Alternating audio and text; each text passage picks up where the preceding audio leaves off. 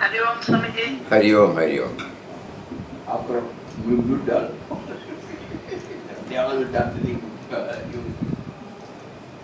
Yesterday, we were very happy to receive an email from one of the devotees who are participants.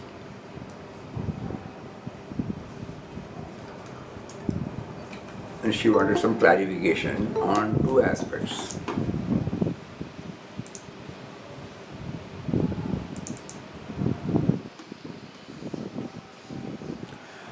The thing is, she was able to complete these 11 days with immense love and grace of Papa.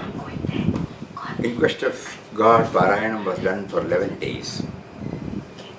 This happened at a stretch, without hurdles, all because of his push behind my activities.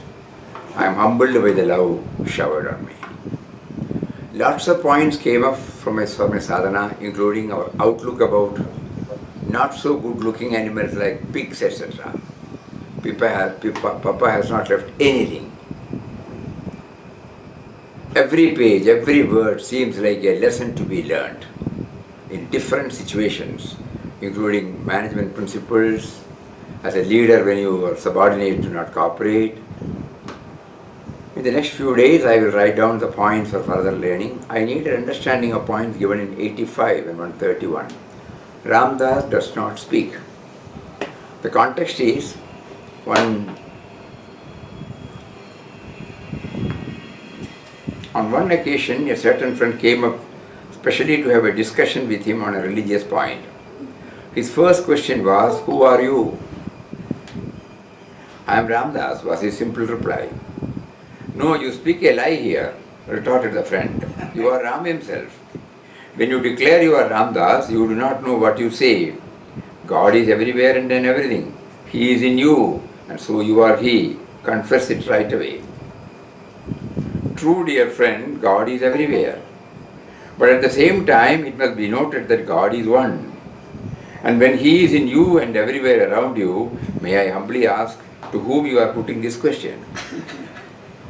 After reflecting for a time, the friend was driven to say, "Well, I have put the question to myself." This reply was given as a desperate attempt to reconcile his first contention. If he would say that the question was put to Ramdas, there was a clear sense of duality accepted by the disputant himself, I and you. As a matter of fact, put in Ramdas, Ram does not speak. The moment he speaks, he is not Ram. Speech creates always a sense of duality. The speaker and the man spoken to. Ram is one and indivisible. It is sheer ignorance for man, whose ego is a great obstruction for his complete realization of the oneness of God, to say that he is God. What Papa would have meant, in the first article, the first, not the page, the chapter begins, Ram. When he introduces the word Ram, he says, Ram is a subtle and mysterious power that pervades and sustains the whole universe. Birthless and deathless is He. He is present in all things and in all creatures, who only appear as separate entities due to their ever-changing forms. So He is the static. So here Papa what meant was, He is a static, the mysterious energy. When that energy passes through individuals, they become individuals. So an expression, the light comes from the bulb. It is an expression. But the moment it goes back to electricity, that electric power, so let us start thinking. So we feel Papa would have meant that by Ram, we should be very clear that is the energizing, the pulsating, motivating, activating, the base power in us.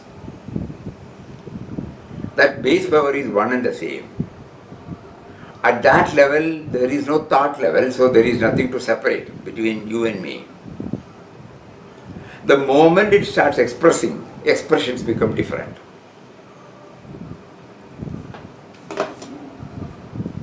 That's why he says, he is present in all things and in all creatures who only appear as separate entities. The moment the expression comes, they are separate entities. Duality comes. It has got a beginning, it has got an end. All expressions.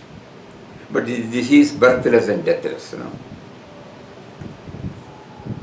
Modifications, but we call as creatures.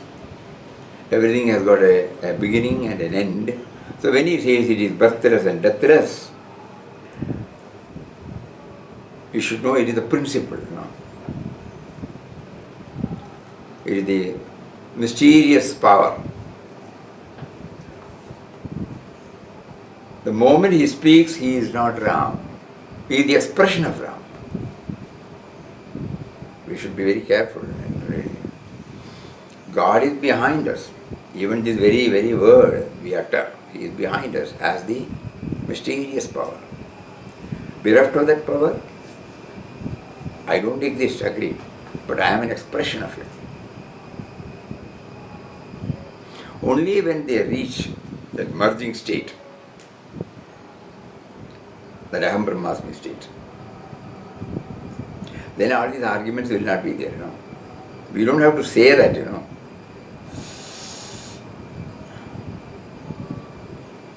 But during ecstatic moments, expressions like that also comes. Even in Papa's, music we find. Many a time that will come to give us the height to which he has been raised by Ram. So for us, the easy way to understand is, Papa here means the Ram by the static power, that mysterious power, which is behind, which is in everyone. There can't be any separate entity. The next was slave is a slave because he is free. The former was explained on day 10 by Papa, making me to go through the introduction of chapter. Because the slave is a slave because he is free. So when we remember when we are children, for anything and everything we depend on our parents. But we are free,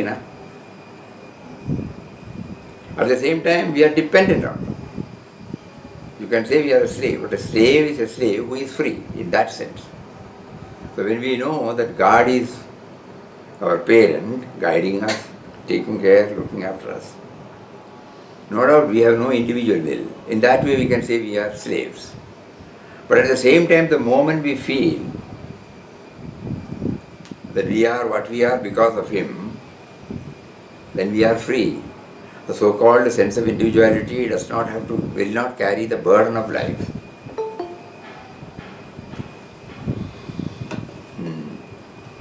Then,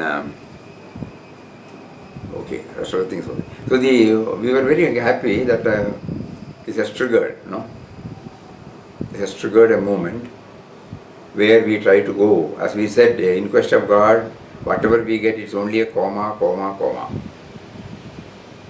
Again we go through, we will be able to unearth. Not a full stop, not a full stop. So that first we have to read and understand. Suppose we again start from chapter number 1. He will give us a lot of new dimensions. Because it comprises, it encompasses everything. The more we go deep into it, whatever is to be known is there through so many episodes, through many expressions, simple and innocent, not very tall talk. But they convey. Again and again when we read, with that, we enjoy. Now the question is, it is to be shifted to our life. So the 11 days when Mataji wanted us to do that, she wanted us to imbibe into ourselves the theme. So what am I to do? Reading and reading and reading, then slowly, it opens up. In the first reading we may not, second reading we may not, third reading we may start. looking for that which tallies with my experience. Sorry, that which tallies with my test. The God has been giving us the test. So how Papa tackled the test and where I am, only I know. Oh, I should have thought about like this. Then I know. This is how slowly I am giving a new interpretation, new meaning for all those experiences. At that time it did not strike. We can take it, this could be the second stage. So first we read, then we try to understand the test given to Papa by Ram, and then we see the test given to us which we did not know that it was a test. And this is a process through which we slowly try to make it our own. So that hereafter, when God gives us, or God places us through again some more tests, we will not react the way in which we have been reacting.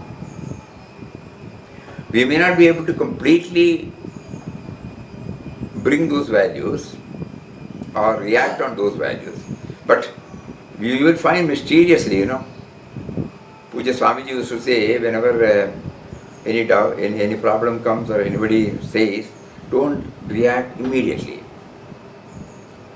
And he says, you chant 10 times or 3 times or Ram Nam, so that the mind gets balanced again, and viewing it not in a perturbed way, but viewing it in a calm and quiet way, in a tranquil way. And you will find the reaction will be totally different. The tone will be different.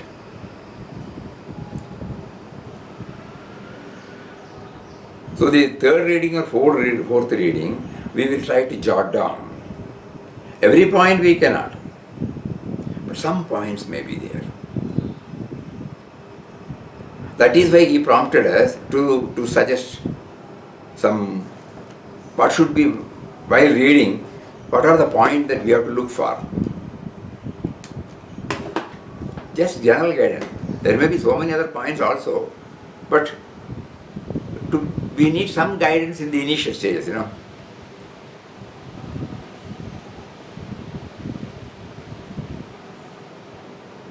But we should not forget this. Whatever we are reading, whatever we are hearing, whatever we are doing manana, it is for making it a reality in our life.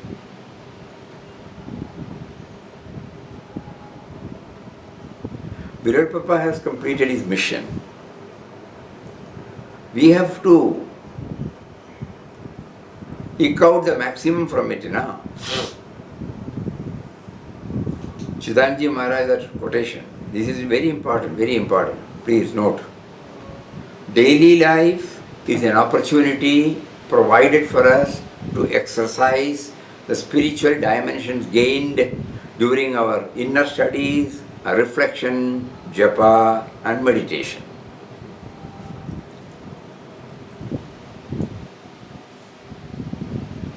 We attend all these programs or some of the programs. That is one aspect. What is more important is, he is giving us a feel now in the form of our life, and he will put up a lot of challenges. We may be thoroughly shaken also. But in quest of God comes and stands before us.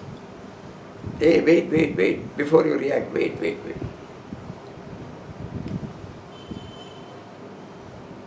So this is a field given to you to see whether whatever we have developed the sankalpa during our spiritual exercise, whether it is becoming a reality. Otherwise, what will happen?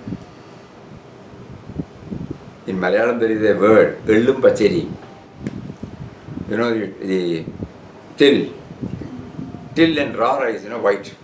When they are mixed, it will always be separate, You don't mix together. We don't mix together. Ellum Pacheri Bari and Ellu. In spite of our joining, in spite of our doing so many things, there will be during those periods, I'll be religiously attending everything. The moment I come back, anything happen, I shout. No? I find fault with. There is no change in me.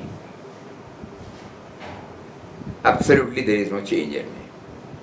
So this is called Ullumbachariam, till and raw white rice.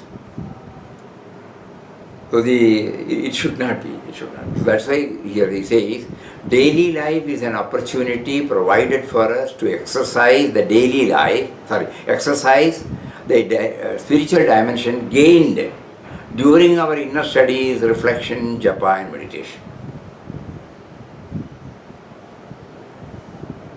It is a testing ground, so that each day our progress is really ours. We have made it our own by testing it, proving it, possessing it.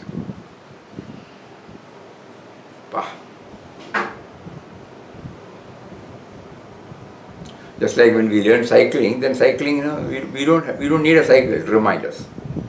Cycling, the balance will be with us. Anything that we have learned, when we have applied our mind, when we have made it our own, it stays with us. Whenever it is needed, it comes and helps us, including the usage of language, anything,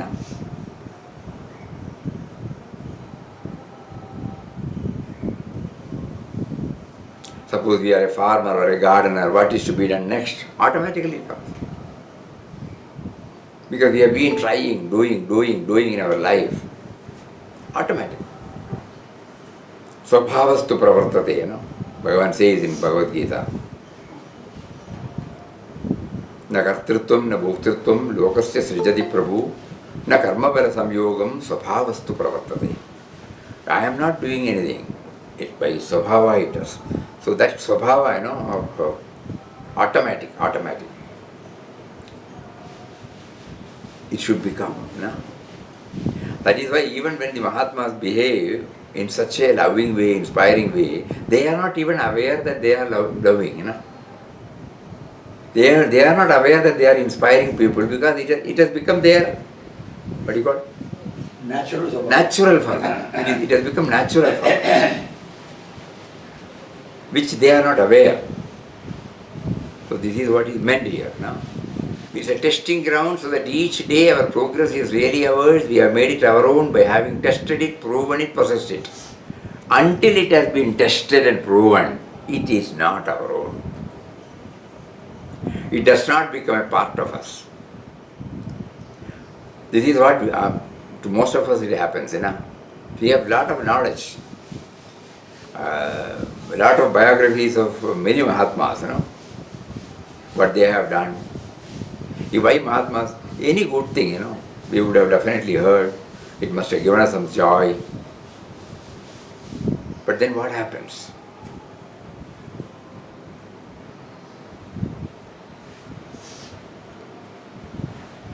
Then suddenly we remember, the Papa says in the first, when he introduces Ram at that article, the sacrifice is the touchstone, spiritual progress. Sacrifice. So we take it, suppose we put it as a course of studies. Sacrifice is the examination, final examination. When it comes to that, do I sacrifice for the sake of others? It can be a possession. It can be your own concepts. It can be your own preferences, priorities, rights and wrongs. So we remember one incident. Of course, it is at the physical level, okay. But it will give us, then let us see how we enjoy it, and then later on, when it comes to us, what do we do?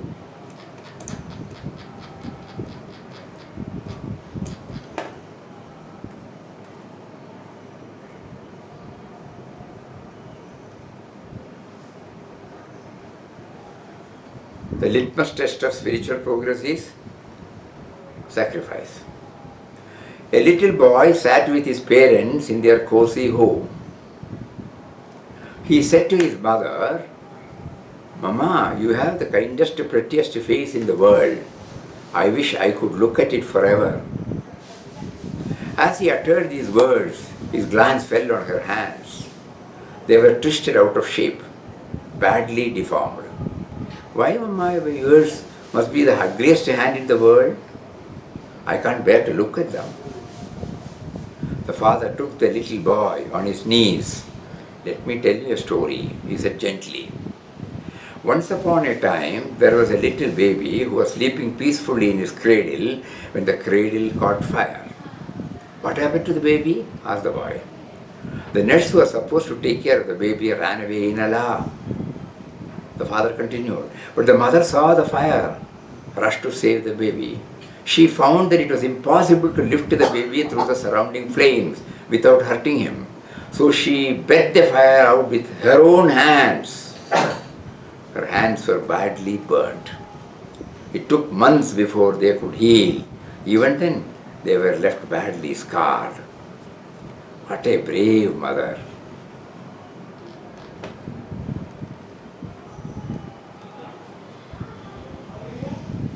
The little boy exclaimed. Do you know who she was? Father asked. She was your mother.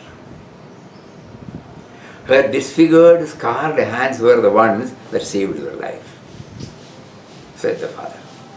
The little boy turned to his mother with tears, touched her eyes, kissed her hands again and again. Mommy, these are the prettiest hands in the world, he said through his tears. Indeed, there is nothing more beautiful than a mother's love. So when we say sacrifice, when we hear this, it touched our heart. That is why we are reproducing it. In the next month's vision, you will find this. God is teaching us, to make this is sacrifice. Sacrifice is not something, you just give whatever you have. Sacrifice yourself for the sake or the welfare of others. That means there is no otherness between you and them. She became one with the child, so it did not matter what will happen to her. Now, having heard, having done this manan, when it comes to our Lord, God will give us tests. What do we do? Only we know that, no? If we are back to our own, keeping everything as ours, and just start reading it and exposing like this, what is the real purpose, tell me? Will it have any impact?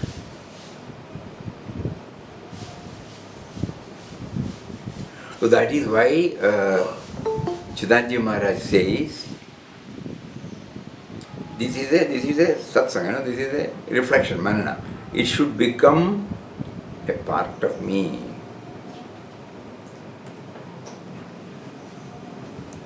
Otherwise, there is no use. Practically, there is no use.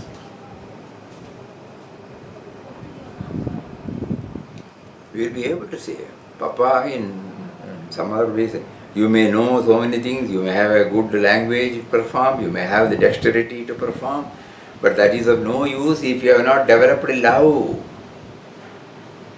Love for all in the heart. So this is something, Papa was given this test. Whatever he was able to form his opinion. Yesterday, we happen to know that even from an old edition of Life of Ramakrishna, we happen to go through, under the chapter Narendranath, how he has used the word void for the great reality.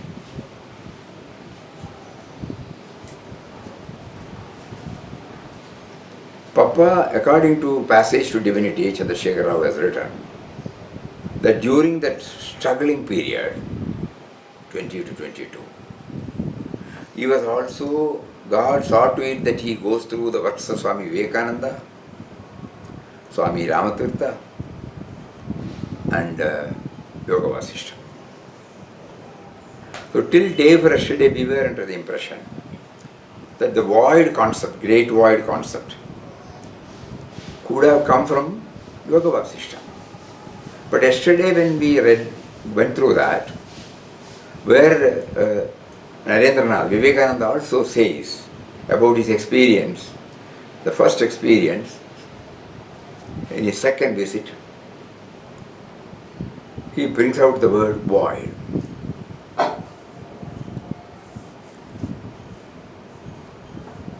Did they leave that? No. Because when we now go through the experience itself, it touches and kindles. But if I just keep on reading it, and again quoting so many, it will be of no use. The hearer may get initially, some what do you call, intellectual joy. But after that we will forget, it doesn't stay with us. That means it does not become mine. So this is the struggle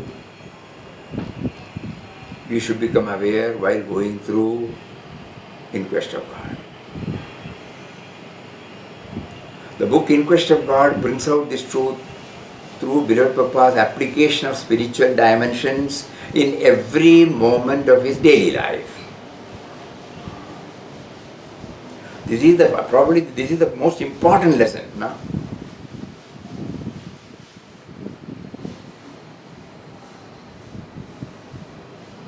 Because he was able to see the intellectual knowledge he gained by reading the void, okay? And later on, unless it has become his own, he will not be able to express it in the first stage itself, when he was recollecting. Because later on we find every moment of his life translating this theme into his life. It is there. Every moment.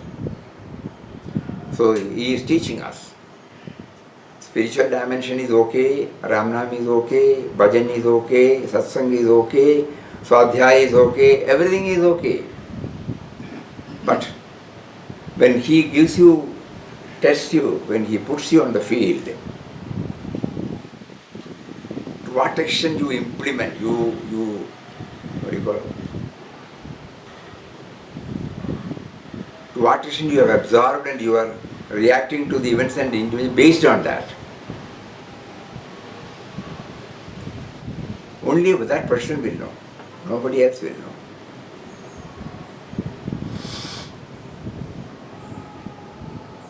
Many of us may not express our differences to others openly, but mind it will be there. Nothing wrong. But whether prejudice is formed or not, immediately I should know I am being tested.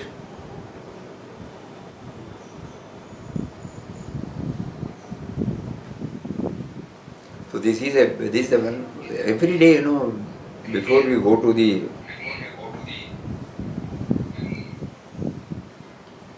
outpourings, the prompting comes, we should share something. So today the sharing is intended on this. Actualizing the spiritual values facilitated to us by God through our daily life. We may fail, we may forget.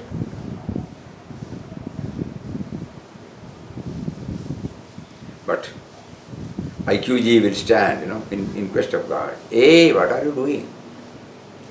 So suppose you treat IQG as your norms, what do you call it? Watch and ward, sentinel. So my reading, by 11 times reading, consciously reading, with this background, enable me to extend it whenever I am made to pass through. Every moment you are made to pass through. Please, let it not become an academic exercise.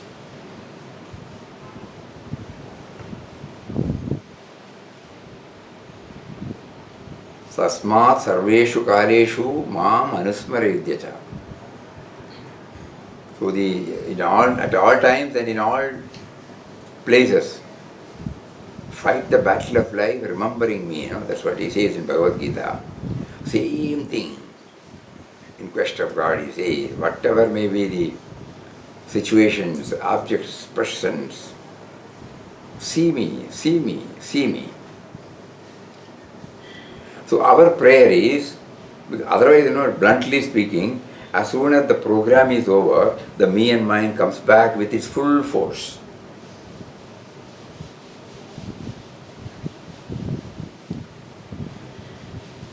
There was a very a noble person, but still he is bringing out our views,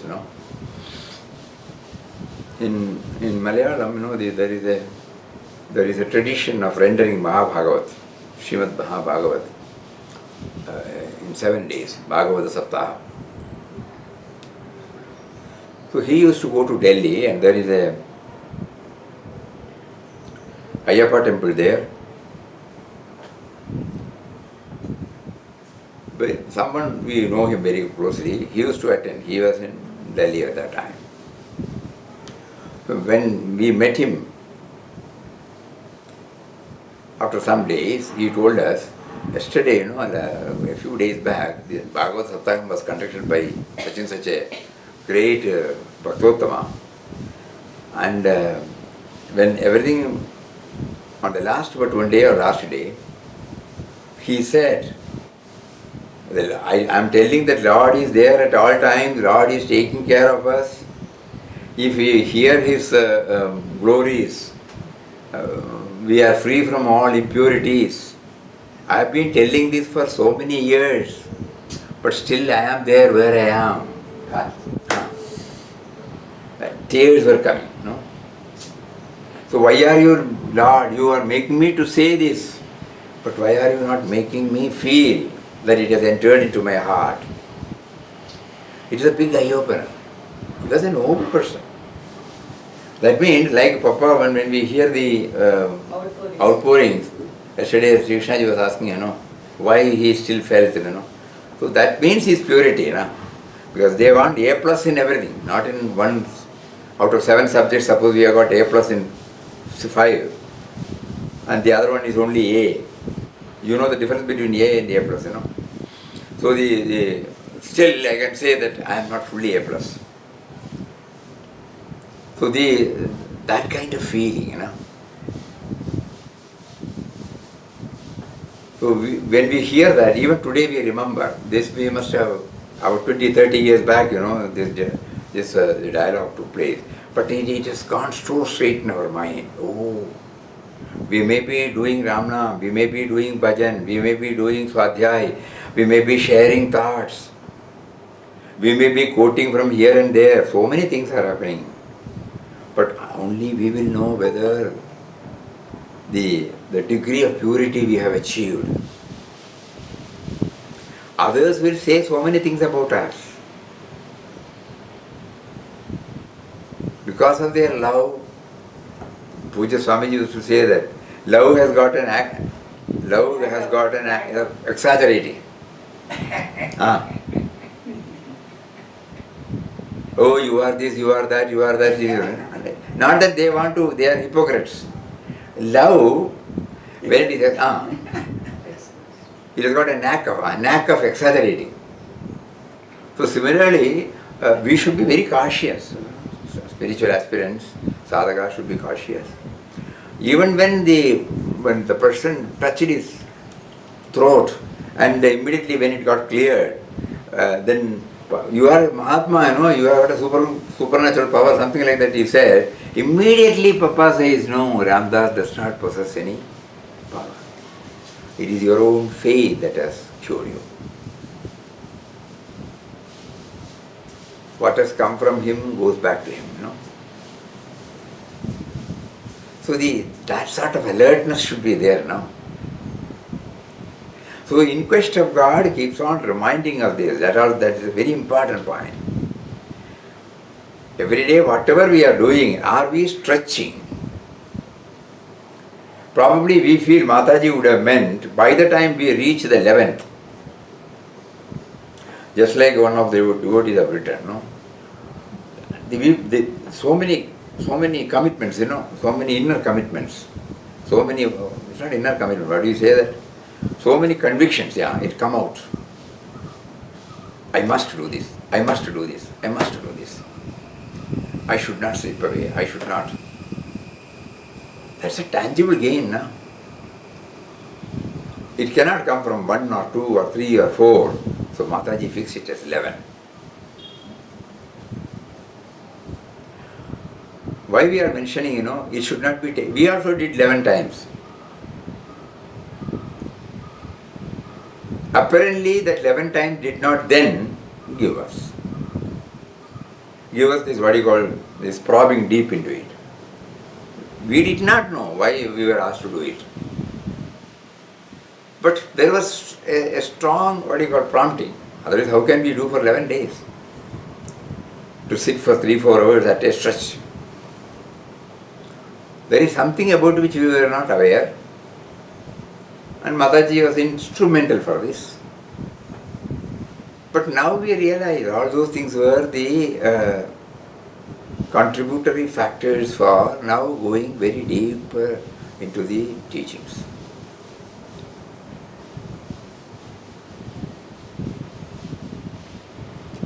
So keeping this in mind, that is once again, daily life is an opportunity provided for us to exercise the spiritual dimensions gained during our inner studies, reflection, japa, meditation. So there's a sound is little less. Radha Reddy has written. Just increase the sound.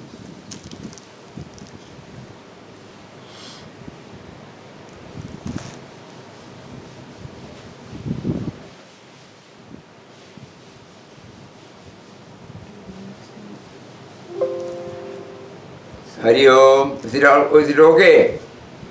Oh, they cannot say, no? Yeah, okay. Very good. Thank you. So they said daily life is an opportunity. This is very important, please. Very important. In quest of God, release us, free us from any conditionings. I should complete this portion, that portion, nothing. Every day, IQG stands before us and says, did you apply this? Did you highlight this? This is what I stand for. So, daily life is an opportunity provided for us to exercise the spiritual dimensions gained during our inner studies, reflection, japa and meditation. It is a testing ground. Daily life is a testing ground so that each day our progress is really ours. Otherwise what happens? Reading session is over, it is not become ours. We have made it our own by testing it, proving it and possessing it. Testing it, proving it, possessing it. Until it has been tested and proven, it is not our own. It does not become part of us. This is the great message Papa gives us through I Teach. Right from that 4th chapter onwards.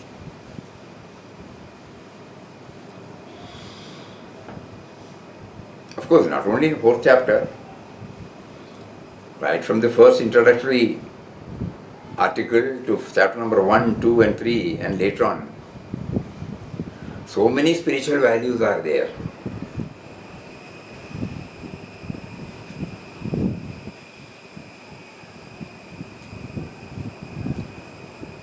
And now yes, suddenly it comes to us that, when we see a conveyor belt, our baggage we are waiting, suppose we miss, again it will come, then we can take it. So 11 times means 11 times conveyor belt. Whatever I have missed this time, I can take it next time. That means this reading may not give me that, second reading might give. But I must know what to look for. Otherwise the conveyor belt will be going on, reading will be going on. What is more important is I should be looking for my suitcase, I should be looking for that which is needed from that reading. So this should be very clear, very clear. So with that, it's already 4:15, we will have some. So then we started listing baggages, we have got about 16 bags now.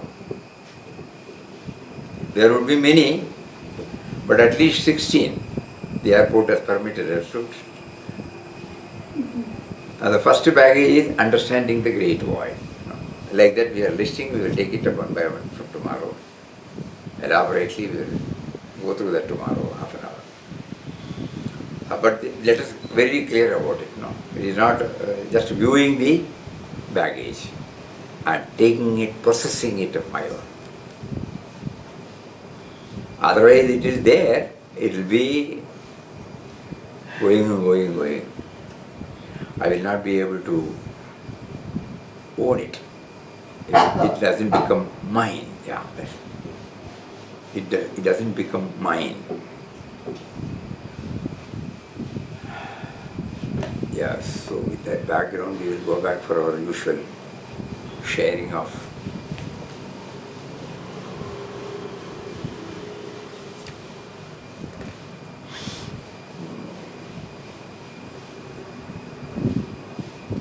Ramdas. All praise, all honor, all respect is for Ram. Because your speech, your act, your thought is all in the name of Ram, for the sake of Ram, prompted by Ram, acted by Ram, thought by Ram, listened to by Ram, all in Ram, by Ram, through Ram, on Ram, about Ram, for Ram, all Ram, nothing but Ram. Om Shri Ram, Om. Om. This is madness of Ram. It's a grand madness. Blissful, lightful, loveful, Ramful. No thought but of Ram. No work but of Ram. No talk but of Ram. Talk in Ram, work in Ram, thought in Ram, silence in Ram, sleep in Ram, dream in Ram. Ram is in everything. Everything is in Ram. Ram is everything. Everything is Ram. Om Shri Ram. Next, Ram is form. Ram is assumed form. Ram is with form. Ram is without form. Ram is being. Ram is non-being. Ram appears. Ram disappears. Ram knows. Ram knows not. Love and hate is in Ram. Light and darkness is in Ram. Bliss and pain is in Ram. It is working, only that message has to be closed. Quick heal. What is this quick heal? Renewal.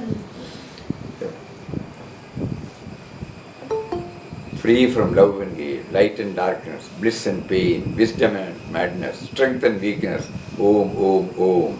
Ram. Peace. O Ram, thou art the point where love and hate meet. Thou art the point where love and hate meet. Light and darkness meet.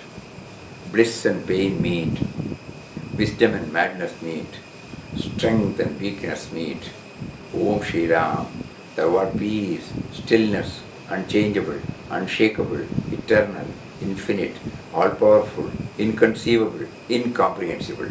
Om.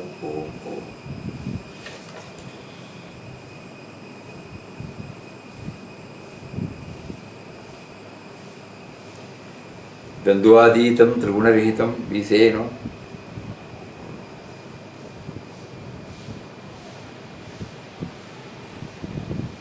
Pratasmarami Hridham Spurad Atmatattvam Satchit Sukham Paramaham Sagatim Turiyam Yat Swapna Jagara Sushuttim Avedi Nityam Tad Brahma Nishkalamaham Nachabhuta Sangaha Brahmanandam Paramasukadam Kevalam Jnanamurtim Dandvatitam Gaganasatrisham Tattvamasyadiraksham Ekam Nityam Vimalam Achalam Sarvadi Sakshi Bhudam Bhavatitam Trigunarahitam Sadgurum Tam Namami. All pairs of opposites he has listed. And he has made us to bring the stotras. Nowadays we find, Papa was giving to many, from many of the writings we find, he said, read a few slogas and repeat. Stotras. Because it contains everything, It is given to us in a capsule, easy to remember. What do you call it? It may be difficult to remember the Prose, prose, correct. It will be difficult to remember the prose portion. One page you read, it will be difficult. But a poem or a song, a small, brief, you will be able to remember.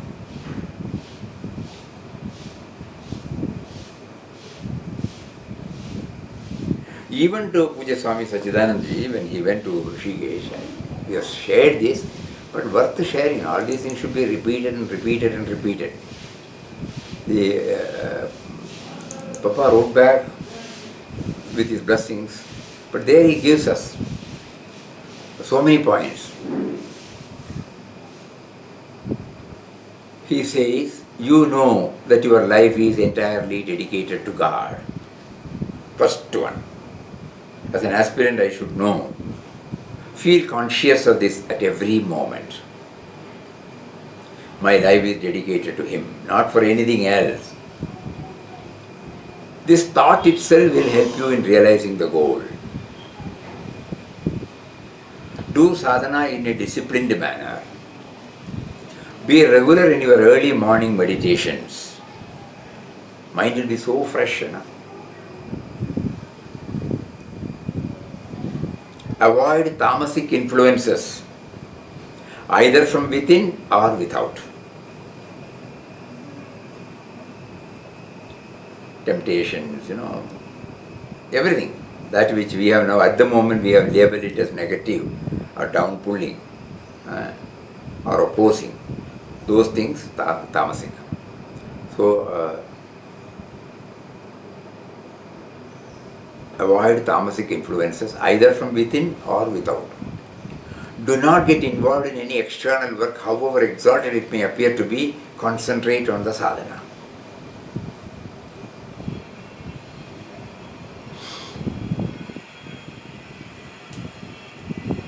Occasionally go and have darshan of Swami Shivanandaji.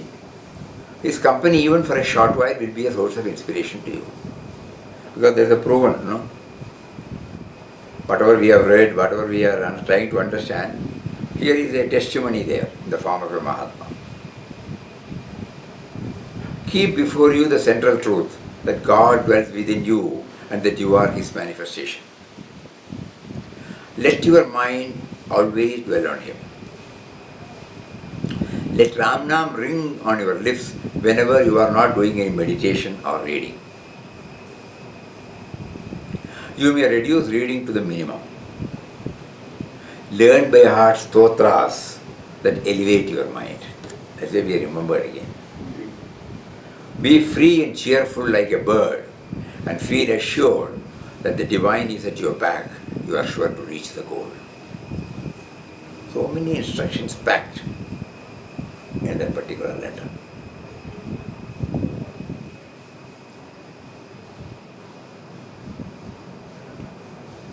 So stotras, why we remembered, because he says now, all these pairs of opposites. Strength and weakness is in Ram. Still Ram is beyond all these things. Love and hate is in Ram. Light and darkness is in Ram. Bliss and pain is in Ram. Wisdom and madness is in Ram. How to understand this? If love and hate is not in Ram, how will we know that it is love and hate?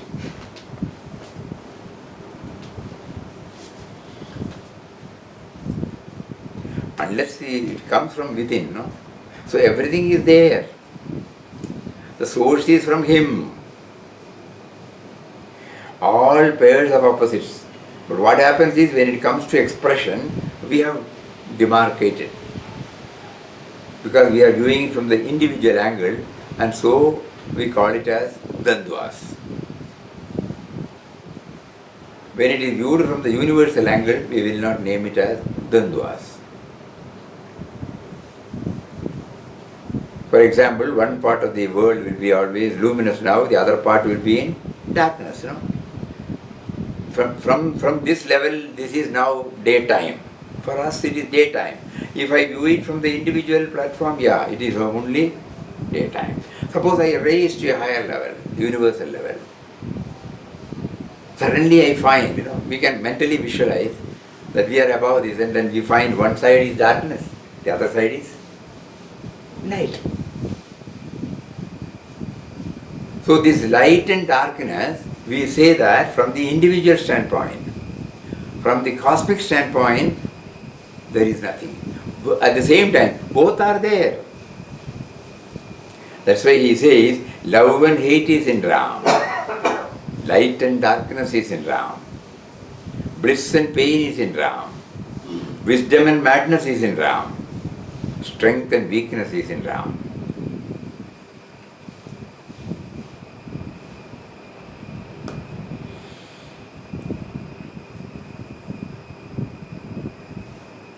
Rise beyond. Still Ram is beyond all these. Free from love and light. Still Ram is beyond all these. Free from love and hate, light and darkness, bliss and pain, wisdom and madness, strength and weakness. Om, Om, Om. Ram, Ram, Ram. Peace, peace, peace. O Ram, thou art the point where love and hate meet, light and darkness meet, bliss and pain meet, wisdom and madness meet, strength and weakness meet. Om Shri Ram. Thou art peace, stillness.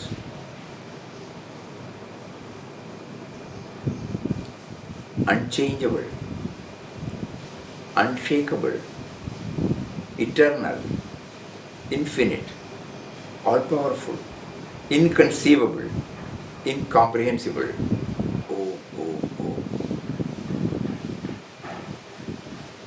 There are two ladders, love and hate, projecting from thee. O Ram, to reach thee, to climb up the ladder of love is used. To quit thee, to climb down, the ladder of hate is used. Love leads to unity, hate leads to diversity. Unity is happiness, diversity is misery. Therefore, O Ramdas, select the upward course of love that takes you to the ultimate peace, everlasting, eternal, which is Ram. When you quit Ram, hate leads you down to where you sink into pain, fear, death. Om Shri Ram.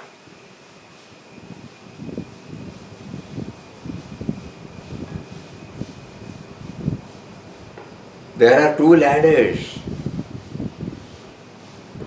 love and hate, projecting from thee, O Ram, projecting from thee. To reach him, he has given two ladders. One going up, the other one going up. The other day, we remember animal man, man, God man. So we are in the man, we think we are in the man stage, not animal man. But the ladder is there to go up to God man. The steps are also there to go down and to become an animal man.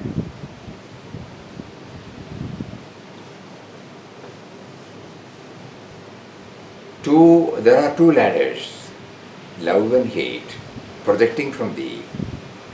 O Ram, to reach thee, to climb up, the ladder of love is used. To quit thee, to climb down, the ladder of hate is used. Otherness is there, no? The other one is absence of otherness. Love leads to unity, absence of otherness. Hate leads to diversity. Otherwise, unity is happiness, diversity is misery. Therefore, O Ramdas, select the upward course of love that takes you to ultimate peace, everlasting, eternal, which is Ram. When you quit Ram, hate leads you down, where you sink into pain, fear, death. Om Shri Ram.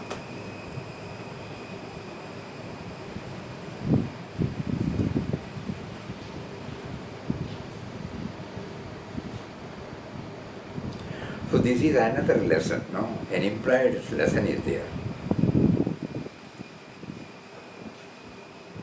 After our various spiritual pursuit, when we come back and when we are alone, when this sort of exercise, this watching the outpourings, or talking to God within, or watching our own mind, this we should practice. This is also a part of spiritual exercise, where we become aware of the witness, where we become aware of the upper mind, where we become aware of the lower mind.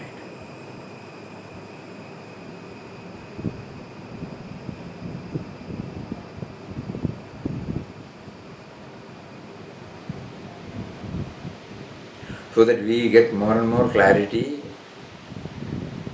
what should be developed and what should be eschewed as a sadhaka.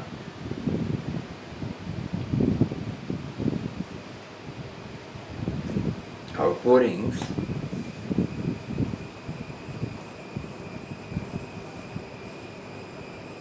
previously during his itinerant yatra he was resorting to solitude. There he mentioned he was chanting and meditating on Ram. Having gone through it, having tested it, experimented it, having proven it that it has become arcane, still he did not stop. At the gross level, everything will be right. We remember. The Vinobaji used to say this.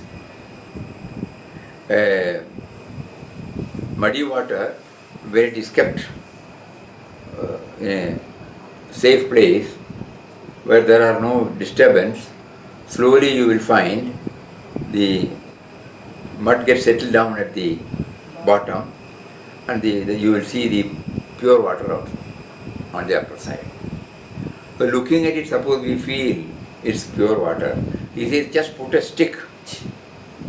What happens? It comes out. So similarly, all our experiences by stillness or so, it may become still, but still there may be So we will depth inside. dust inside. How will we know? When somebody touches, Through a thought, word, deed. Probably the physical touching may not do much harm. Of course, it doesn't mean what you are doing is right. I'm sorry. Because your neighbor. At the moment, When he sees, he will come inside. When he sees Kanan Mama You coming, he will say come like inside. this. I thought you would refer to this. But one touch, when it touches your this thing, self, your ego, entire that pure water becomes again muddy water. That is why Papa is emphasizing this. Beautiful. The word peace, stillness. So there are two ladders. Ramdas, don't be proud. Consider that none is inferior to you in the world. all deserve to be treated with respect and love. Especially, this is addressed to everybody, but especially to those who are wearing this also. Even for fun's sake, he is gently warning. O Ramdas, consider that none is inferior to you in this world. All deserve to be treated with respect and love. Oh, that is over. Few more are there. Tomorrow, and then day after tomorrow we can complete it.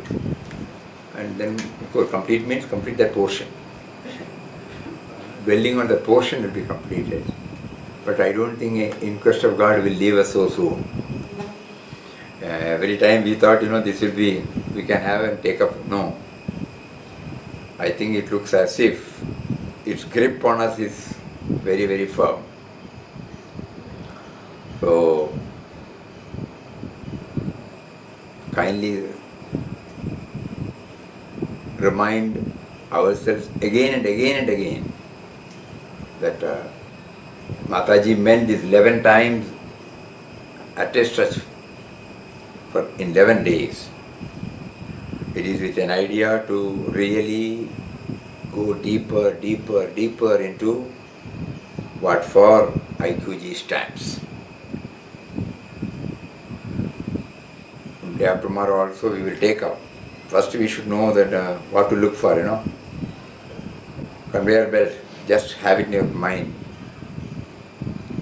We have got now, at the moment, 16 baggages there. Whether we are looking at it or we are taking one by one. No? That is the exercise from day after tomorrow we are going to do. And taking it means it becomes mine.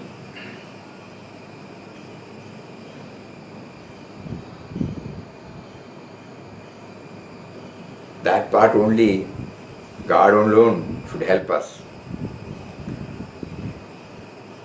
The rest of the things we are doing it, yeah. Papa used to say, you struggle with the feeling that he makes you to struggle. As so long as we maintain an embodied individuality, we must do our own part, the Purusharthas.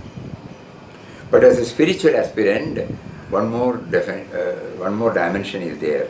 You struggle with the feeling that he makes you to struggle. So taking that baggage from the conveyor belt, we are there, no doubt. But taking it and possessing it, he must help us. So let all these thoughts well up in our mind. One thing is sure, he is leading us. He will not leave us. Let that assurance be there always. He is leading us. Otherwise, the way in which now everything is being arranged, something unique. Every day when we come and sit here, we have absolutely no idea. Some broad idea may be there. So today we have to read this. But everything he gives us, at that particular. He has given it in so many places, he makes us to get connected. So that means, we should know that we are being led by him. From inside as well as through inputs from outside. So let us take advantage of this wonderful opportunity he has given and take it with all seriousness. So ultimately everyone will take up 11 times reading. Whatever may be their outer limitations are there. And somehow or other, that is if that stage comes, we have first entered into the game. Otherwise we are still onlookers. We have to enter. We have to take part. At times we may win, we may lose.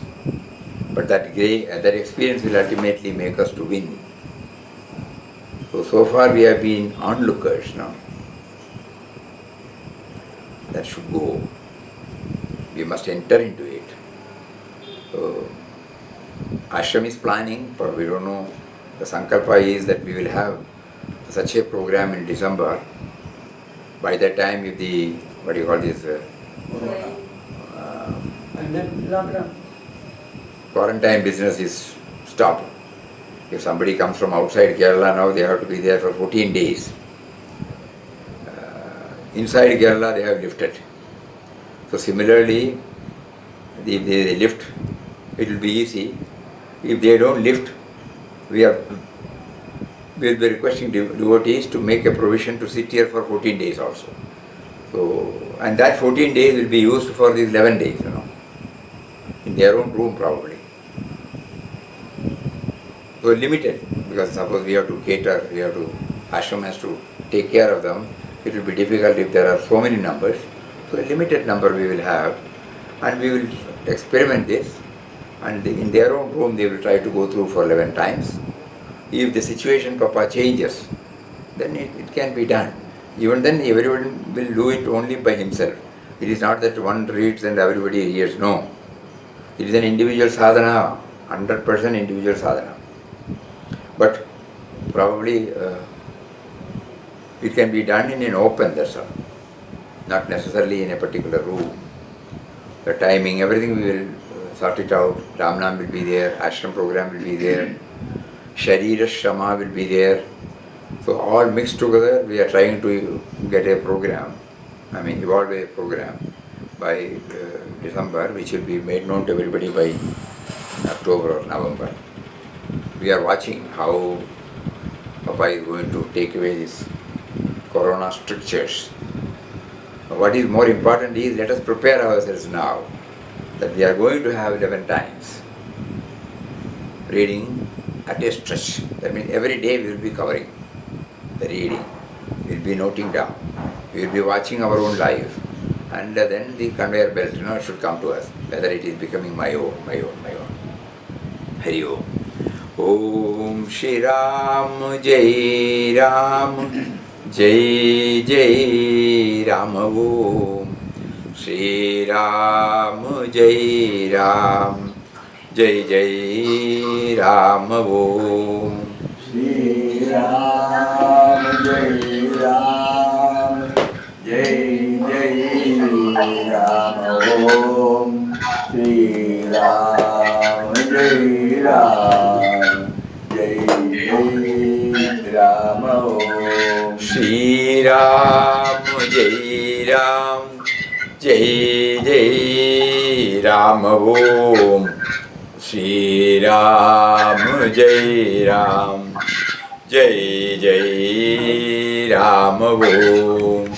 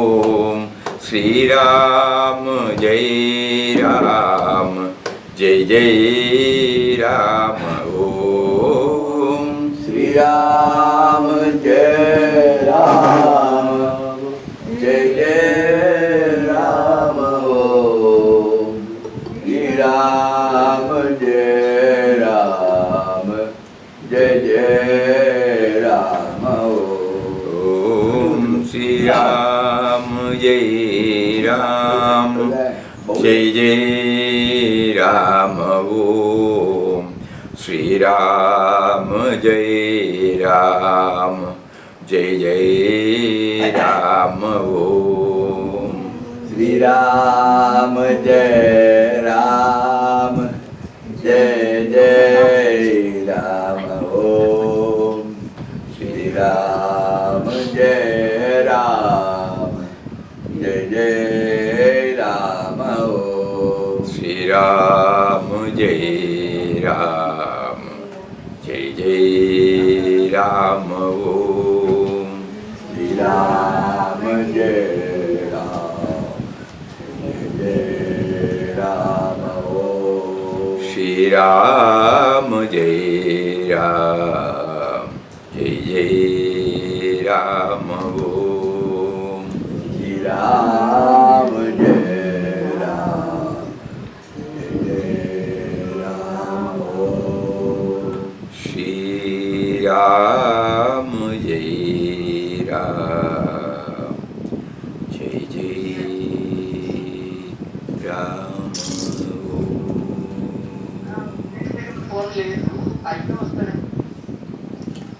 Om Shri Ram Jai Ram Jai Jai Ram. Hari Om to everybody. Today before we go to our usual text, that is outpourings, we thought we would share some thoughts about Vinobaji's talk given at ashram 43 years ago. It was in August 1957 on his Bodhan Yatra. Vinobaji visited Ananda Ashram, spent some time here when Papa was there in fresh body. So we thought it would be appropriate to remember him because next month it is going to be his 125th birth anniversary.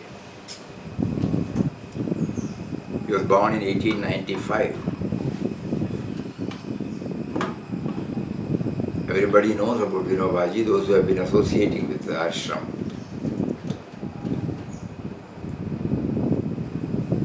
Papa himself spoke on that day. Papa said, the basis of life must be self-sacrifice.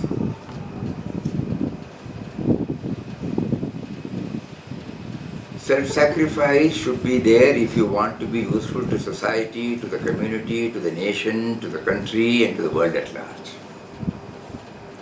Self-sacrifice is possible only when we think of God constantly. By constant God remembrance, our ego will be put down, me and mine.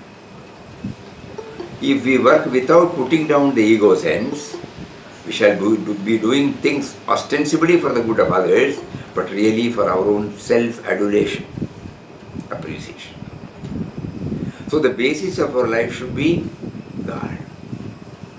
He will be at our back when we remember Him constantly and do all things in His name and for His sake. God thought must never be absent from our mind. Let remembrance be the substratum of your active life. So the basis of life must be self-sacrifice. In response to the insistent request some of the devotees to hear Vinobaji, Virat Papa requested him to speak to them a few words on some spiritual subject. Vinobaji then spoke, I do not much discuss spiritual matters, and I do not believe in such discussions. In worldly matters, discussions may be necessary and possible, but not in spiritual subjects where we can enjoy only the rasa. the essence. Here one can give benefit to others and be benefited also. Those who can give, give. But while giving, they do not even feel that they are giving. The real giver is God.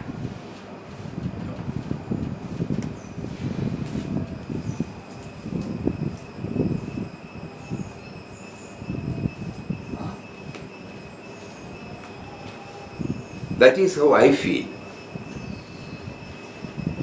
He gives the, he gives the, he gives the blessing. No, please. This is how I feel. He gives the blessings, he takes various forms. He takes even the form of a stone. He takes any form, big or small, and gives wisdom. He makes man an instrument to impart spiritual advice. If our mind is ready to receive the influence, we will be able to receive it. Here I have come with full faith and with an open heart. Papa then spoke. Sri Vinobaji has given us in a few words the highest wisdom with regard not only to the material side of life but also the spiritual. So Ramdas does not know what he has to say more than what he has already said. Ramdas's life for about 33 years now has been molded differently along the spiritual line. He was at one time a great adherent of Mahatma Gandhi and had taken active part in the Congress work, especially during the non-cooperation days.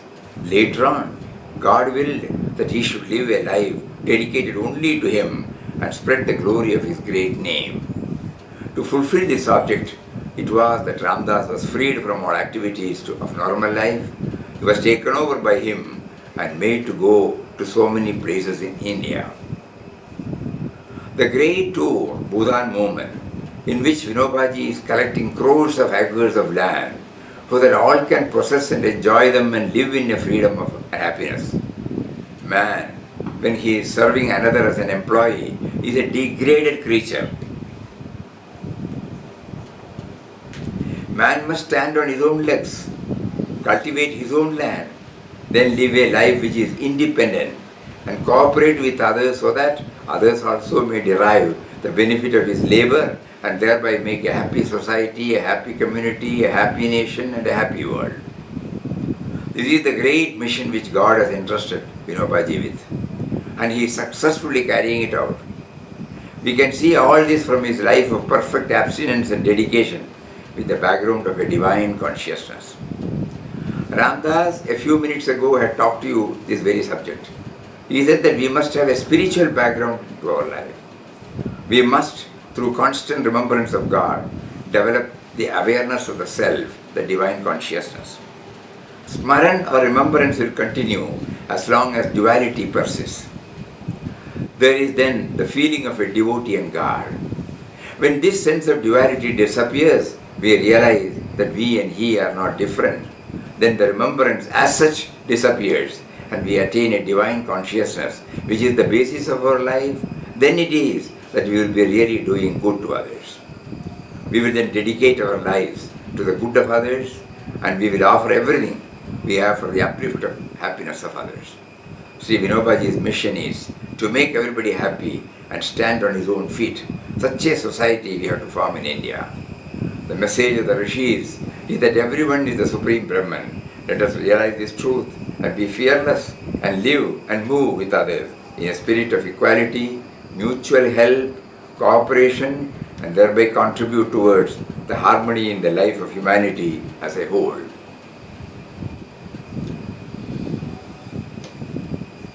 Now again, Vinobaji speaks.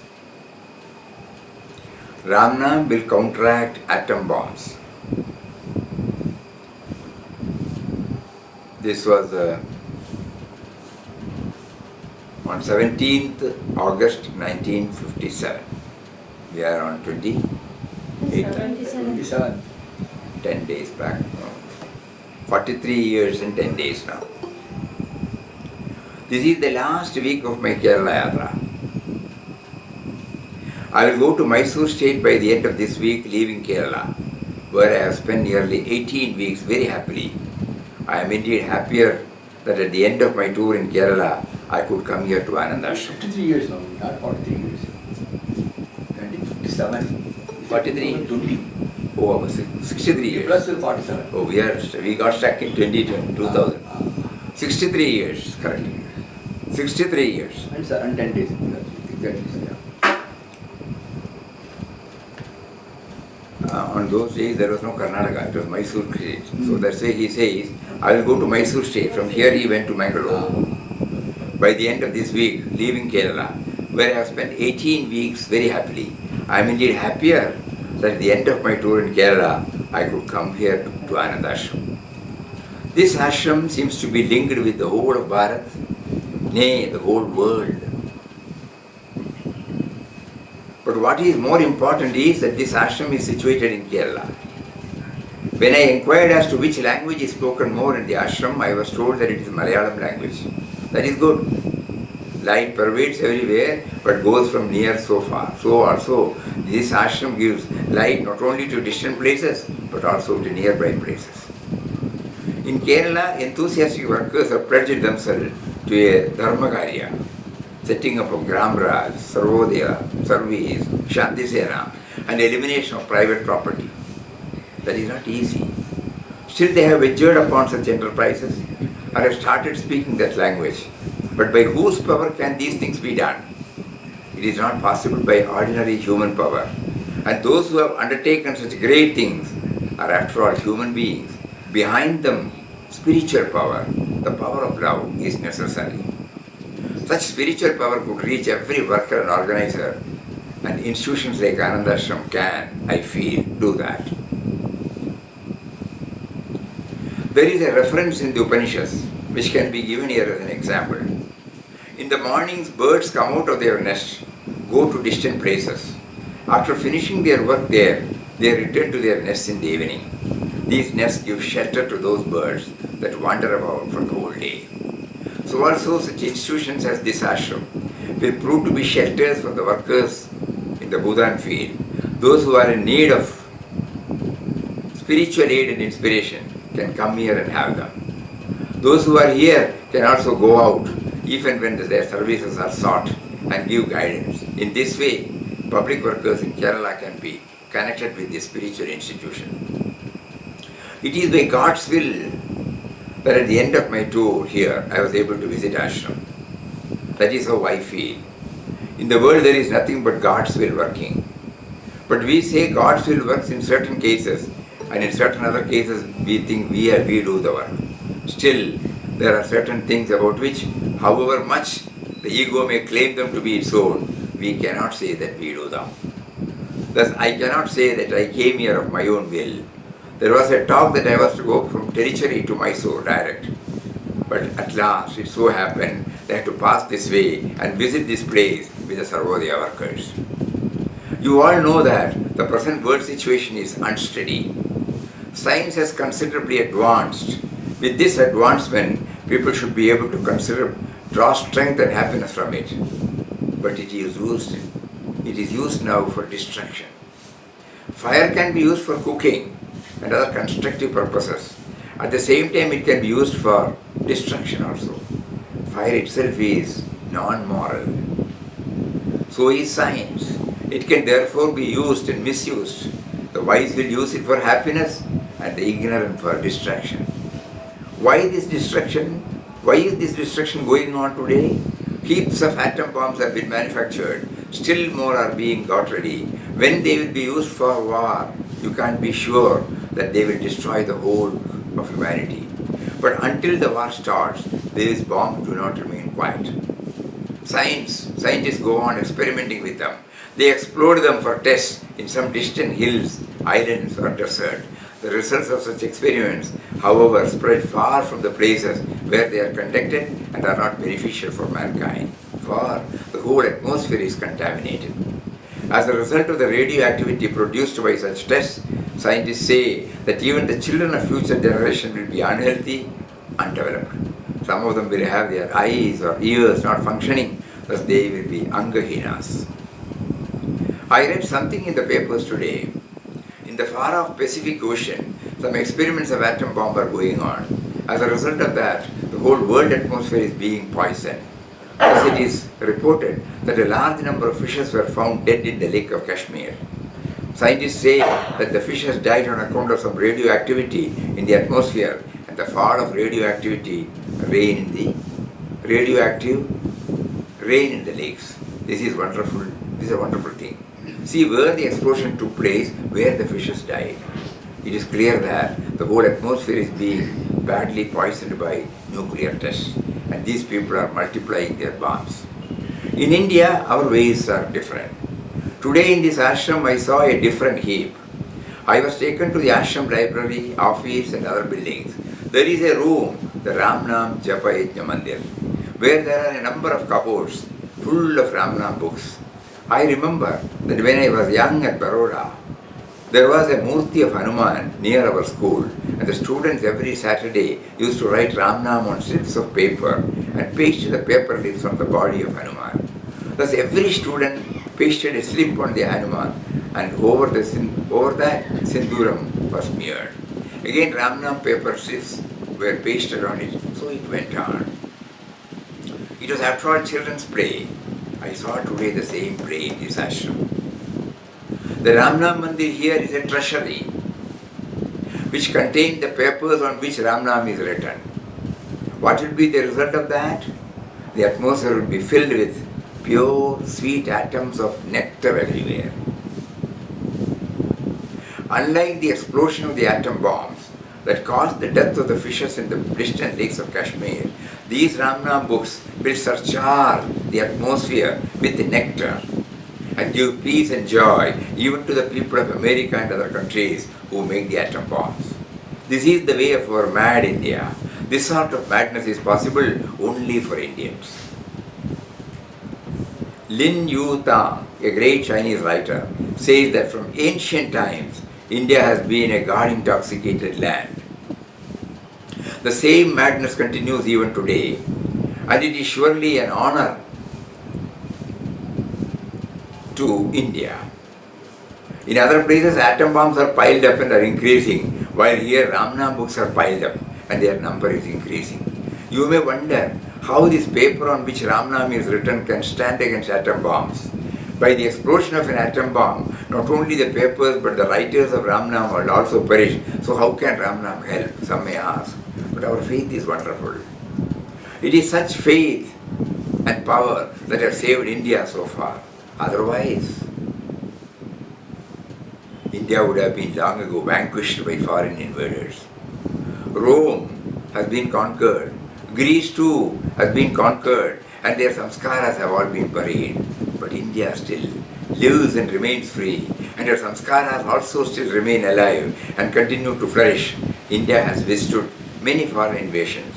The Atma or soul of India has been never conquered by anyone. That is why I was happy to see here such a madness for Ramnam. So I feel that such spiritual power can help our Bhutan work also. The power that Ramnam produces will help all activities. Ramnam is a savior to all. Still, it may show some partiality. Just as Ramji may have helped Hanuman or Bharata more. Shankara has explained this in his commentary on Bhagavad Gita. Brahman is impartial like fire, but we see that those who are very near fire get more heat than those who are far away from it. That is not the fault of the fire, but only of those who keep themselves far away. Thus fire is impartial and partial, so is Ramnam. Many organizers and workers require the benefit of Ramnam. More than anything, Bhutan and Sarvodaya work deserve the blessings of Ramnam. And I feel that all those who are engaged in Sarvodaya and Bhutan work should make use of the power of Ramnam. I have said often that every Ram Bhan is a vote for world peace. Ramnam is not merely a vote. Ramnam produces a spiritual radioactivity which spreads the atoms of nectar for the good of the whole world. Ramnam counteracts the power of atom bomb. The power of Ramnam is the power of Parameshwara himself. Hence it becomes Rambhan, the arrow of Ram, whose power is unfailing.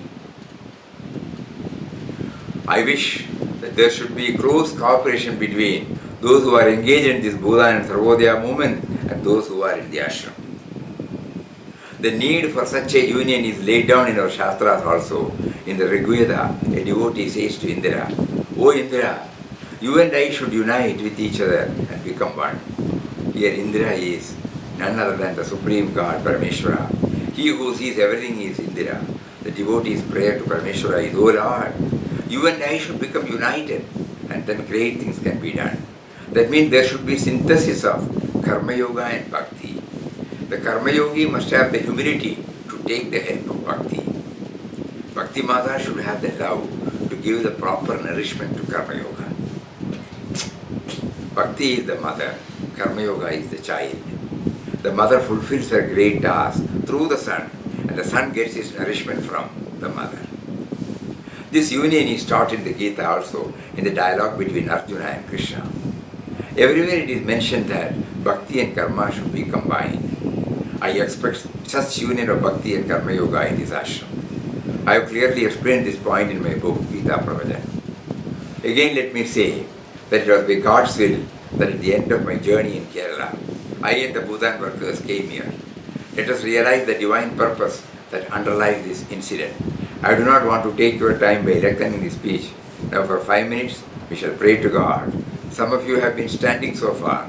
Please, all of you sit down properly, erect, without bending your backbone, and pray in silence. Om Shanti Shanti Shanti.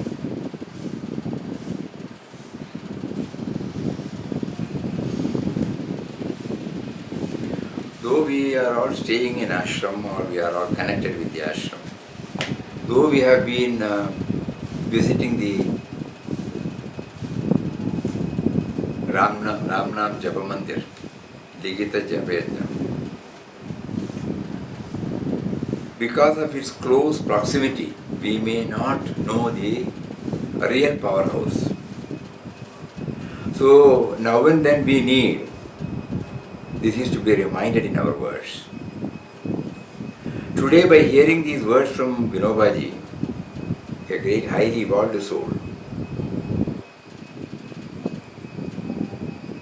then we realize, oh, it is not a room in the office building. It is a Punya Kshetra. He says the radioactivity from it will reach to everywhere. Now we understand why Puja Mataji named it as Namajapayajna for world peace. It is not simply an exercise, but very often we have to remember, we have to be reminded. So when we were reading what the speech delivered here 63 years ago, suddenly realized we are all staying very close to this great mandir. Though we know, because every time we go through that building, whenever we pass through that building, we have reverence, no doubt. But do we recognize those who are now hearing this, when they happen to come to ashram, they will also be reminded the rich potential which is there in the Ramnam Yajna Mandir, beautiful word. Normally, what do we say for that? Ramnam Bank. I think we have to replace that name. Because it is, the whole concept, perspective changes. I am passing through a mandir, I am staying near the mandir which diffuses, which spreads vibrations of peace everywhere. We happen to know that many such institutions are there in India. He said, India is a land of saints. We had shared once or twice that there is a Ramnam Bank in Chennai, where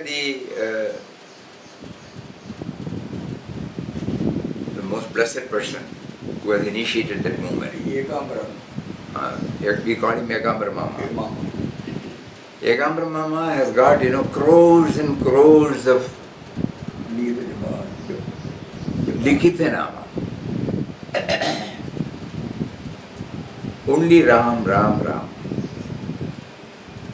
And whenever somebody asks for any installation, he goes there and does the installation. That is why you find, like in any other bank, commercial transaction, money transaction, both withdrawal and deposit. There also withdrawal and deposit facilities are there.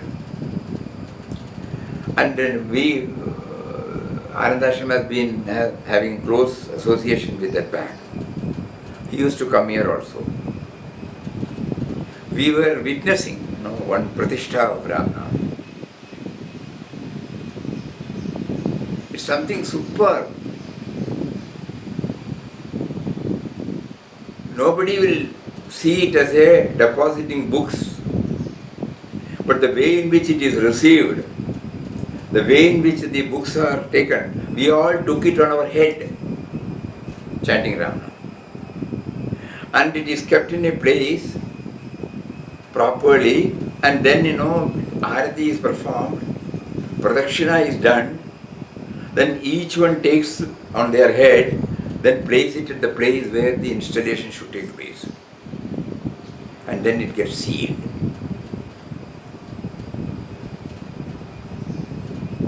So the bhakti bhava, we don't look at it as a book, We need reminders like this, especially highly evolved souls, when they say it has got because it is coming from their bottom of their heart. So probably Papa willed that we should be reminded of the great treasury we have.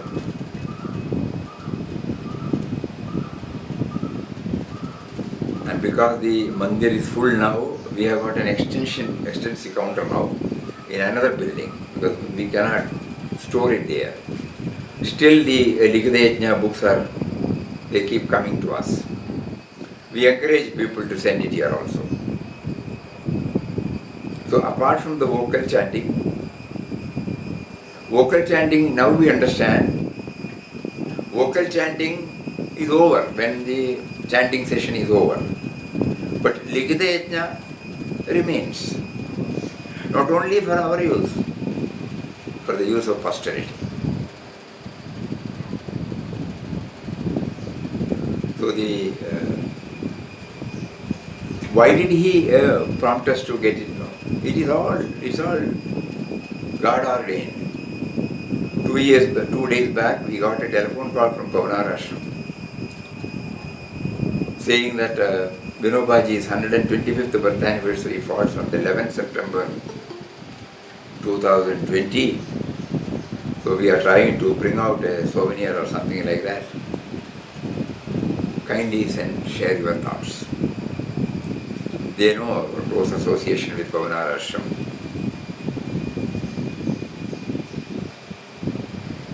So then suddenly we remembered his visit here.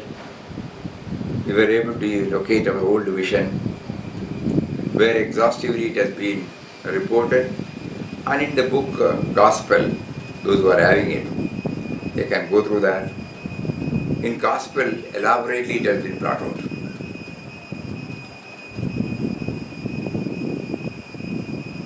And before we pass on to Vinobaji's word, one more word, when he was received, many of you might know what is Narasimha building. That is very near to Papa's Samadhi, opposite side. There is an old building, that is called Narasimha building. That was the place where Vinobaji, many saints have stayed there. On those days, that was the only place probably for such a program. So Vinobaji entered the ashram compound and walked up towards the guest house by the neat little road. Mataji had nearly got laid from the ashram main road. As soon as he entered the house, Papa greeted him with his beaming smile and garlanded him.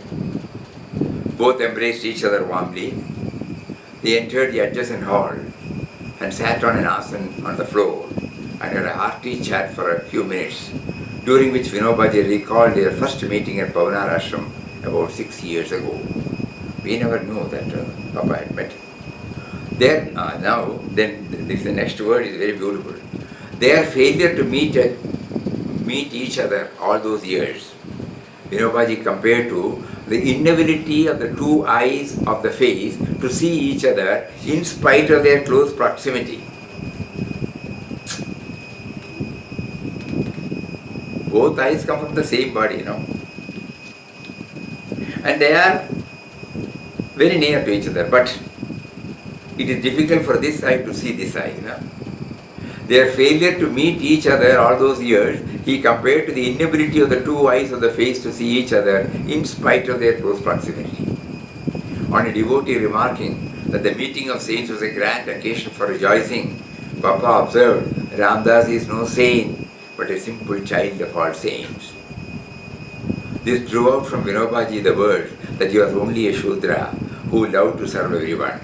What a wonderful example of humility saints set for us.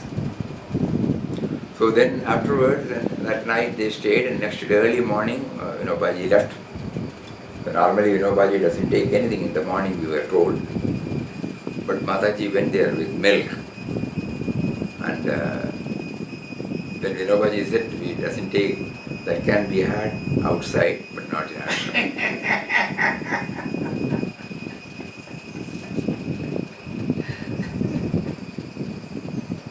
The mother in Mataji, made him, he was a strict disciplinarian, very strict disciplinarian. But the mother in Mataji could demolish that. He took and then he left.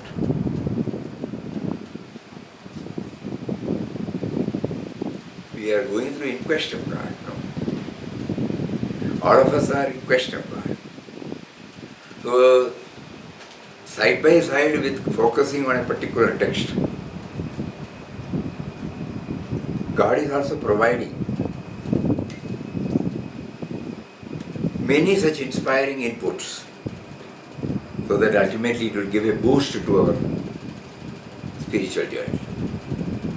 Let us see the way in which everything gets known. To know more about, we have heard many a times about the glory of Ramnam. But to hear it again, the refreshing aspect,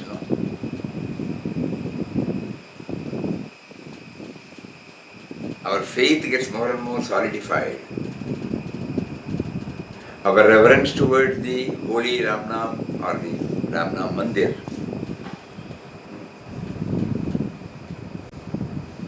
it gets increased. With this background, when we pass through that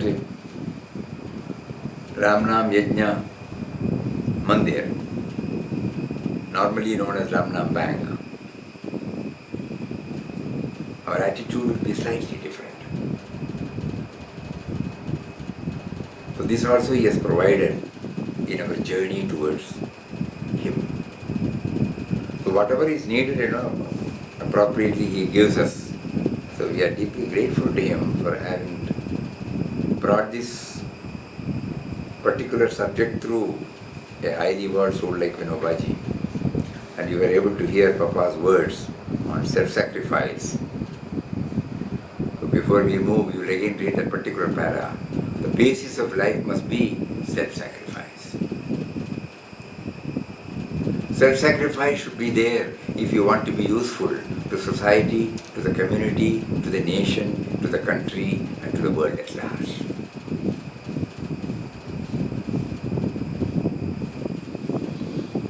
Self-sacrifice is possible only when we think of God constantly. By constant God remembrance, our ego will be put down. If we work without putting down the ego sense, we shall be doing things ostensibly for the good of others, but really for our own self-adoration. So the basis of our life should be God. He will be at our back when we remember Him constantly and do all things in His name and for His sake. God thought must never be absent from our mind. Let remembrance be the substratum of active life.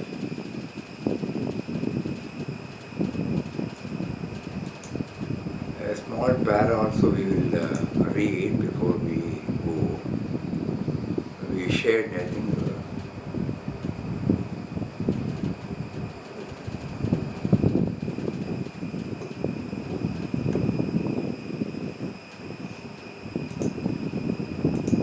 yes, we shared this day for yesterday, but we will read out his own words. How Vivekananda was initiated.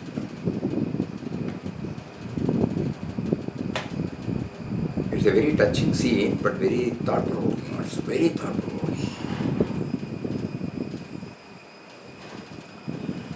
About a month passed before Narendranath paid his second visit to the master alone. We quote his own words about this eventful meeting. He says, I found him sitting alone, him in Ramakrishna Paramahamsa, alone on his small bedstead. He was glad to see me and calling me affectionately to his side, made me sit on one side of his bedstead. But the next moment I found him overcome with a sort of emotion. Just like what Papa did when he went to that room which we read. He couldn't control. Muttering something to himself, with his eyes fixed on me, he slowly drew to my side. I thought he might do something queer as on the preceding occasion. But in the twinkling of an eye, he came quite close to me, placed his right foot on my body.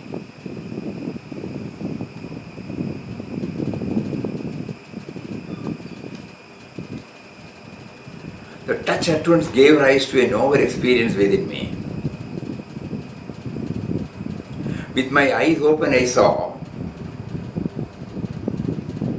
that the walls and everything in the room whirled rapidly, vanished into naught.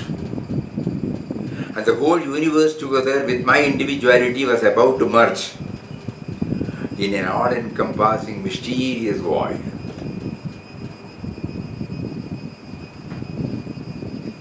We remember Papa's usage of great void.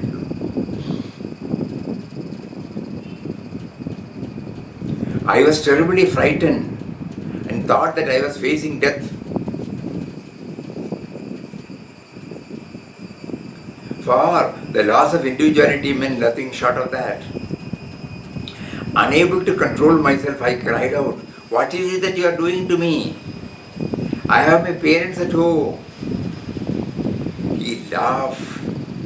He laughed out this and passing his hand over my chest said, "All right, let it rest now. Everything will come in time." The wonder of it was that no sooner did he say this than the strange experience of mine vanished. I was myself again, found everything within and without the room as it had been before. The two, three things he touches. First thing is void. We have heard that word, void, in which everything, all vibrations are taking place. The second thing is, there is the maturing state of an aspirant.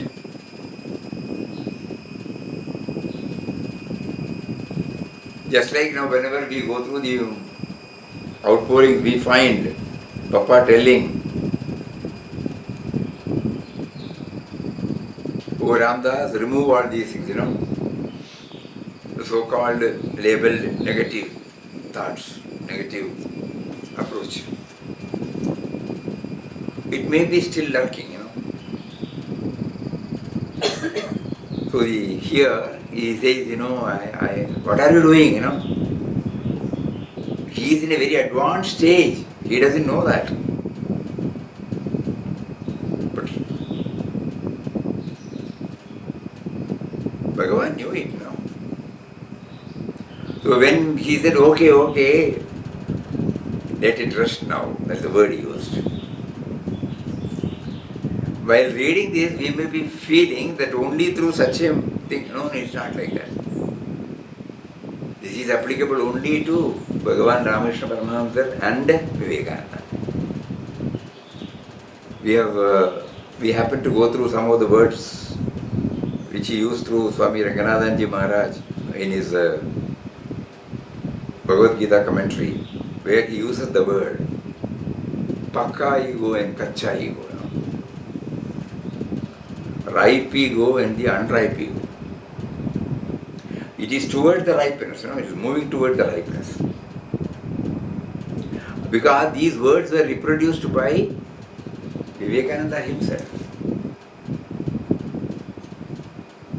Portions culled out from the book Life of Sri Ramakrishna, published by Advaita Ashram in 1925, chapter Narendranath, page 435. There are many in the book. But here 2-3 things, the relationship between the Guru and Shishya.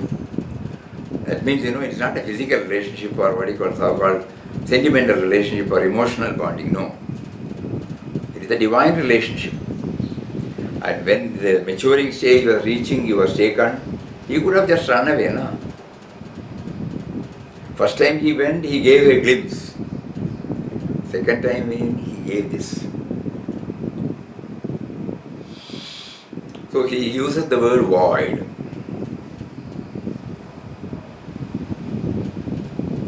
Something for all of us to think about it. Papa had brought this at the first page of the first chapter of In Quest of God.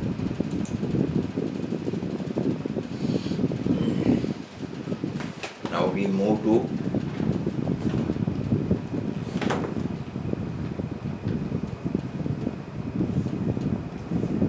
outpourings.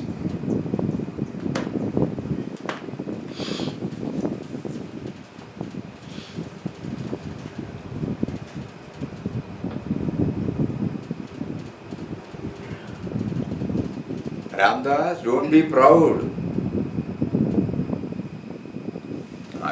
There are 2 ladders, love and hate, projecting from thee. O Ram, to reach thee, to climb up, the ladder of love is used.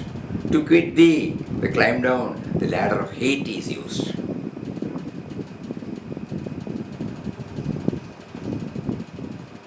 So whenever we love anybody, we know we are moving up.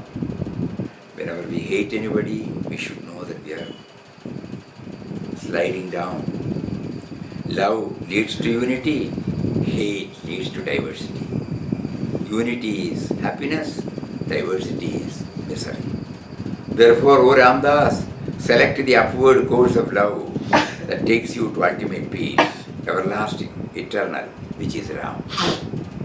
When you quit Ram, hate leads you down to where you sink into pain, fear, death.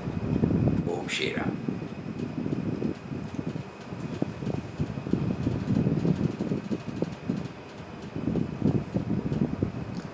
Ramdas, don't be proud. Consider that none is inferior to you in the world. All deserve to be treated with respect and love.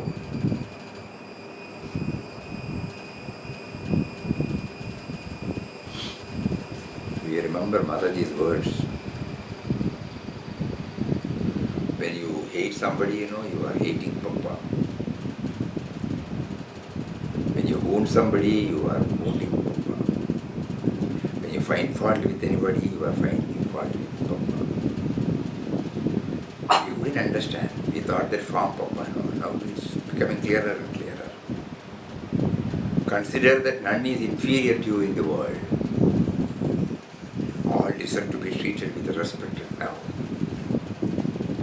Let your mind, O Ramdas, turn always the charka of Ramasmaran And in due course you will make the mind wear the white color of purity. O Ram, Ramdas is thy slave, thy entire slave. He implores thee to strictly watch every act he performs, every word that falls from his lips, every thought that comes into his mind.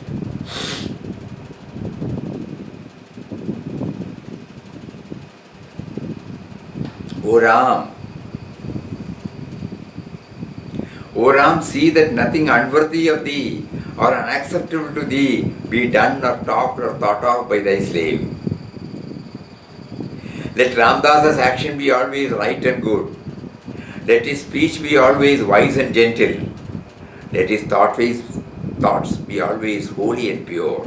In short, Ramdas's acts, words and thoughts emanate directly from the meditation of thy divine self, Om Shri Ram. Wow.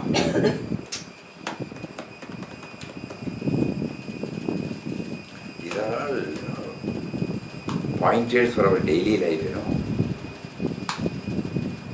If we say that we are all devotees of Papa or spiritual aspirants, wow.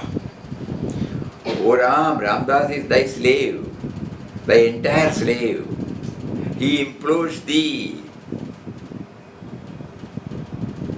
Praise, requests, appeals, to strictly watch every act he performs.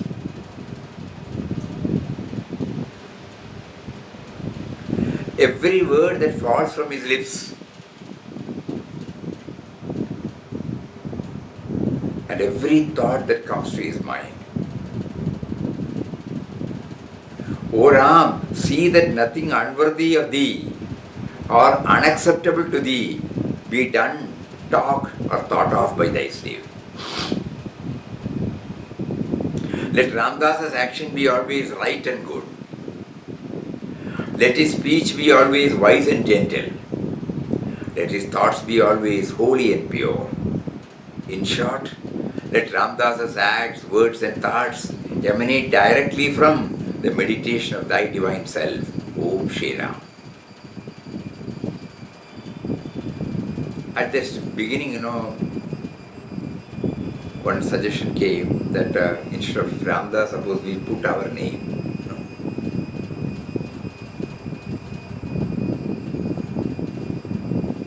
So we are praying to him to strictly watch every act I perform, every word that falls from my lips, every thought that comes into my mind.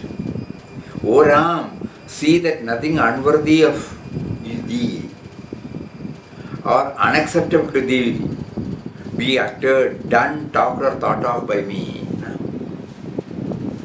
Let my actions be always right and good. Let my speech be always wise and gentle. Let my thoughts be always holy and pure. In short, let my acts, words and thoughts emanate directly from the meditation of thy divine self. So it is a direct instruction, direction for all of us.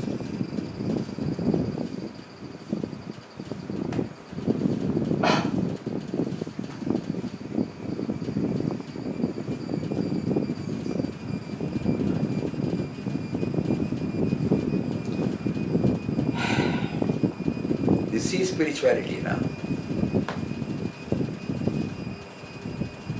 Ultimately, it zeroes to my thoughts, words and deeds.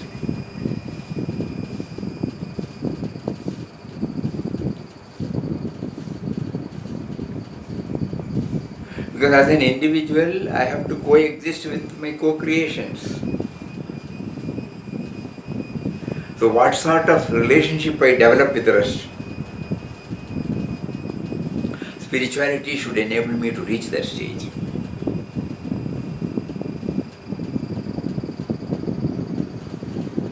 That's why Papa was emphatic in telling spirituality that cannot be applied in actual life is no spirituality. God is in the world and acting through every one of us. So Ram Nam chanting should enable us to constantly hammer this, just like the reins of the horses are with the charioteer who controls the movement.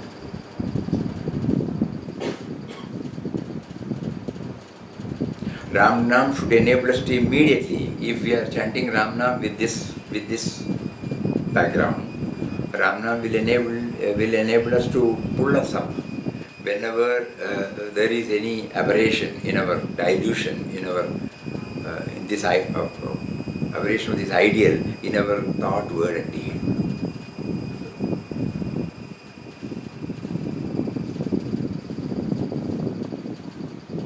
So we pray to him now. I am chanting Ram Nam, no doubt. During that particular moment I enjoy. But after that, though in the subtle level I have great regard, faith for Ram Nam, now I know that I am not really making use of it. Just now Vinobaji said, fire is there for everybody, but only we get benefited when we go near it.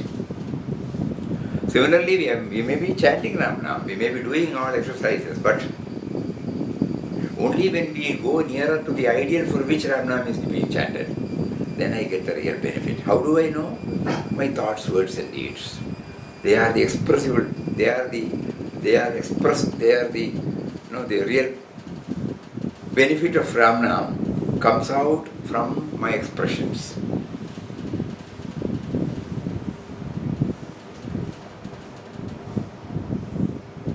I will be able to know whether it is coming from the source or from the me and mind.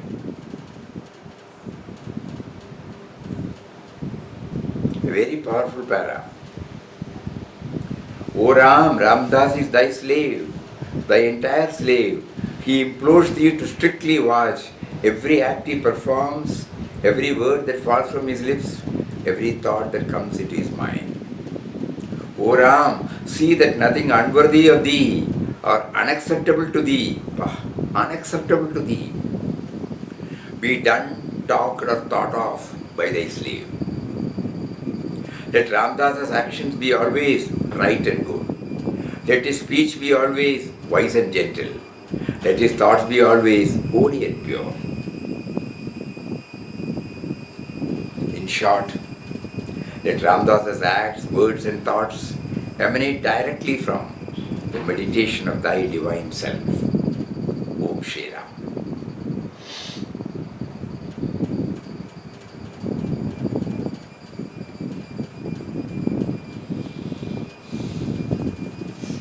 O Ram, what a glorious thing thou art.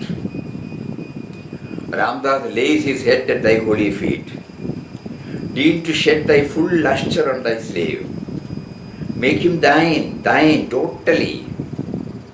Ramdas has no refuge but thee, no parent but thee, no guide but thee, no master but thee, no higher ideal than thee.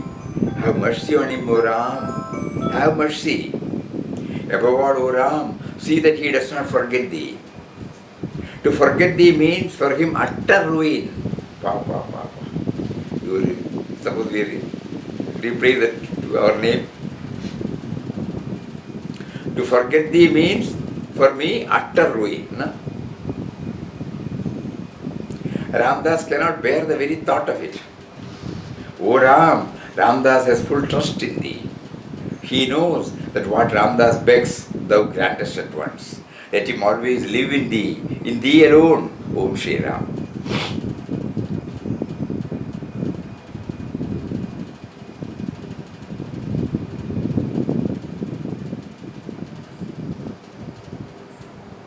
O Ram, what a glorious being thou art.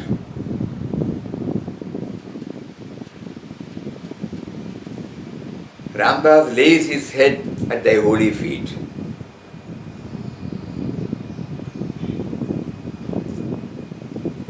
Deign to shed thy full lustre on thy slave.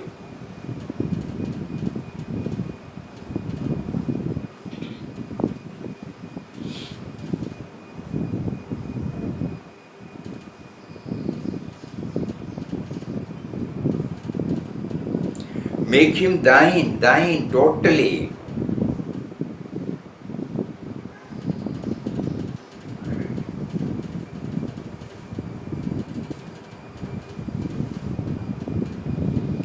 Ramdas has no refuge but thee,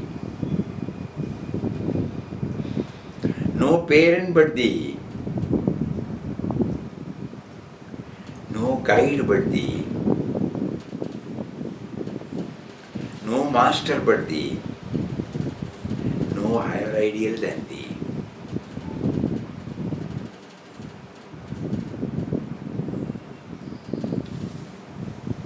Have mercy on him, O Ram. Have mercy.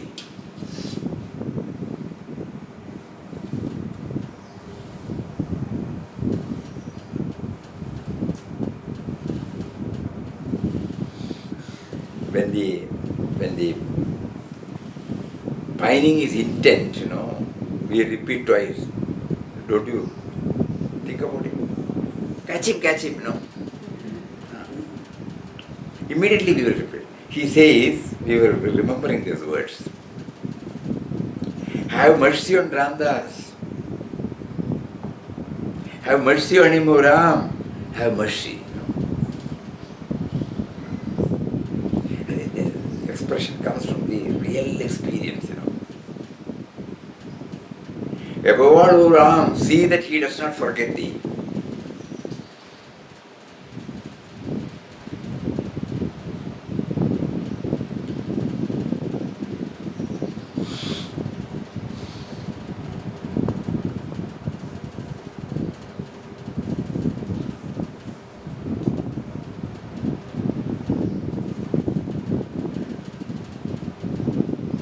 We should enact this, in our mind. How the Lord is seated in our heart and how the sense of individuality goes and prays and begs. Have mercy on him. Mercy, please.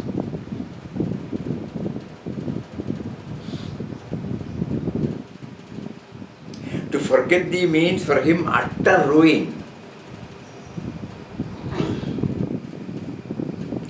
Ramdas cannot bear the very thought of it. O Ram, Ramdas has full trust in thee. He knows that what Ramdas begs, thou grantest at once.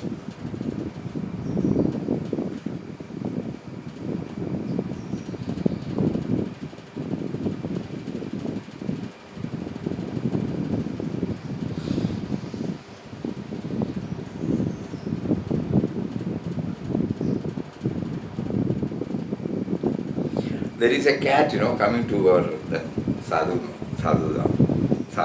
kudiya. So early morning when we get up, the more, if 5 o'clock or 4:30, it will come and start crying. Then we give them chapati, we keep chapati or something like that. After some time, suppose again it looks and cries. No, I have given you, we used to say, but still we used to give, So like that, he has to take care of everybody. So in that, he may not remember me. So he says, with that feeling, you will not leave me, You will not abandon me. You will not forget me, that feeling. O Ram, Ramdas has full trust in thee. He knows that what Ramdas begs, thou grantest at once. Let him always live in thee alone. Om Shri Ram.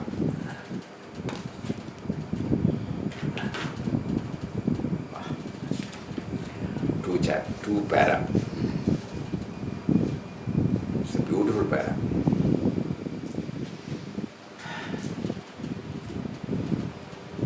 What a glorious being thou art. Ramdas lays his head at a holy feet. Deign to shed thy full lustre on thy slave. Make him thine totally. Ramdas has no refuge but thee, no parent but thee, no guide but thee, no master but thee, no higher ideal than thee. Have mercy on him, O Ram, have mercy on him. Above all, O Ram, see that he does not forget thee. To forget thee means for him utter ruin. Ramdas cannot bear the very thought of it. O Ram, Ramdas has full trust in thee. He knows that what Ramdas begs, thou grantest at once. Let him always live in thee alone, Om Shri Ram.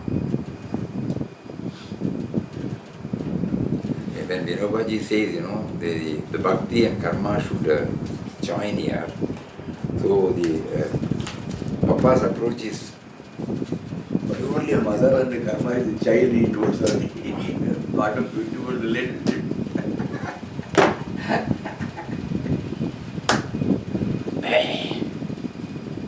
though at the time of going through the great void, we may be wondering, it is pure Advaita, where the sense of individuality becomes one with it. We may not be able to hold on to that, So we need this approach. Vinobaji has beautifully mentioned in 12th chapter.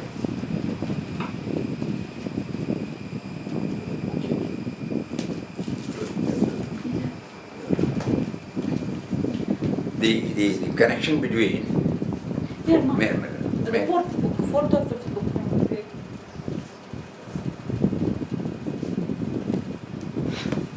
he says the connection between this Saguna and Nirguna.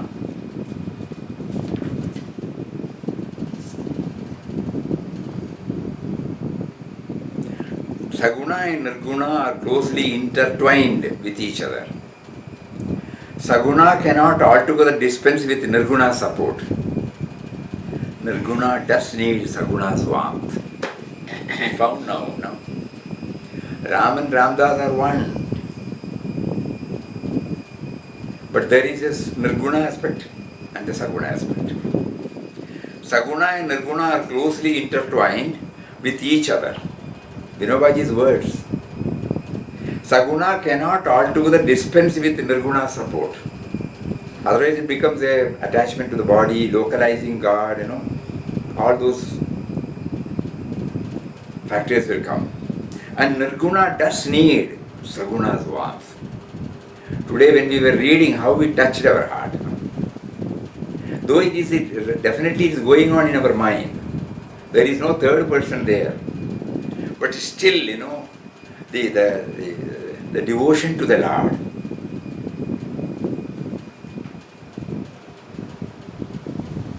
Vinobaji says, worship, that is the one which connects us to Him. Worship, not the traditional way of worship alone, that is also there. Worship in our heart, we worship Him. Prayer. So then that is the Saguna aspect. So he says here, the Vantanasya. Saguna and Nirguna are closely intertwined with each other. Saguna cannot altogether dispense with Nirguna's support. Nirguna does need Saguna's warmth. Work is certainly worship, but it needs warmth of feelings. Audio is not there. Audio is not coming.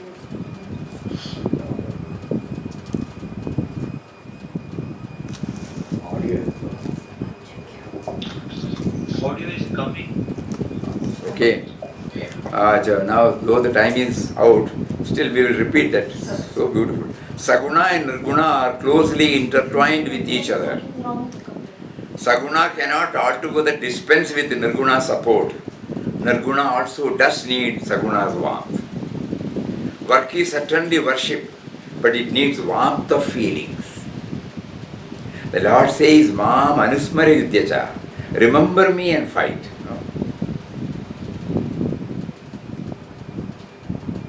Work is worship in itself, but devotion has to be there in the heart.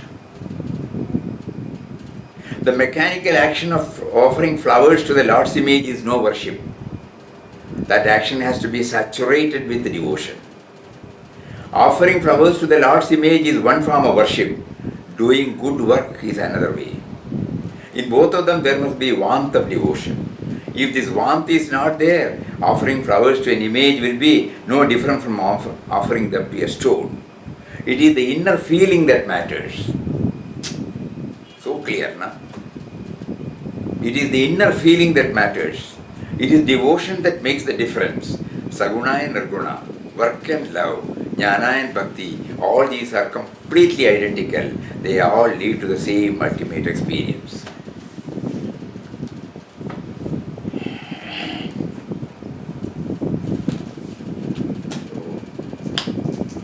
The two paras are really thought-provoking. How our thought, word and deed should be grounded in God remembrance. And in the second, the appealing. Without him I will be in ruins, that feeling.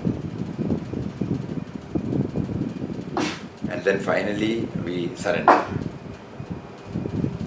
With this background, when we offer the prayer at Bhajan Hall or anywhere, it has got a special taste. Especially when we reach at the last stage, make me thine and thine only forever and ever.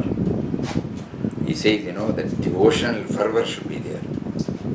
We bring before our mind in whatever way we wish, either through form or through the formless. But we feel that make me thine and thine only forever and ever. Let me not go back to me and me only, please. I fail, I forget, I don't have that maturity. But you have made me to feel what is lacking in me. Now that will correct me in all my words, in all my deeds, in all my thoughts. We need your grace. Though you are pouring, we should become aware of it. That can come only now we understand that we cry for it.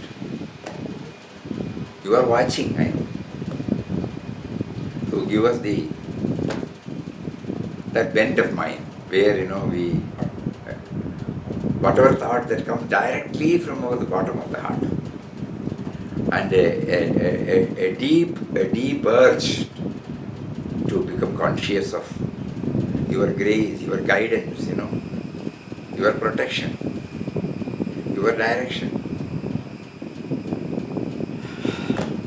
Hari Om Shri Ram, Jai Ram, Jai Jai Ram Om Shri Ram, Jai Ram, Jai Jai Ram Om Shri Ram, Jai Ram, Jai Ram Om Shri Ram, Jai Ram, Jai Jai Ram Om Shri Ram, Jai Ram, Jai Jai Ram Om Shri Ram, Jai Ram, Jai Jai Ram Om.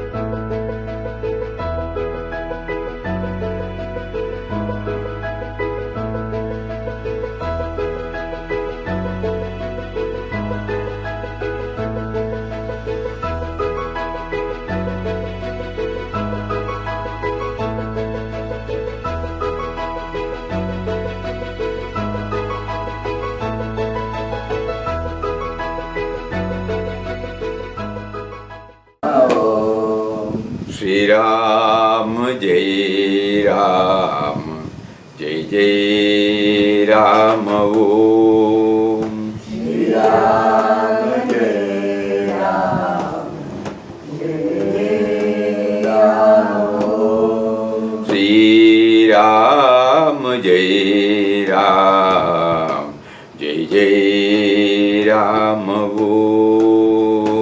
Shri Ram, Jai Ram, Jai Ram Om. Shri Ram, Jai Ram, Jai Jai Ram Om.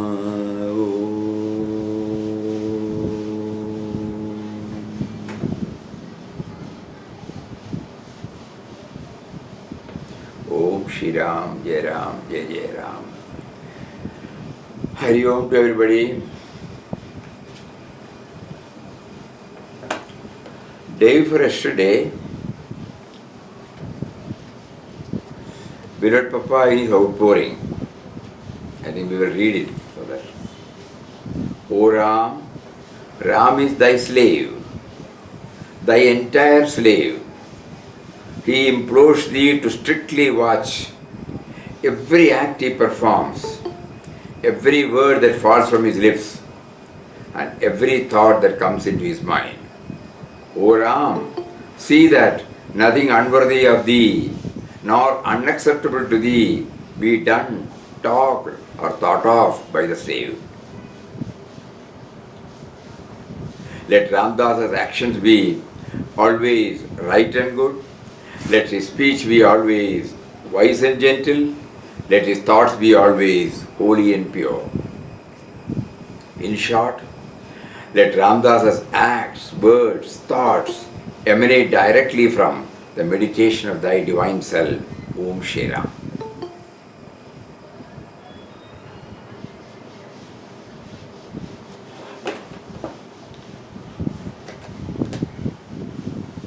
So this is drawing to us a very important aspect of sadhana. That is how to extend the sadhana concept to everything we think, talk and do. Just like various other things, we have also formed a concept on sadhana. These are all sadhanas, these are all non-sadhanas, So here, Papa is making us to think about it.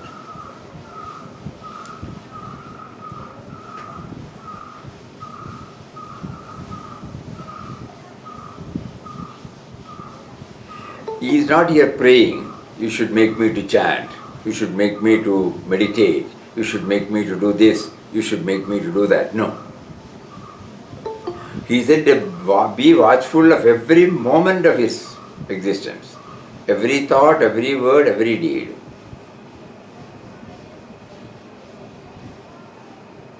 How is it possible now? So let us try now how to make it a reality.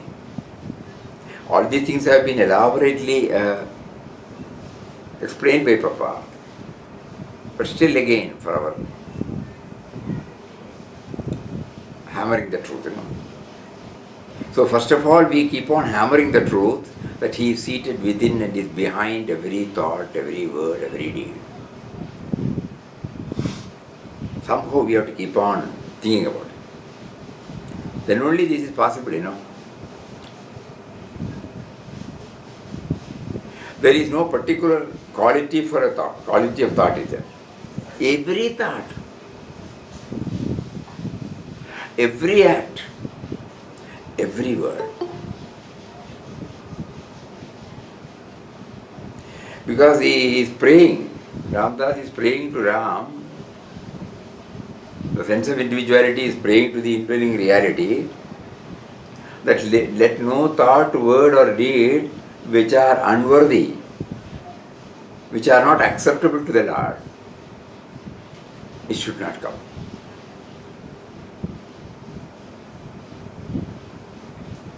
and be a watchdog for the entire thing, you know. And finally he says, let all the thoughts, words and deeds of Ramdas come from that stage, not from the individual's platform.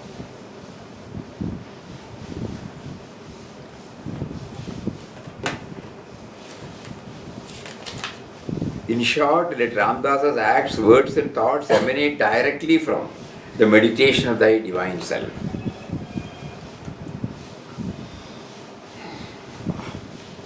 So firstly we keep on hammering the truth that he is seated within us and he is behind every thought, every word, every deed. Second, we keep praying that since everything is originated by you, kindly enable me to demolish the wall between the labeled sadhana activities and the labeled non-sadhana activities.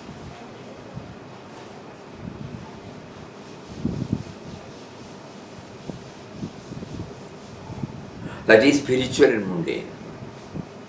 I am convinced that this alone will gradually make me a sadhaka for 24 hours.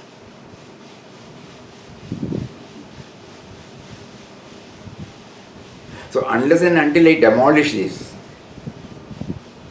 immediately after this session, we are back to our own same field, you know. So when we enter the same field, somehow we are praying to him, give me the dimension so that I don't see it as a separate one.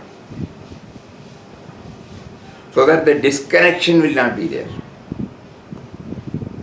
Now there is a total disconnection, to be blunt. And it is a tough job because we have not trained our mind. With all said and done, still there is a wall. This is spiritual, this is unspiritual. This is spiritual, this is mundane. This is sadhana, this is vyavahar.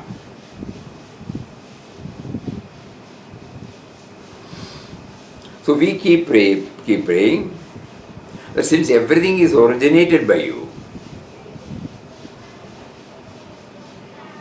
because the first prayer was, you are behind every thought, every word, every deed. That means everything has been originated by you only. When that is the case, where is the question of sadhana, non-sadhana, mundane, spiritual? And I am convinced about it. If this comes true, then I become a sadhaka for 24 hours. Because during all my waking time, whatever I do it as a part of my sadhana. Any work, any thought, any word. Highest state, very difficult. But this we should keep on doing. The conducive atmosphere for developing those ennobling thoughts is when I am to myself, meaning solitude.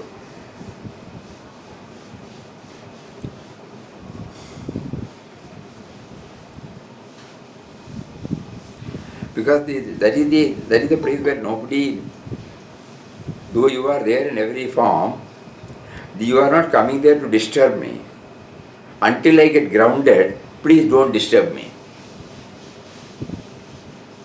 Because the moment I see your form, in the form of an object or a person or a situation, I immediately forget about your presence there. I am dealing with them as a separate entity. Then again I try, when I sit for Ramnam, when I do that, again I try. But there is a disconnection there. So until I get this grounded, enable me to have solitude. By solitude we don't mean we are going out in the cave, By solitude we mean wherever we are, if you enable me to set apart a particular time where I am only with you.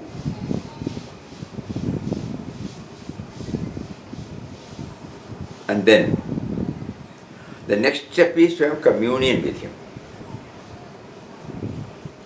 Then I place out there and I can place, when I am not disturbed by any of your creation and you are there.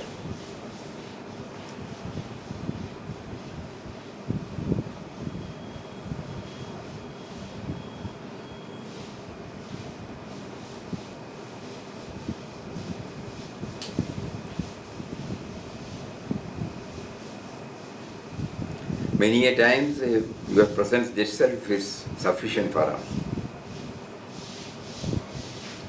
Many a times we may put all our complaints, grumblings, everything. Yesterday I tried my level best to be with you, but you caused so many disturbances that I was not able to. This is not fair. Just like we say everything to our parent or a teacher, we bear our heart, with all its limitations, with all its, we don't have to say that we have to first clean and then go, no.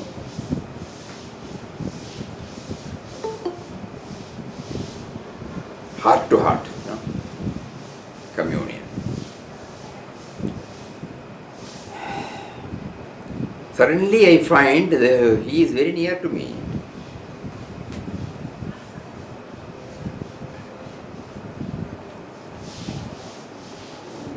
And then, proportionate to the intensity you give me, you also make me feel of your presence, glimpses of your presence.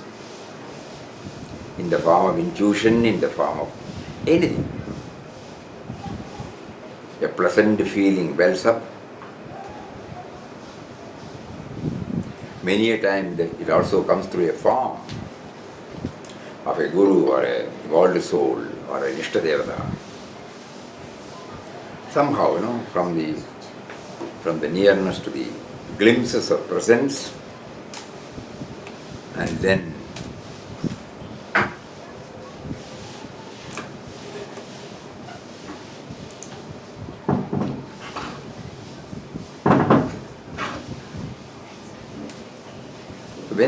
when you start giving me such opportunities, naturally the effort will be there to get myself stabilized in it.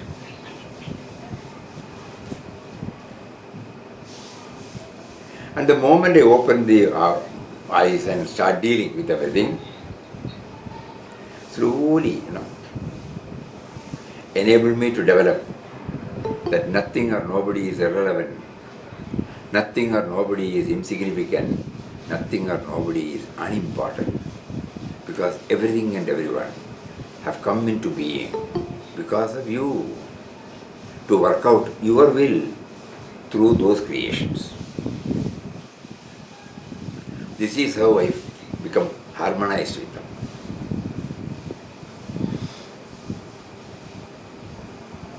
Just like you have assigned me, you gave me a body, mind, intellect, you facilitated so many things, and you have made me to talk to you. Similarly, you have sent every of your creation with a particular assignment, but not their assignment, your assignment through them. So when I develop this, I will not find fault with anybody. I will be able to harmonize with your creation.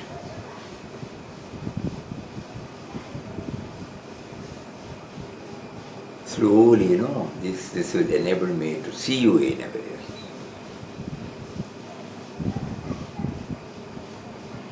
And once I start seeing you,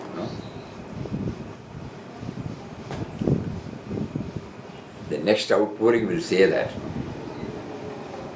you become a non-entity, you become one with. You become a non-entity now. Day first we were reading, Swami Vivekananda, when he gave him the glimpse, when Rameshwar Paramahamsa Bhavan, when he gave him the glimpse of the universal vision, he cried, what are you doing? I have got parents. That means, you're losing the sense of individuality. Height of that, and he says, in his next outpouring, he says,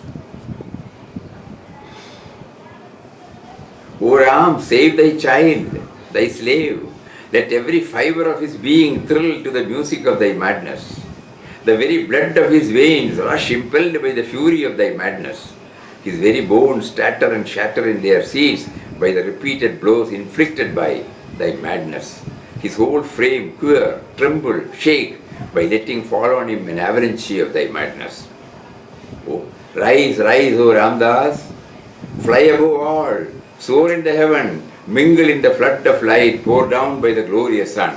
Let the pure, rarefied air above encircle you all around. Let space itself swallow you up. Who are you then, Ramdas? Ramdas is nowhere. Ramdas now is no mere madness, an airy thing. Truth, the great truth, Ram hath devoured you. And you are no more, no more, no more, Om Shri Ram. How he builds up, the thought. Because these 4 words, it should get imprinted in our heart. These are the 4 steps.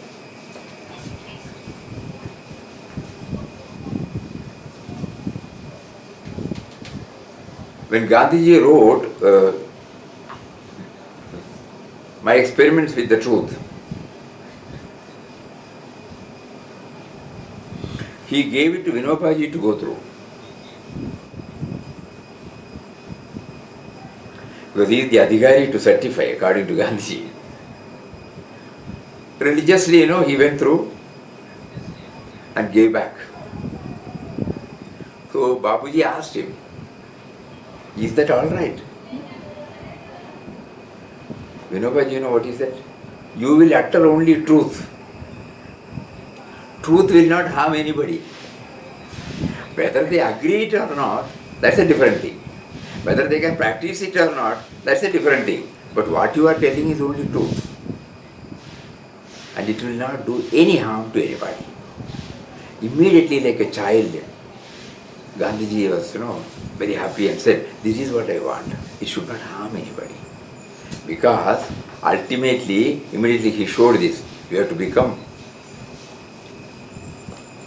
a big zero.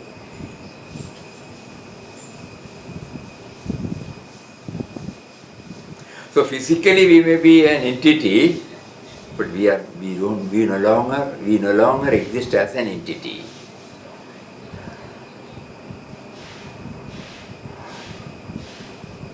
Our identification with the co-creation becomes complete. Their care, their concern, it occupies our mind space. Excepting for the basic aspects of existence, the me and mine is not there to separate us from the rest of the creation. Because so long as we are embodied self, we need food, little food, okay, not very costly food, barest minimum. When we are thirsty, we need water to drink. When we feel like going to toilet, we have to pass urine. We have to take bath. Like that, basic things are there now. To maintain this residence pure. That also we are not pampering. It is keeping our residence neat and clean. Because we are aware he is residing. So outwardly an individual exists, but for all practical purposes the individual does not exist. This is the 4th state. So this is what Papa now built up, in the 4 quotations of outpourings. All outpourings are thought-provoking, but this is really, taking us to the... First he said there are 2 ladders. He has opened up, Ram has opened up 2 ladders for us. And we are on a platform where there is an upward going ladder, a downward going ladder. If we choose to go upward, we are moving towards Him. If we are moving towards downward, we are moving away from Him. So all our negativities, separateness,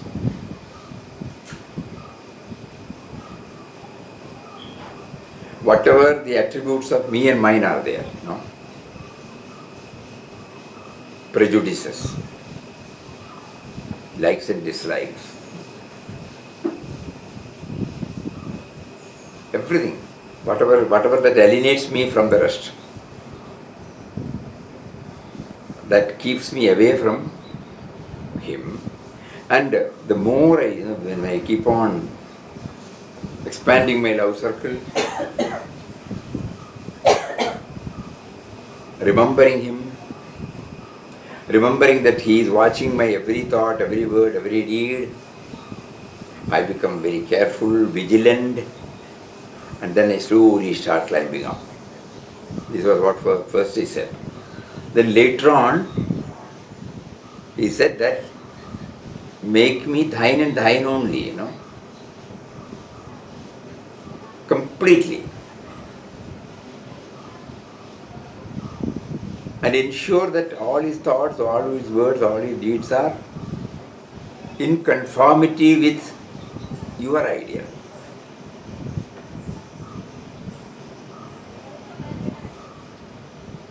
That enables us now to think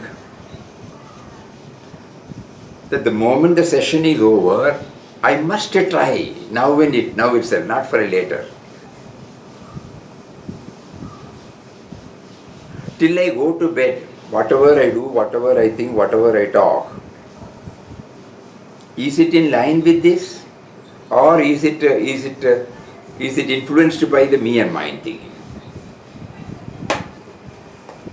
Because he says, this is the yardstick. Let Ramdasa's acts, words and thoughts emanate directly from the meditation of thy divine self. So not from me and mine. So from today onwards, let me try. Everyone should feel that. It is difficult. It is difficult because we are not applied. Still we feel these are all sadhana, these are all non-sadhanas. That is the biggest hurdle. But this particular outpouring, it opens up new vistas. Just think about it, please. In Quest of God, the entire 37 chapters were highly inspiring. But to cap it all, he has brought these outpourings, decoction, essence. Through simple words, he is giving us clear-cut directions. So we will, for the sake of, we will go through these points once again. Day before yesterday, beloved Papa, in his outpouring, drew us to a very important aspect of sadhana. That is how to extend the sadhana concept to everything we think, everything we talk, everything we do. Firstly, we keep on hammering the truth that He is seated within and is behind every thought, every word, every deed.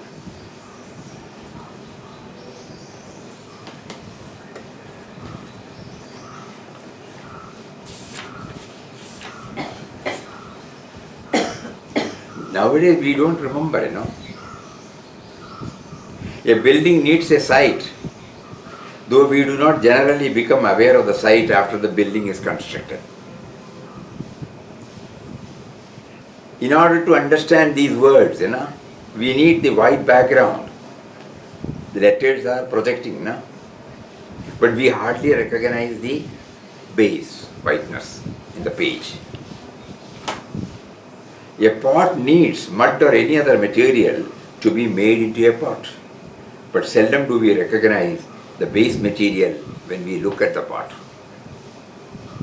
We can dance or move or jump or run only on a solid base ground, But we do not see the stage or the ground on which such movements takes place.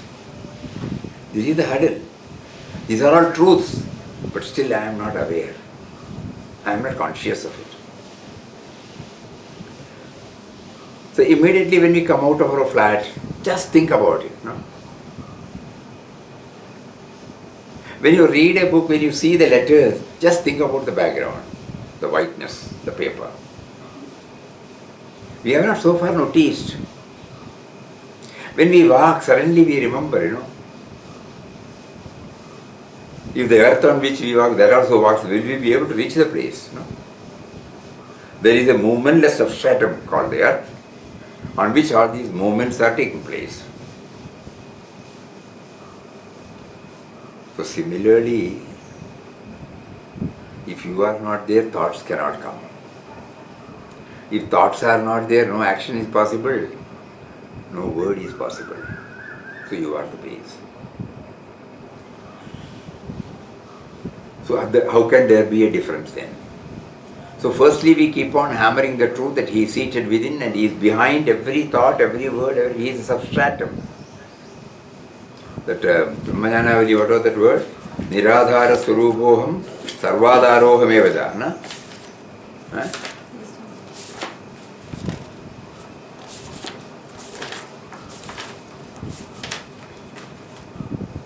He says, I don't have any support, but I am supporting everything.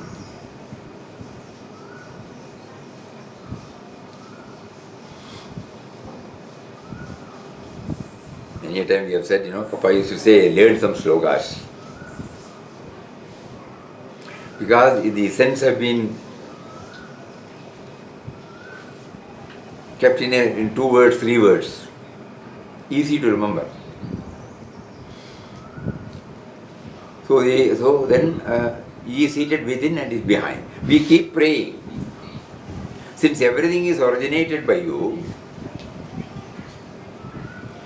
kindly enable me to demolish the wall which I have erected between the labelled sadhana activities and the labelled non-sadhana activities.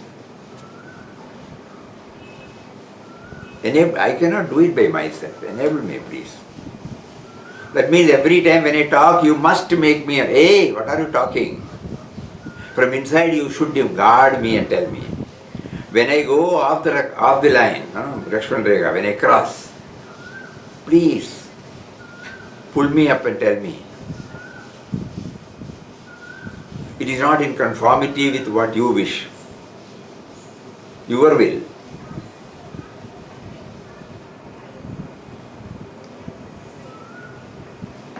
If you do like that, then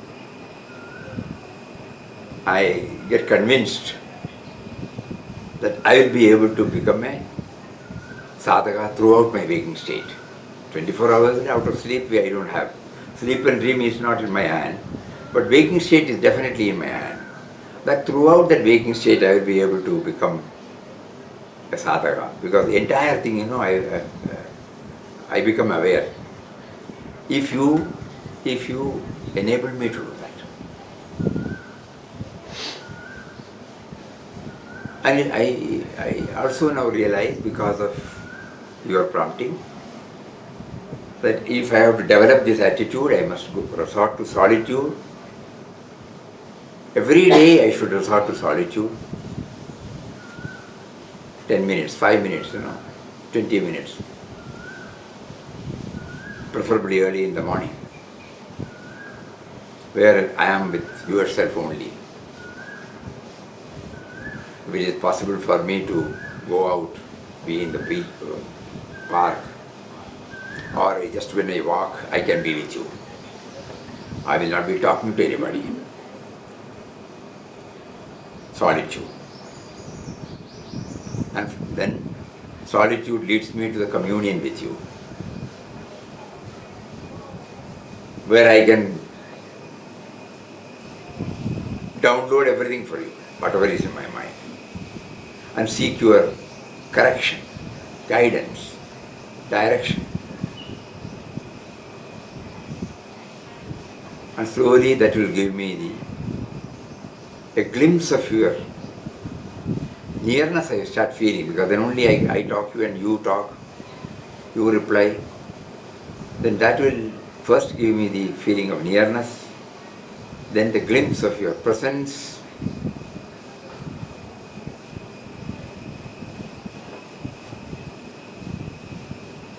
and then you have assured me that that will slowly help me to identify that everybody, this is there in everybody. Because you know by your experience, I know by my experience, that there is nobody, no outside factors are there for enabling me to have you, have your communion. No external factors are there to feel your nearness and presence in me. When I realize that this is the case with everybody, so I try to see you in everybody. In other words, harmonize with your creation.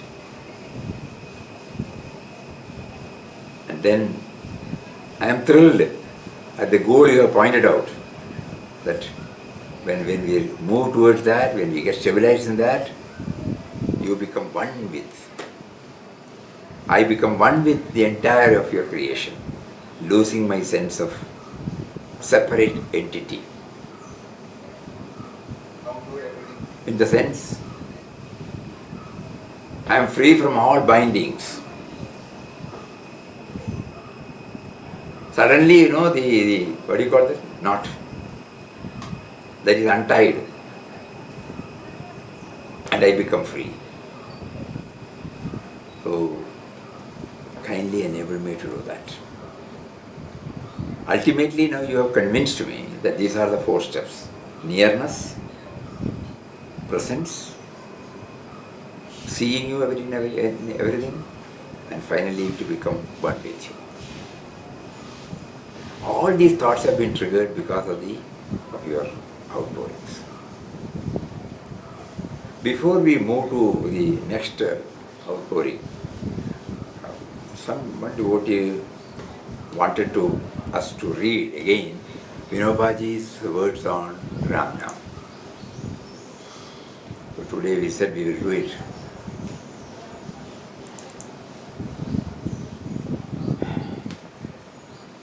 So before we read Vinobaji's, one episode in his life we would like to share.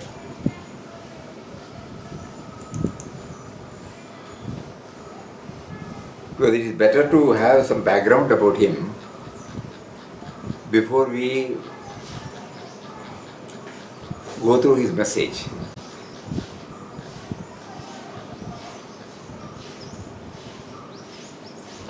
It was around 1930-31.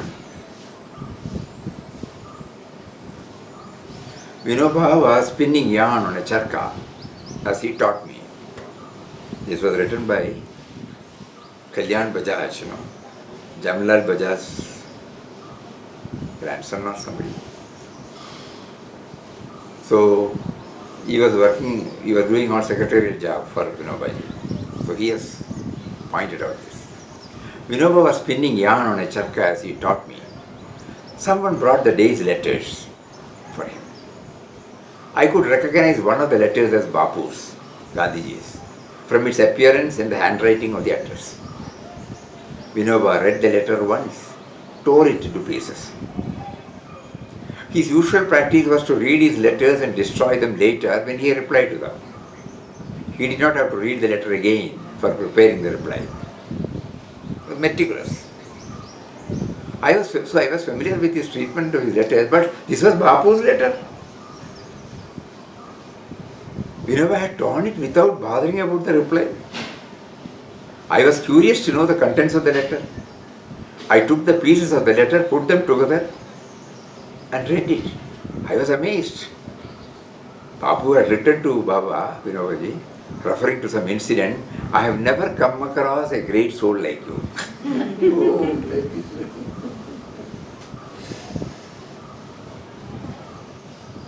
People preserve even routine letters of Bapu with much care. I was angry with Baba. He calls him Vinobaji Baba. For the way he treated this letter with such an important remark. In an agitated mood, I asked him, why did you tear this letter? Baba said calmly, our dear and elderly people also err out of carelessness or affection. It is not correct to preserve it. It has an element of delusion and even violence. Again, with much excitement, I asked Baba, who are you to decide that Babu has erred? See the relationship between them, Babu said again calmly, Bapu had seen millions of people. Many of them would have been great divine souls. Bapu might not have recognized them as such, or even having recognized them, he might have forgotten to register. By his neglecting to remember, there will be no decrease to the greatness of such souls. That means that one's greatness is not dependent upon the certificate given by somebody. It's the truth. Bapu wrote like this about me out of affection or due to delusion. He has erred in this. One should recognize this. Where is the need to preserve it? Again, he did not leave. How do you say it is a lapse? He might have written after due deliberation. Okay. Baba said, even if it might be true, what is the advantage to me? It would only boost my ego. Why preserve such a useless thing? I said it is the writing of a great man like Bapu. Even if it refers to you, it is not your property. It belongs to the world. What right do you have to destroy it? Babaji explained, such talk rises from one's delusion, moha, attachment. Affection is the main part of the letter. I acknowledge it. I gain by destroying the rest of it. I gain by destroying the rest of it. If what he wrote about me is the truth, it would not be destroyed by my tearing of the letter. Truth prevails. But if it is delusion, it is better destroyed. Preserving it is harmful.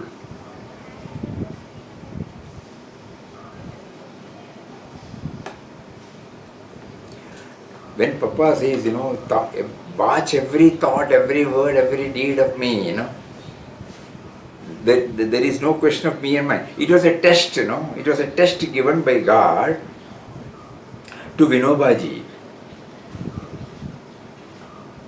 And he passed the test. Because to him there is no entity called Vinobaji. Though he is moving about, he is talking about everything,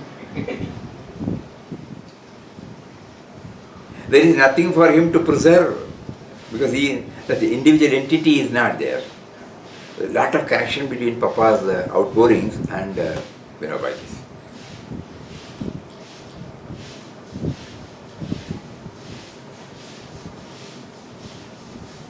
One more episode. On August 22nd, 1957. 5 days after he coming. 5 days after coming to Anandashram. Just 2 days prior to my entry into Karnataka. I was sleeping inside a mosquito net. Suddenly I felt a sharp sting. Thinking that it might be a scorpion, I got up and shook out the building. A poisonous scorpion fell out. The pain of the sting was so intense that I could not sit still. I had to keep walking to and fro. This might have gone on for 4 or 5 hours. After that I lay on the bed. Tears started trickling from my eyes. One of my companions thought that they were due to pain, and he was consoling me. I told him I was fine, and that my companion should go to sleep. During those 5 hours, I had been inwardly repeating a Sanskrit prayer to myself. Nanyaspraha Rikupade Hridaye Smideye Satyam Vadamicha Bhavan Akilandaratma Bhaktim Prayacha Regubungava Nirbharam Me Kamadidosha Rehidam Kuru Manasamcha. Tulsidas Ramayana. Oh God, this is the important part. Rest of things are okay. Every day we should remember this. In our prayer every day, we bring in so many dimensions. But what happens to us? He says the meaning is, oh God, give me devotion. Cleanse me of my faults. Let me be without sin.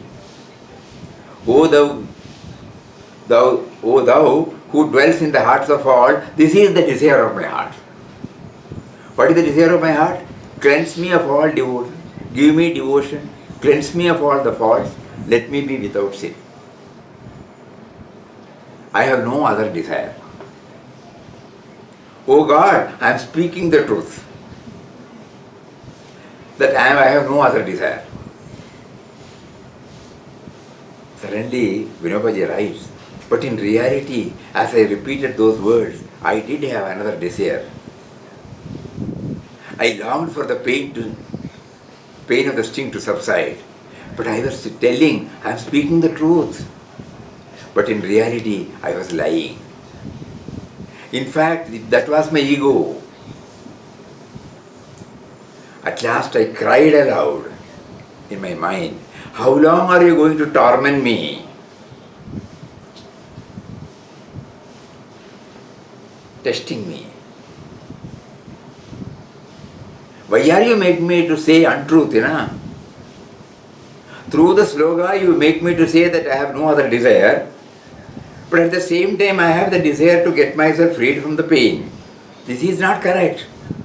Why are you tormenting me? When that heart's cry came, suddenly all of my pain disappeared completely. I felt as though I was in God's deep embrace and my eyes overflowed with tears. After that, within 2 minutes, I fell asleep. I experienced God through His quality of kindness. When Papa talks about this communion, here is another instance where how God corrects us, how we take God into task, and because of that, how we get corrected. These are all clues for sadhakas like us, After reading this, whenever we go to ashram, bhajan hall, whenever we hear the prayer, we read every day. O Lord of the universe, O Creator, Protector, Destroyer of the world, I come in all humility to Thy holy feet and surrender myself entirely to Thee. Suddenly, there is a pull inside. What are you talking? Have you surrendered? Then why are you telling that I have surrendered completely? You have not surrendered anything. You knew that me and mine is fully powerful there. And still you say in front of Papas,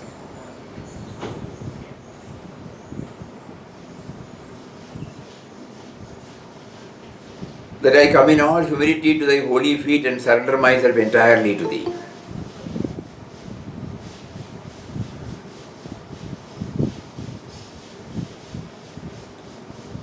So here, we can pray like this. God, give me devotion, cleanse me of faults, let me be without sin.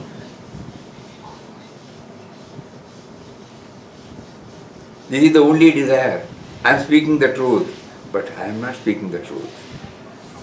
I was lying. In fact, that was my ego.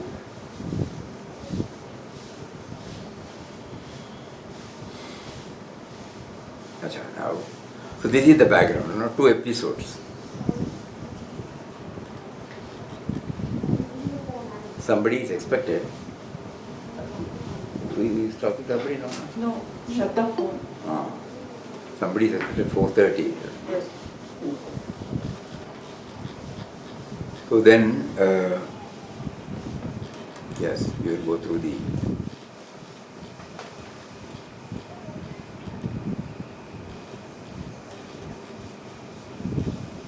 This is the last week of my Kerala Yatra. I will go to Mysore state by the end of this week, leaving Kerala, where I have spent nearly 18 weeks very happily. I am indeed happier that at the end of my tour in Kerala, I could come here to Anand Ashram. This ashram seems to be linked with the whole of Bharat. The whole, why? Nay, the whole world. But what is more important is that this ashram is situated in Kerala. In Kerala, enthusiastic workers have pledged themselves to Dharmakarya. Behind them, spiritual power, the power of love is necessary. Such spiritual power should reach every worker or organizer, and institutions like Anand Ashram can, I feel, do that. There is a reference in the Upanishads which can be given here as an example. In the mornings, birds come out of their nests, go to distant places. After finishing their work, they return to their nest in the evening. So these nests give shelter to these birds that wander about for the whole day. So also such institution as this ashram will prove to be shelters for the workers in Buddha and field. Those who are in need of spiritual aid and inspiration can come here and have them. Those who are here can also go out even when their services are sought and give guidance. In this way, public workers in Kerala can be connected with the spiritual institutions. It is by God's will that at the end of my tour here I was able to visit this ashram. That is how I feel.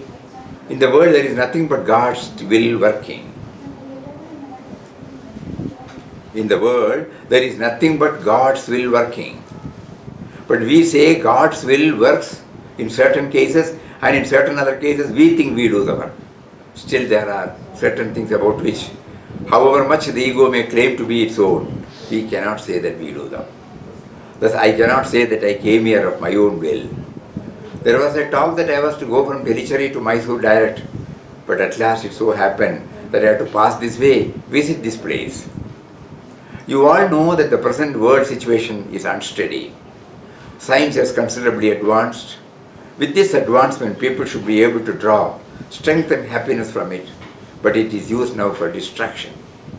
Fire can be used for cooking and other constructive purposes. At the same time, it can be used for destruction also. Fire itself is non-moral. So is science.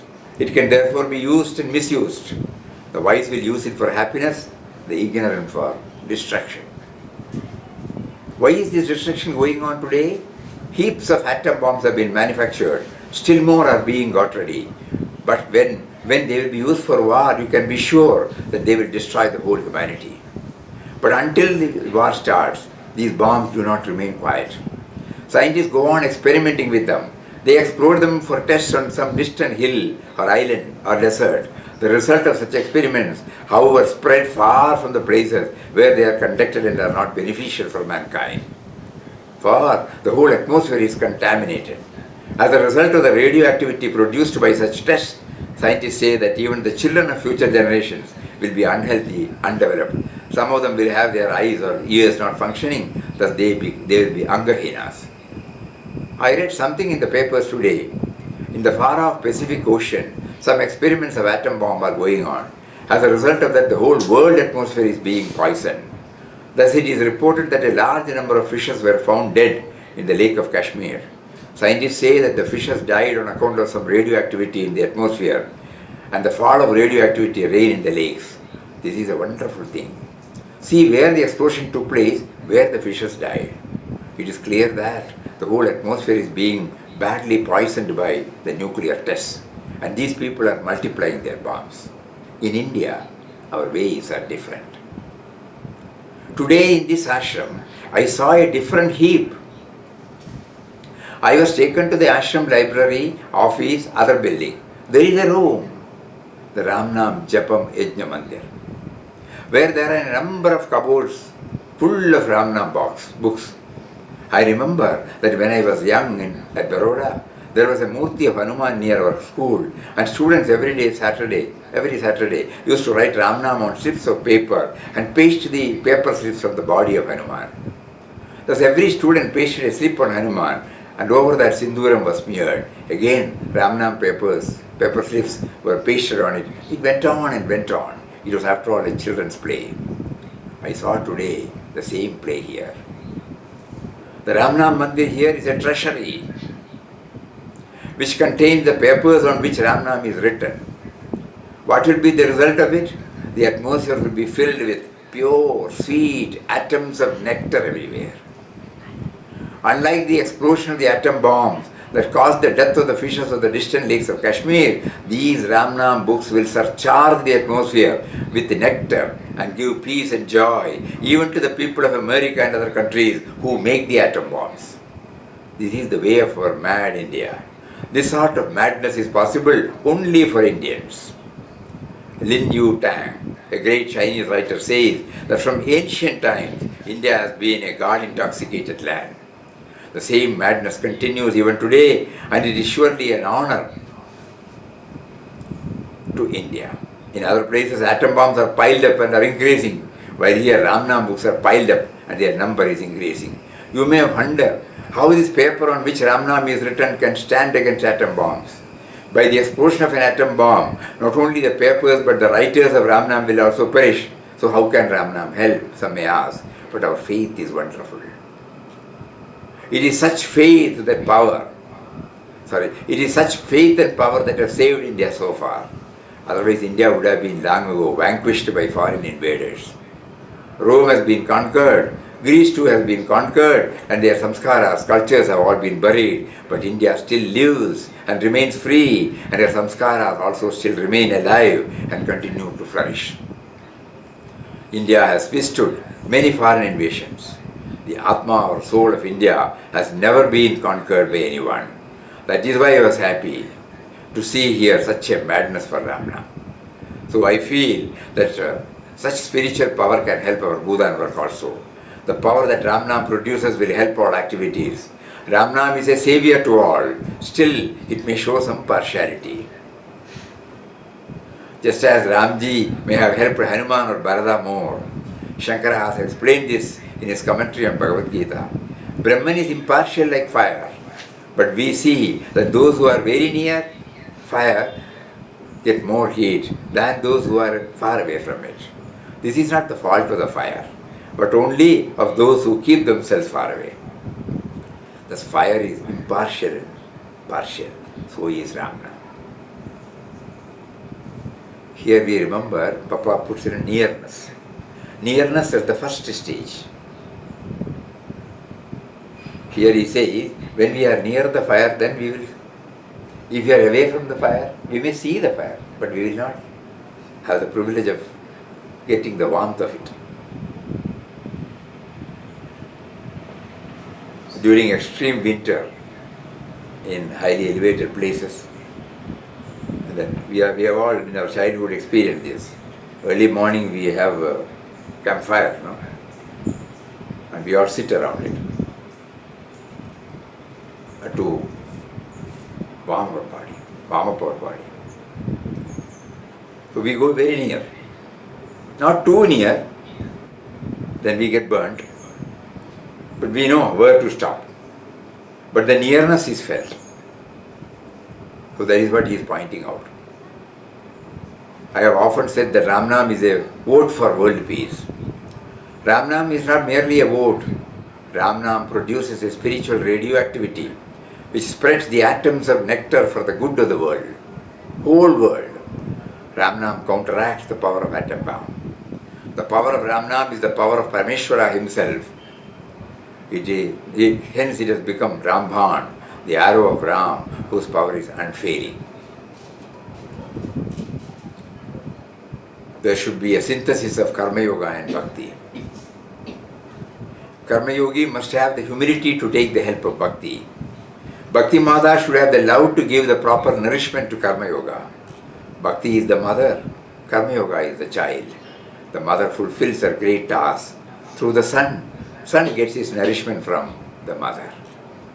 This union is taught in the Gita, in the dialogue between Arjuna and Krishna. I expect such union of bhakti and karma yoga in this ashram.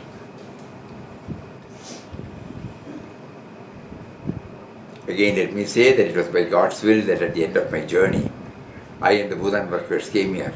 Let us realize the divine purpose that underlies this incident. I do not want to take your time by lengthening. And then he talks about meditation for 5 minutes. So this is how he just awakens us, Day for yesterday we said, those who are staying in the ashram, those who often come to the ashram, they might have gone to the office building. They might have passed through the office building. They might have gone inside the office, the library, the Ramnam Bank. But not that we don't recognize, we may not develop that kind of respect because it's already there's a Ramnam Bank is there. That's all. But now we find no, it's a reservoir, it's a treasury. Treasury where the atoms for peace, it is piled up there, and whose effect will reach out to everywhere in the world. That is why Mataji probably named it as Nama Yajna for world peace. Yeah, so we have already covered one. O Ram, save thy child. Again we are back to outpourings. Let every fiber of his being thrill the music of thy madness. Same word, Vinoba used the madness, positive madness. The very blood of his veins rushed, impelled by the fury of thy madness. You are behind my blood circulation. His very bones statter and shatter in their seats by the repeated blows inflicted by thy madness. Movement. His whole frame tremble and shake by letting fall on him an avalanche of madness. Om Shri Ram. Rise, rise. This is very important. They come, receive them, and then take them to. Otherwise, no. I will close it. You can receive them. Rise, rise, O Ramdas. Fly above all, soar in the heavens, mingle in the flood of light poured down by the glorious sun. Let the pure, rarefied air above encircle you around. Let space itself swallow you up. Where are you then, Ramdas? Ramdas is nowhere. Ramdas is now mere madness, an airy thing. Truth, the great truth, Ram has devoured you, and you are no more, no more, no more. Om Shri Ram. So let us all keep this alive in our mind. Tomorrow we will share more thoughts. Hari Om. Om Shri Ram, Jai Ram, Jai Jai Ram.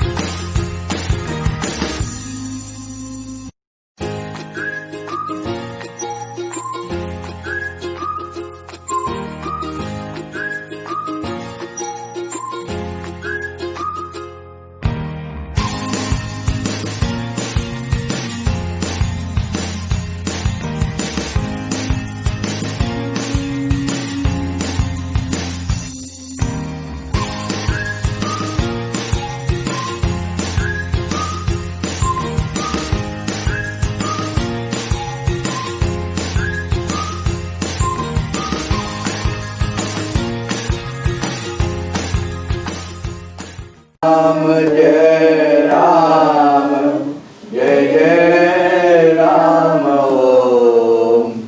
Shri Ram Jai Ram, Jai Jai Ram Om. Om Shri Ram Jai Ram, Jai Jai Ram Om. Shri Ram Jai Ram, Jai Jai Ram Om. Shri Ram Jai Ram, Jai Jai Ram Om. Shri Ram Jai Ram, Jai Jai Ram Om. Shri Ram Jai Ram, Jai Jai Ram Om. Shri Ram Jai Ram, Jai Jai Ram Om. Shri Ram Jai Ram, Jai Jai Ram Om.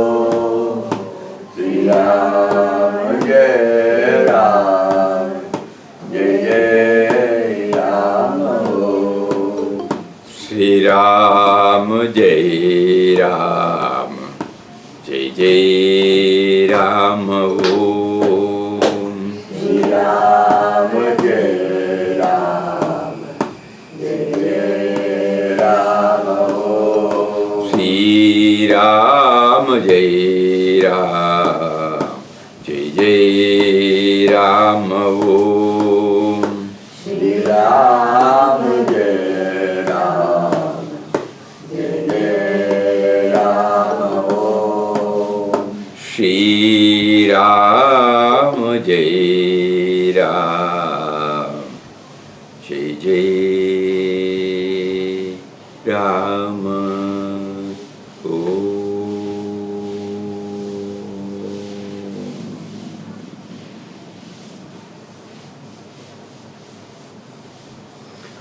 Shri Ram Jai Ram, Jai Jai Ram. Hari Om to everybody.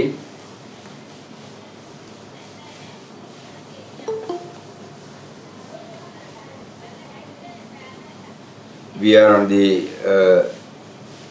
last leg of the outpourings.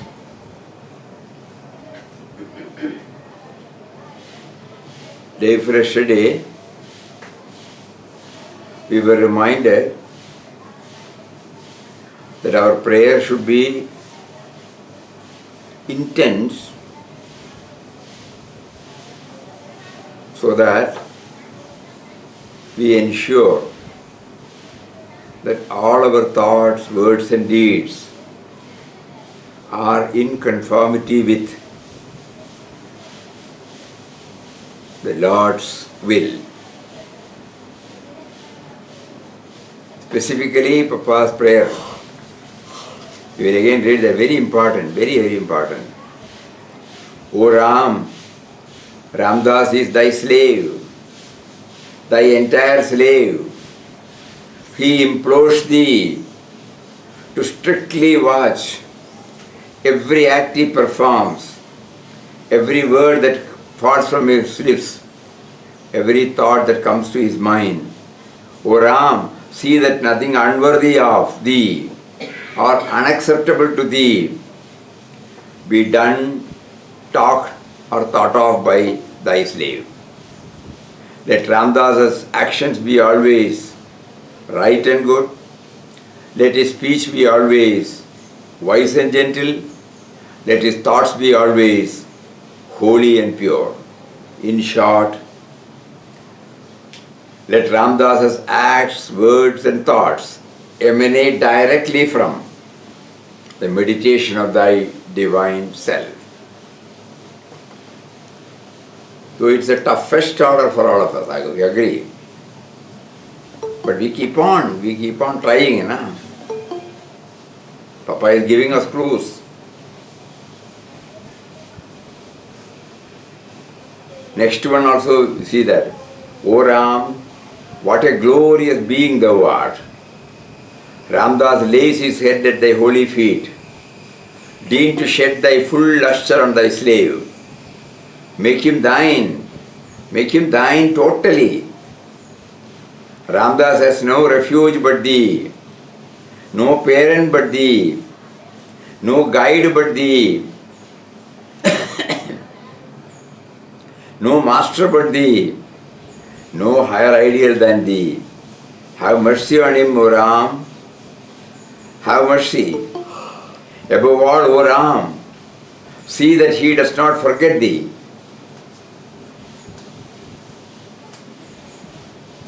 To forget thee means for him utter ruin.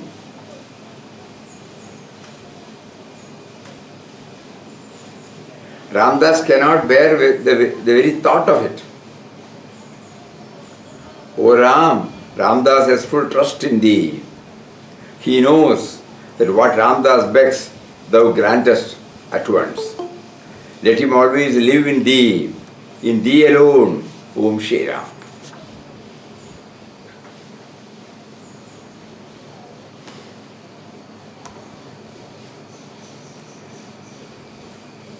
We can take it that at the time of chanting Ram Nam, at the time of doing bhajan or hearing bhajan, part of the mind must be on this. Even while hearing, you have facilitated me to hear this. Though you have dropped the body many decades ago, today you have facilitated me to hear your own words.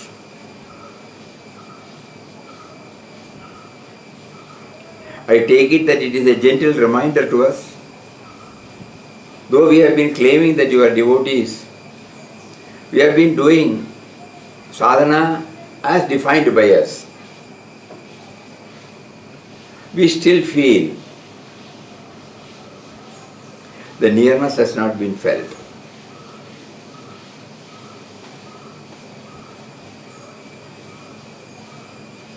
So somehow make us to do that.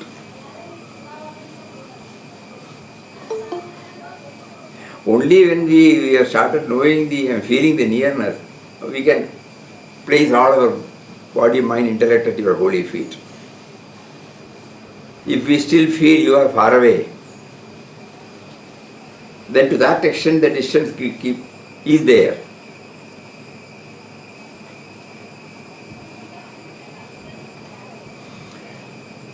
The next one, O Ram, save thy child. Let every fibre of his being thrill to the music of thy madness.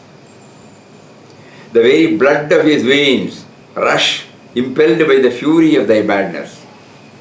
His very bones tatter and shatter in their seats by the repeated blows inflicted by thy madness. His whole frame quiver, tremble, shake by letting fall on him an avalanche of thy madness, Om Shri Ram. Even the body,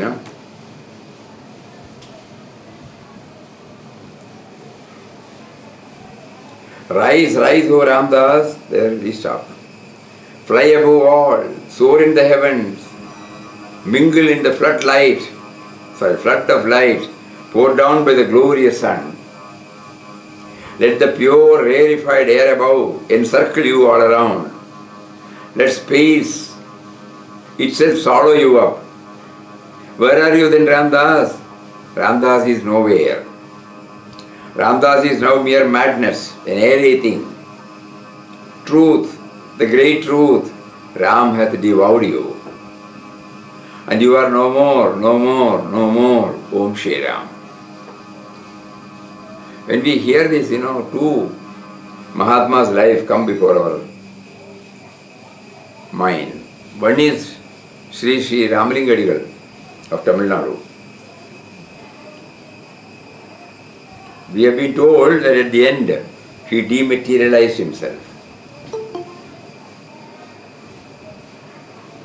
The other one was, Mataji's Appaya Samarth.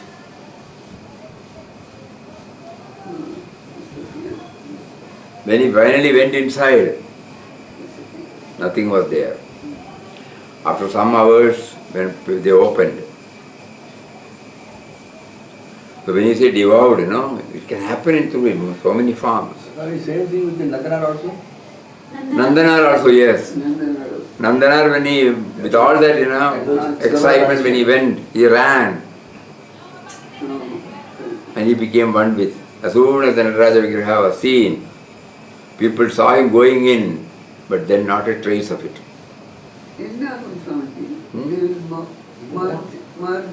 Completely died. ಒಳ್ಳೆಯದಂತ The void, the diamond, there is going one with void. The great void. Correct. it can also happen direct happen.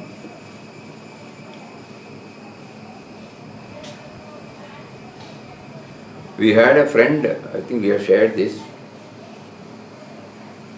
He became a Swami, and then he used to come to Wayanad. He has also come here. He was staying in Chatamangalam, near the engineering college. One day we were told, the neighboring people, they smelled something, and the person who used to bring the milk, suddenly they saw the door is still closed. So finally curiosity developed, everybody came, they somehow called him, there was no response, so broke open the door and then went inside. There, they saw a oven and the charred body. He himself offered. Whether there was a oven or he himself generated the heat, we don't know.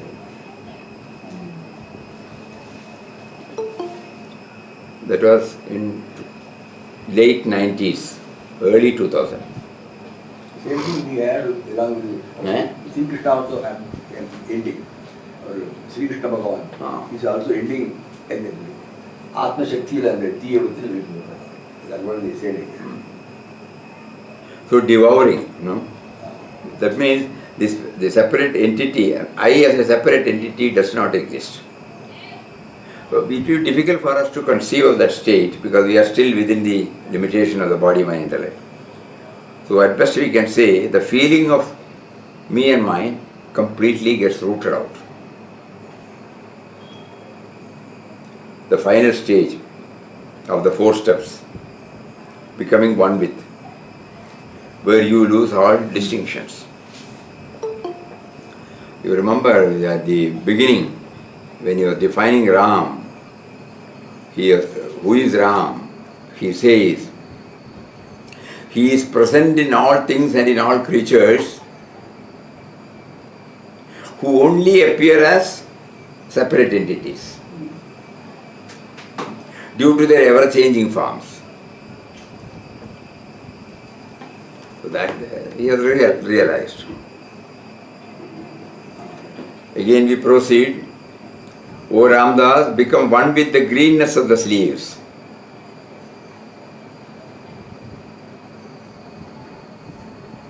Be absorbed the splendor of light. Mix with the mist of the hills. Be the breath of the wind, the blue of the sky, the golden hues of the dawn, the stillness of the night. Om Shri Ram. Again, some more practical clues. How to still the mind,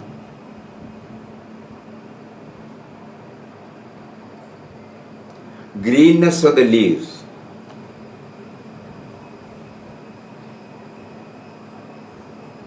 In our case, it is only for a fraction of a second, but we all enjoy that. Different types of leaves, different types of plant kingdom. Suddenly we are attracted,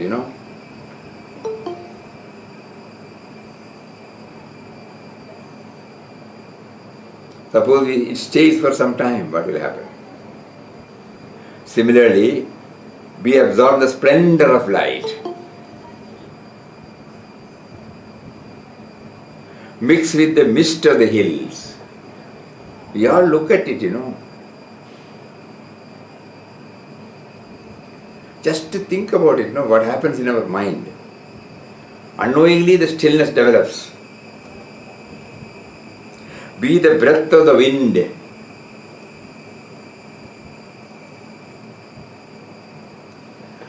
Be the blue of the sky.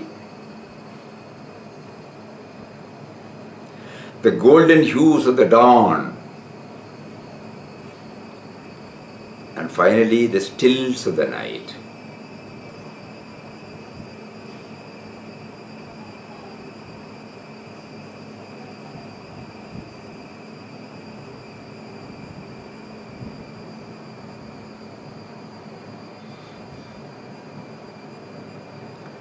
Suppose we go to the terrace. Of course, in cities there will be light, agreed. But after 10 o'clock or 10:30, you will find, the stillness. In village area, it is very easy. After 9 o'clock, you will find 7:30, 8 o'clock or 9 o'clock.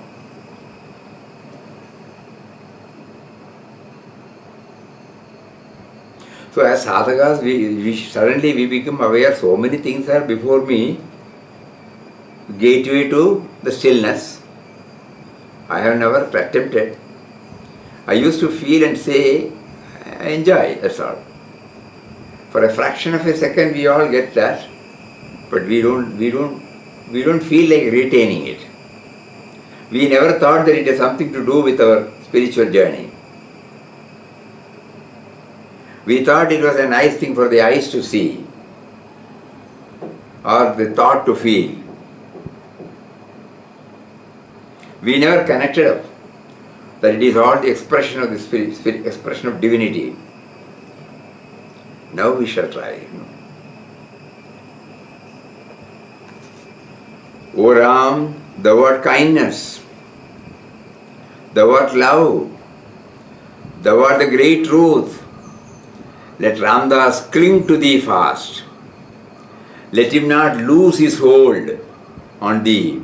Let him always clasp thee firmly. Let him always live with thee. Let him always live in thee. Let him not be separated from thee. Let him always remain in thy embrace, O Ram. Enfold thy slave always in thy arms, never let him go. Make him fearless, bold and firm in his vows, firm in his faith in thee. Let contact with the world not affect him.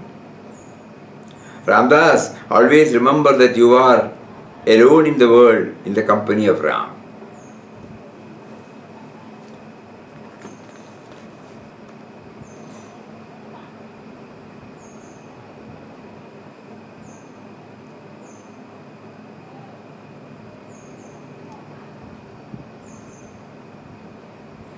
So when we try for the inner communion, this will all help a lot.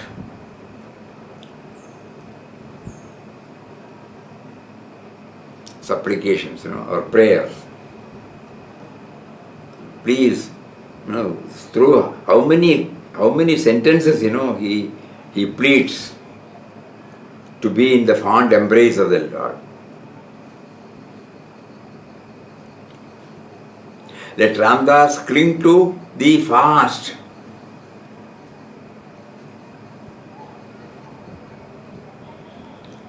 Let him not lose his hold on thee by looking here and there, attracted by this and that.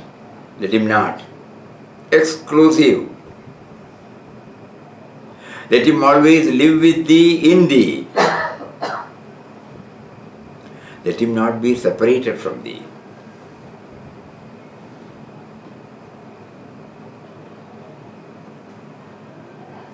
Suppose early morning after we get up, when we are not disturbed by any other thought, by any other person, any other situation, any other object, suppose we quietly read these lines and sit there.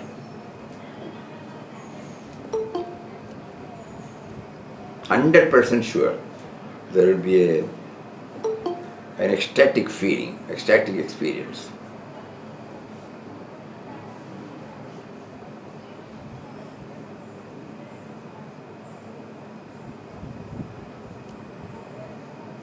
If it is difficult to have this relationship in the abstract form, we can give any form,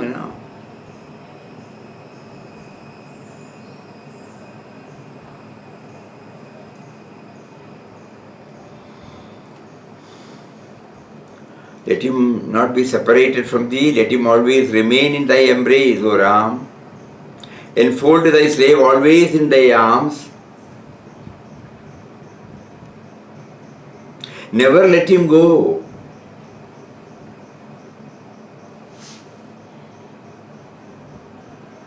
I may try to go out of you, but never let permit me to go out. Make him fearless, bold and firm. Firm in his vows. Firm in his faith. Let contact with the world not affect him. Likes and dislikes, so many preference, priorities. All these comes only when I contact with somebody. I cannot avoid, but let it not affect me. So internally, if I get rooted in you, I will not be affected.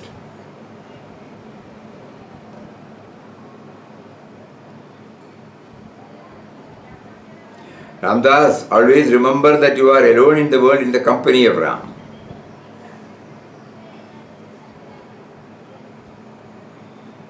Next one. Ramdas, in spite of Ram's unbounded grace upon you, you are still weak. Ramdas, you are still small and insignificant, full of imperfections, full of defects. Cry, cry, weep, weep. Oh Ramdas, cry and weep.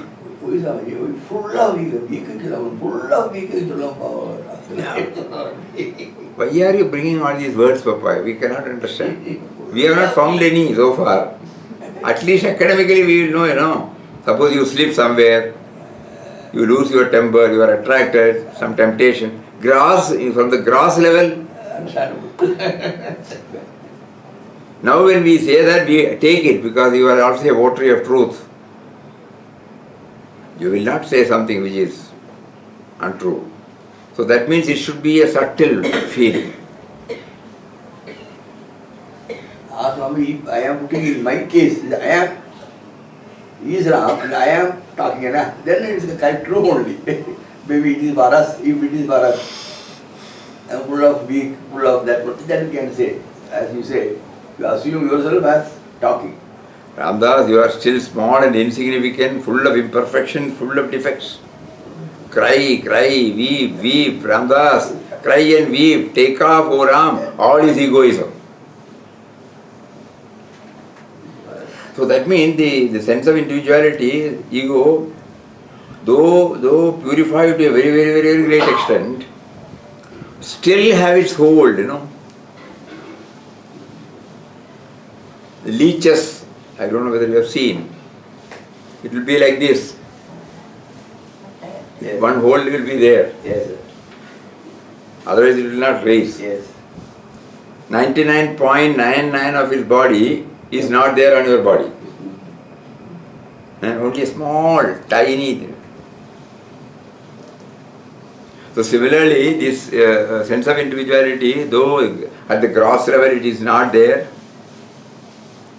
it might be still there in some form. That's why you would have mentioned. So that means for us, it's a big, big, big boulder, not insignificant. So now the warning is that even these impurities at the subtle levels, the other day we were sharing Vinobaji's, muddy water when it is kept for some time, all the muddy substance, it gets settled down at the bottom and the upper portion will become pure water. But the moment you put a stick or something gets disturbed at the bottom, which is not visible, suddenly you find the dirt comes at the top, surface level. This is what happens to us now.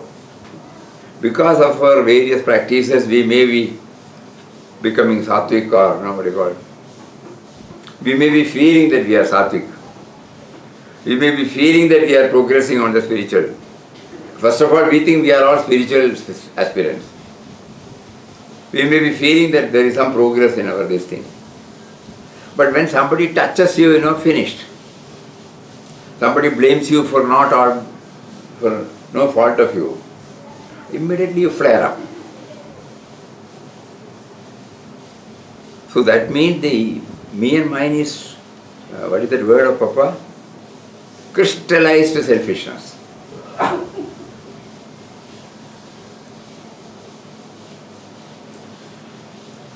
Rama, Rama, Rama, Rama.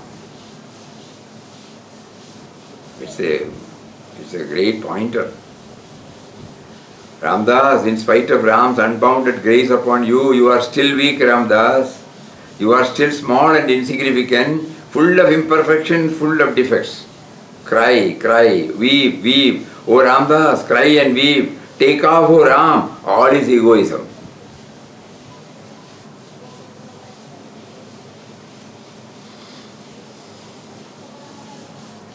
So when we start viewing ourselves as a third person, then only we can some understanding we will have. And the next one is that we ourselves are making that conflagration. Just like we told you, the Swami who offered his body to the Homa. O Ram, raise a great conflagration, a mighty deluge of fire. Burn up in its devouring flames all the evils that are in Ramdas.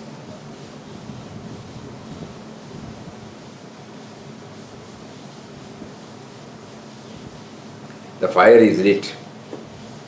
Flames are rising. Red tongues of fire, flame, waving, hissing, dancing.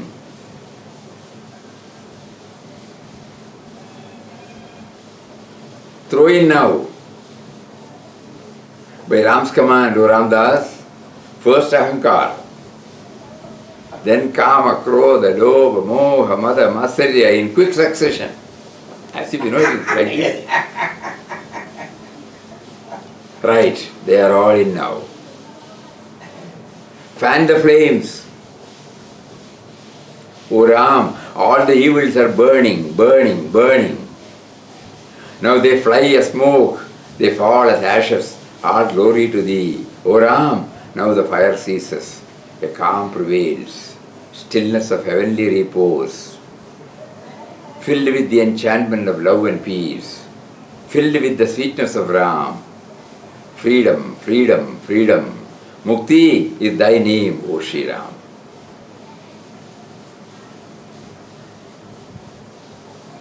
So mentally we enact this. Being burnt into ashes. Somewhere in Ramdas's poem, Papa used to say, you should stand on the ashes of your own cremated ego. Cremated ego.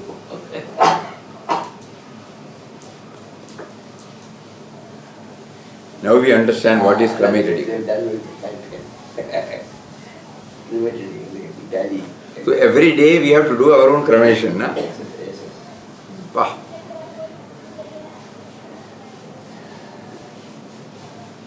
So mentally we visualize the Havan and we know all these are there. Mentally we take. Again it may come and stick in our case.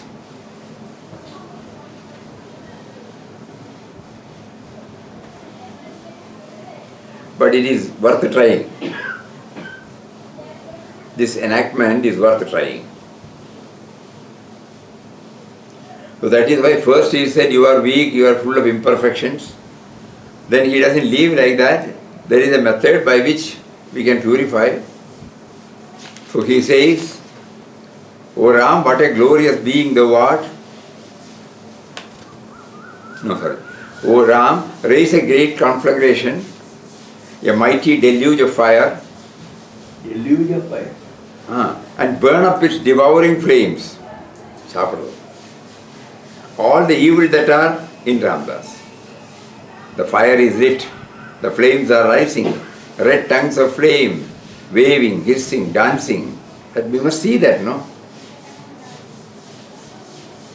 Throw in now by Ram's command, O Ramdas' first ahankar. Then Kama, Krodha, Lobha, Moha, Mada, Matsarya in quick succession. Right, they are now in it. Fan the flames until it is completely burnt. O Ram, all the evils are burning, burning, burning. Now they fly as smoke, they fall as ashes. All glory to thee, O Ram. Now the fire ceases. Then a calm prevails, stillness of heavenly repose, filled with the enchantment of love and peace, filled with the sweetness of Ram. Freedom, freedom, freedom. Mukti is thy name, O Sri Ram.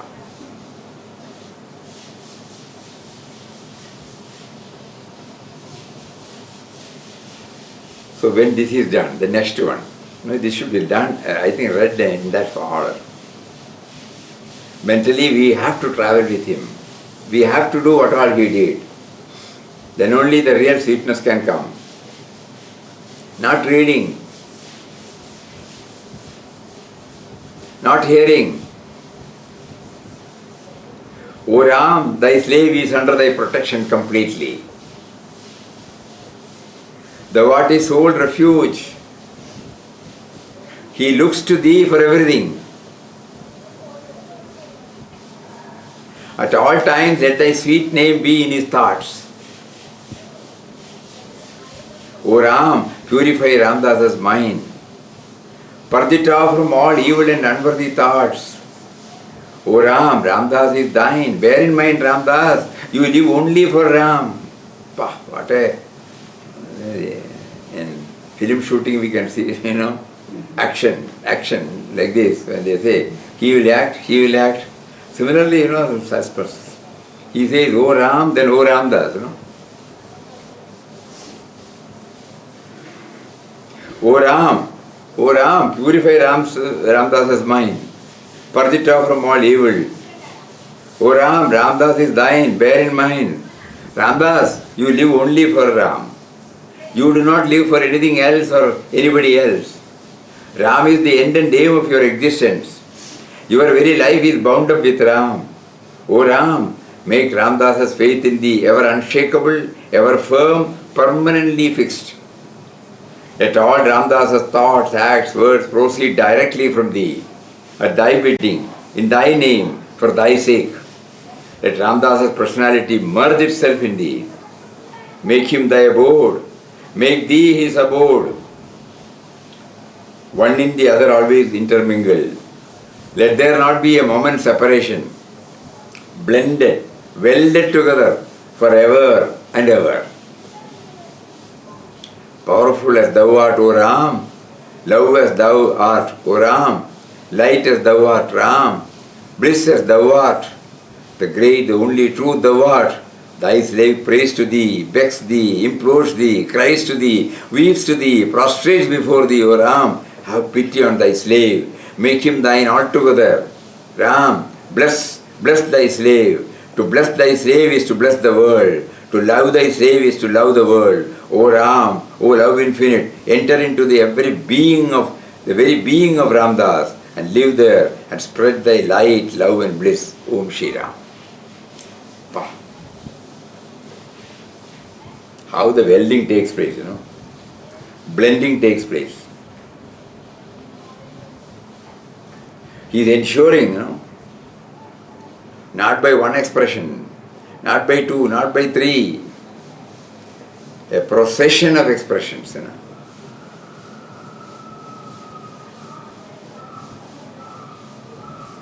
Mind has no interval to think about anything else.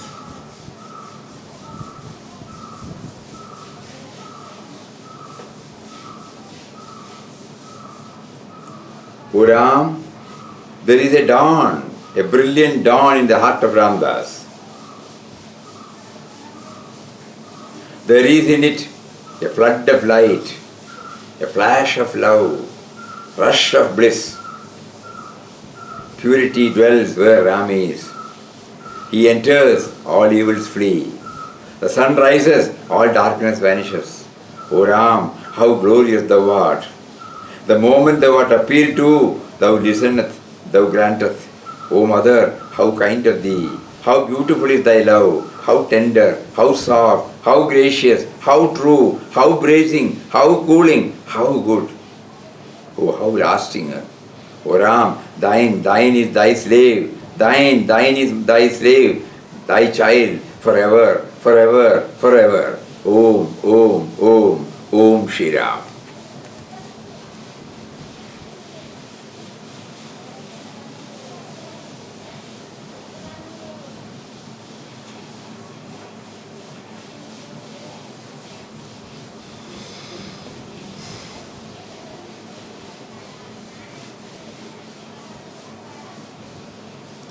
So he is finally at Ram's feet.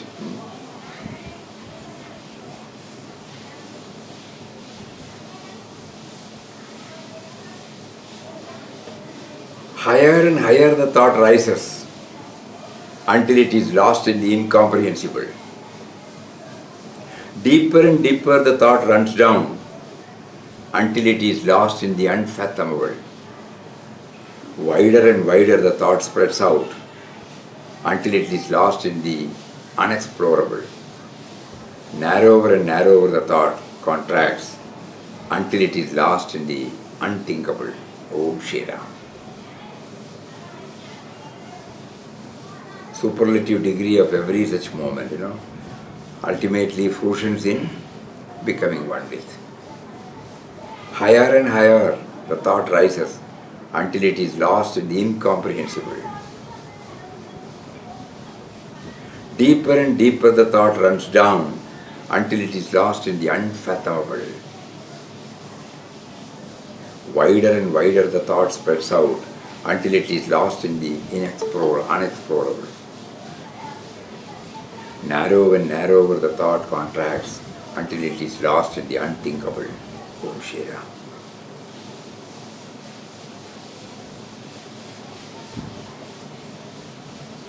The inward journey, Inward journey, finally resting in the stillness.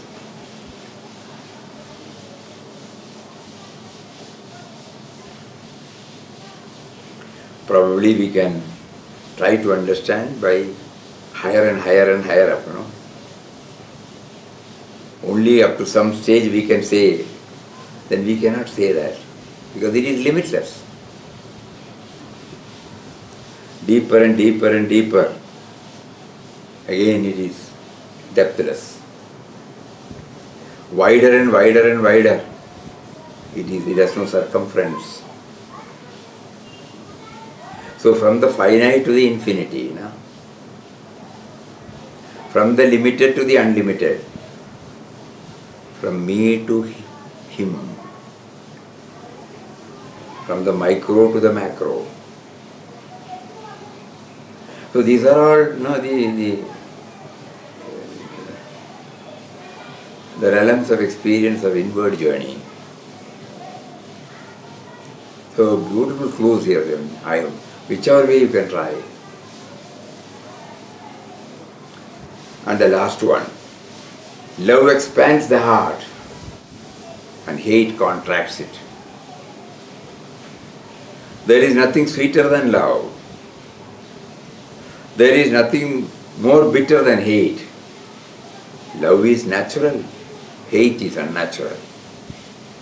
Love makes, hate destroys. Love is charming and cooling landscape. Hate is arid and cheerless desert. Love is harmony, hate is chaos. Love is light, hate is darkness. Love is bliss, hate is misery. Love is life, hate is death. Love is purity, hate is impurity. Love combines, hate breaks up. Love is beauty, hate is ugliness. Love is health, hate is disease. Love is sweet music, hate is discordant noise. Love is wisdom, hate is ignorance. Love is activity, hate is dullness. Love is heaven, hate is hell. Love is God, hate is illusion. Om Shri Ram. Different ways of expression and different assertions that we should be alert not to become a prey in the hands of hate.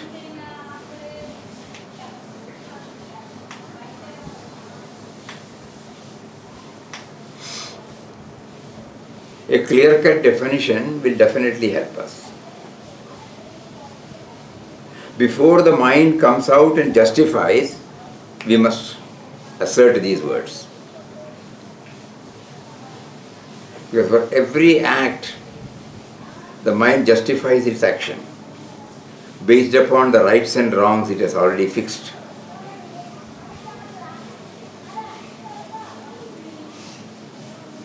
So here Papa is probably asking us, keep on thinking about the positive side. Whatever opposite is there for the positive side is that to be avoided.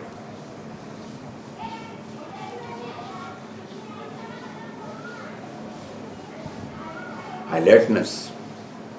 We saw day for yesterday, Vinobaji's that letter, destroying the letter of Bapuji. It's because of the alertness. When he was pushed to the corner by his Shishya, finally he said, ultimately to keep this, it will only help the ego.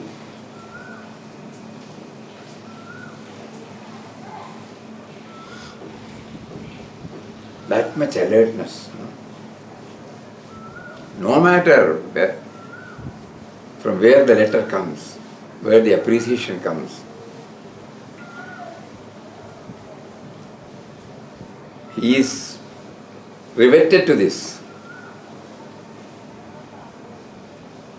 Just now we read, true to the vows we have taken.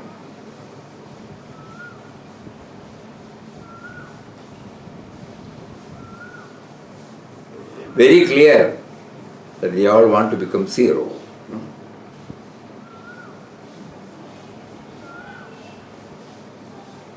The end and aim of all spiritual discipline is to become a big zero, not to become something.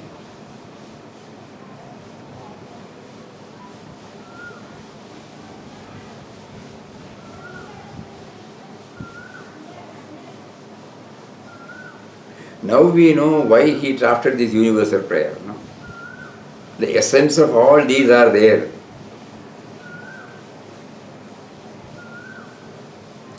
O Lord of the universe, O Creator, Protector and Destroyer of the world, I come in all humility to Thy holy feet, surrender myself entirely to Thee, deign to bless me ever with Thy remembrance.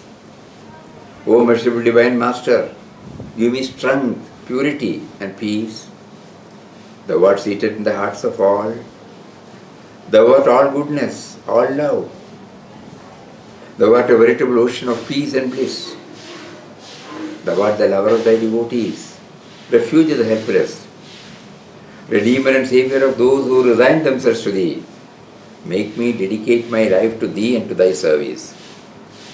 By Thy grace may peace and joy always dwell in my heart. Thou art Mother, Master, Friend and all to me. Accept me as Thy child and servant. Grant me power to love Thee with all my heart. Let whatever I do be a fitting offering at Thy holy feet. Make me pure in thought, word and deed. I lay my mind at Thy feet. Fill it always with Thy remembrance. Let Thy glorious light illumine my heart.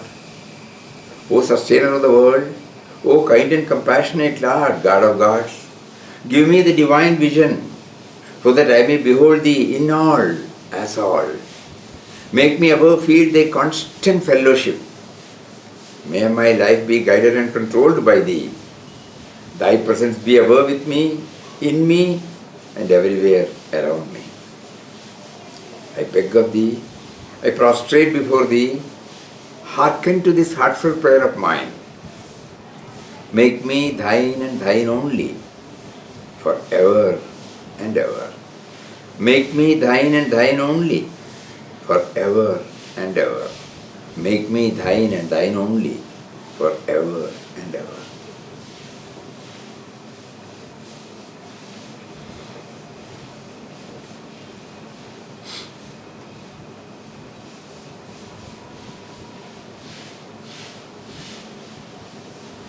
So the utterance of that prayer should touch and kindle these emotions. You know? It should be repeated with this feeling. So that is the quintessence of all the outpourings, we can say. We can take lessons, so many lessons. One of the lessons is there should be a solitude, there should be a communion with Him. We should place everything before Him. Seek His intervention. Every now and then look at us. In the act of glorifying God, we may forget to look at us. And then we know the limitations it has. Then devise an exercise by which, we are throwing out. And again, then after throwing out, completely wiping it out, what is the feeling that we develop? And then again, when we have enjoyed that, we again plead, please don't leave me. I find myself totally safe in your hand. Never be away from me. I can't do it. You have to hold me.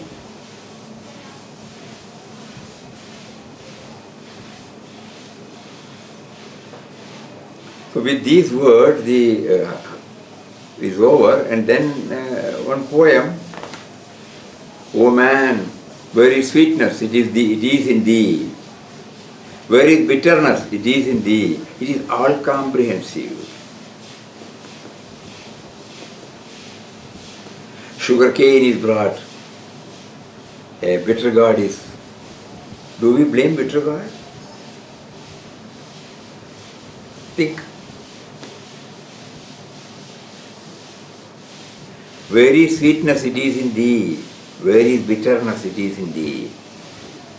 Where is happiness? It is in thee. Where is misery? It is in thee. Where is light? It is in thee. Where is darkness? It is in thee. Where is love? It is in thee. Where is hate? It is in thee. Where is heat? It is in thee. Where is cold? It is in thee. Where is good? It is in thee. Where is evil? It is in thee. Where is truth? It is in thee. Where is untruth? It is in thee. Where is wisdom? It is in thee. Where is ignorance? It is in thee. Where is heaven? It is in thee. Where is hell? It is in thee. Where is good? It is in where is God? It is in thee. Where is illusion? It is in thee. Ram is a reservoir of nectar, composed of light, love and bliss. Papa is often charmed with these three words. Love, light and bliss. Light, love and bliss. So we take it, light stands for awareness, love stands for absence of otherness, bliss stands for purna, fullness. Ram is a reservoir of nectar composed of light, love and bliss. O Ramdas, dive into this well of ambrosia, sink, swim, dance, nay, drown yourself in it. Ram is a volume of fragrance made up of light, love and bliss. O Ramdas, merge into this wave of aroma. Dive, play, gambol, nay, lose thyself in it. Om Shri Ram. Ram is a rainbow of colors formed of light, love and bliss. O Ramdas, gaze into this heaven of tints. Link, soak, blend, nay, feel thyself one with it. Om Shri Ram. Ram is a music of tunes filled with light, love and bliss. O Ramdas, drink at the fountain of thrills. Reel, shake, wake, nay, die in the intoxication of it. Om Shri Ram.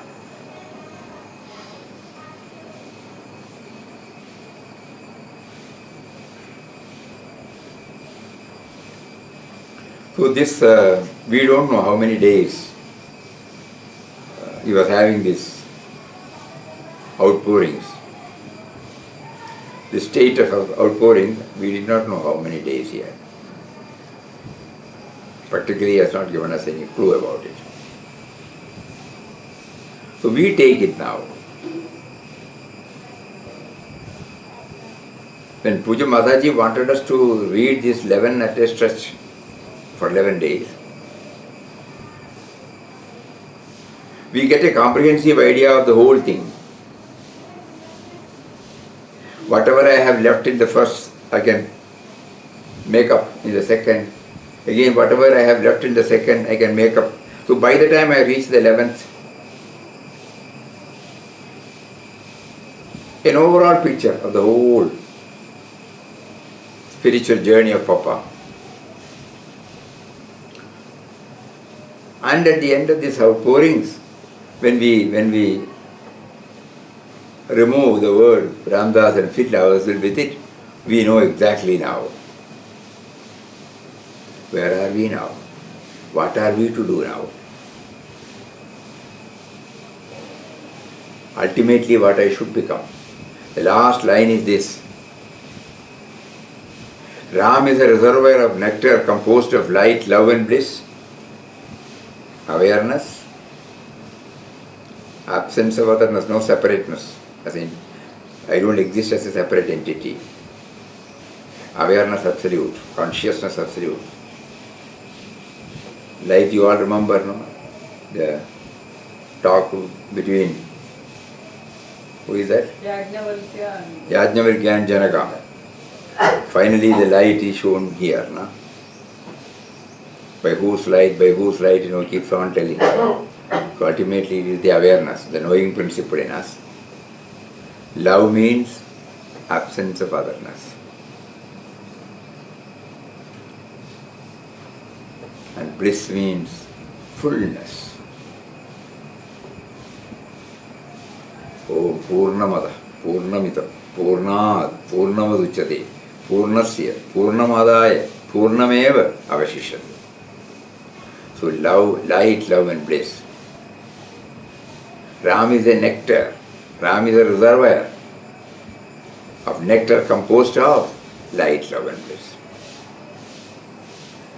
What am I to do? O Ramdas, dive into this well of ambrosia.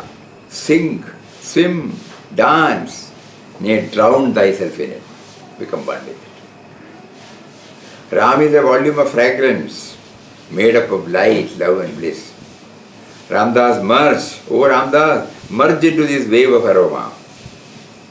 Dive, play, gambol. Nay, lose thyself in it. Om Shri Ram.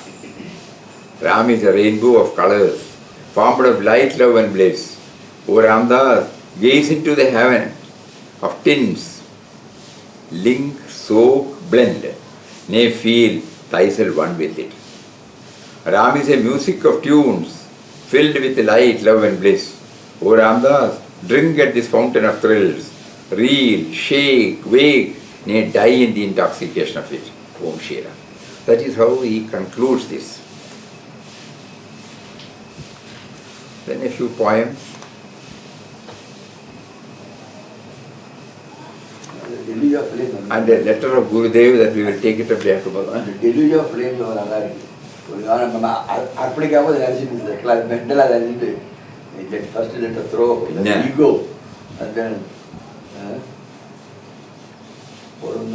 One, when we take up this 11 times reading, some jotting down is necessary, we feel. After the 37th chapter is over, where we all list out the tests meted out to him, we can also jot down what stands before us while we read this.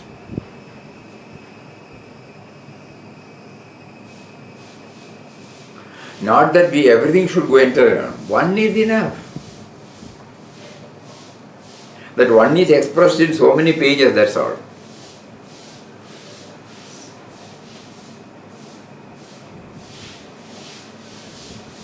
Final message is the extinction of the sense of individuality,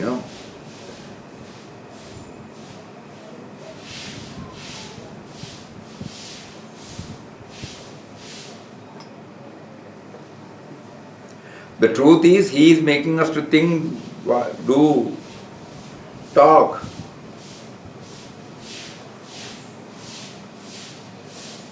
And we feel we are thinking, we are talking, we are doing. So the diagnosis has been now made.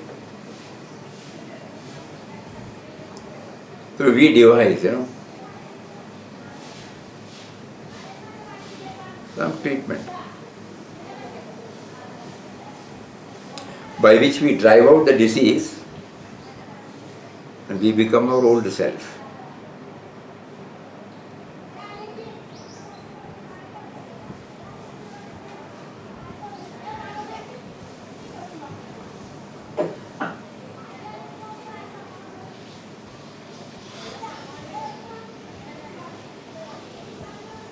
So this portion is equally important, for a sadhaka. Not only these 37 chapters, the beginning with that introduction of Ram,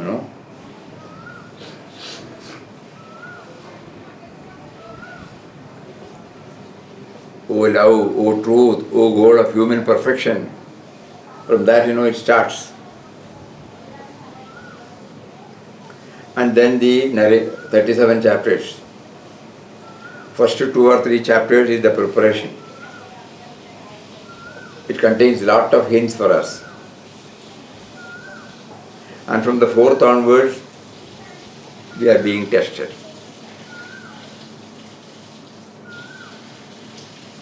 And after the 37 tests is one after. Every time Papa passes the test, cheerfully passes the test, without grumbling, without complaint, without frustration, without anxiety, without uncertainty. Always blissful. And then comes back, settles down.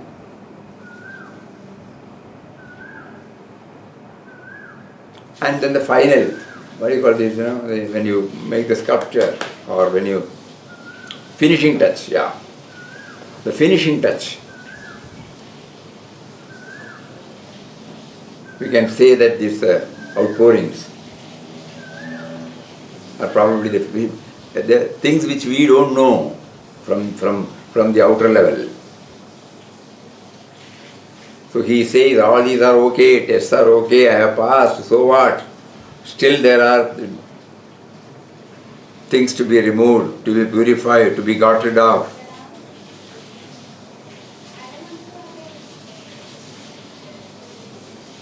Yes, the sadhaka we should be alert. He should never take it as granted that he has reached any stage.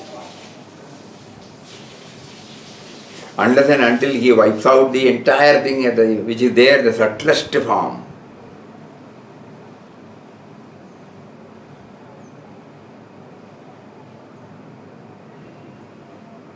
Which only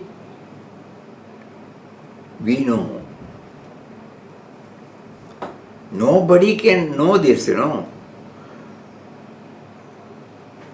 Even we may not know. There is a beautiful article by Chidanji Maharaj. There he will say, probably you may also know. He knows the deficiencies. Yes, day after tomorrow we will read it out also.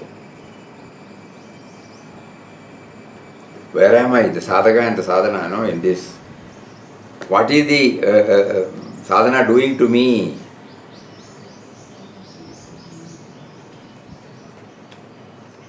Am I becoming a better person? So some more clues he has given. There he says this.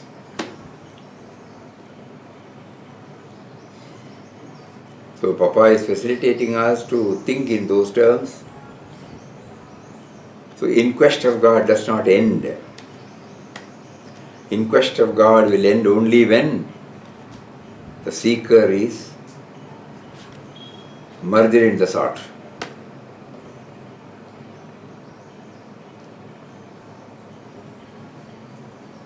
So long as there is a seeker,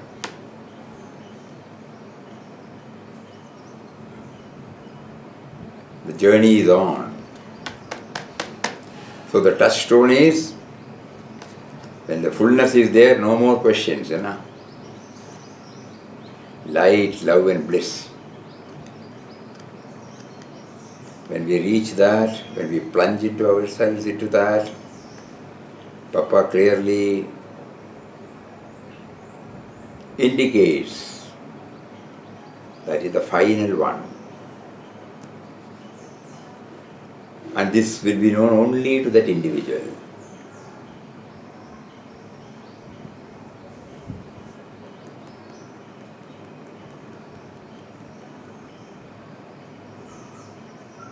And it will be difficult for him to put it in words.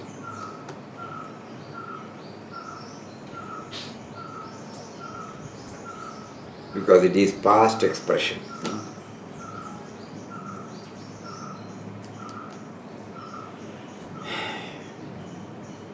For so many days he has been taking. So according to Mataji, we have done the first reading. We have completed the first reading. Like this, it should be 11 times reading.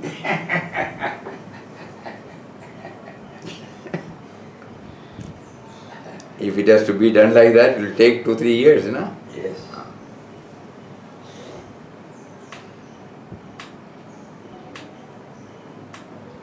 So day after tomorrow, we will officially see that this is completed, but it is not completed. Because it happens to be a book, in the form of a book, we can say that is the final portion, that's all. But the theme is a continual process. That we have now realized. We can never say, in quest of God, yes, I have read. No.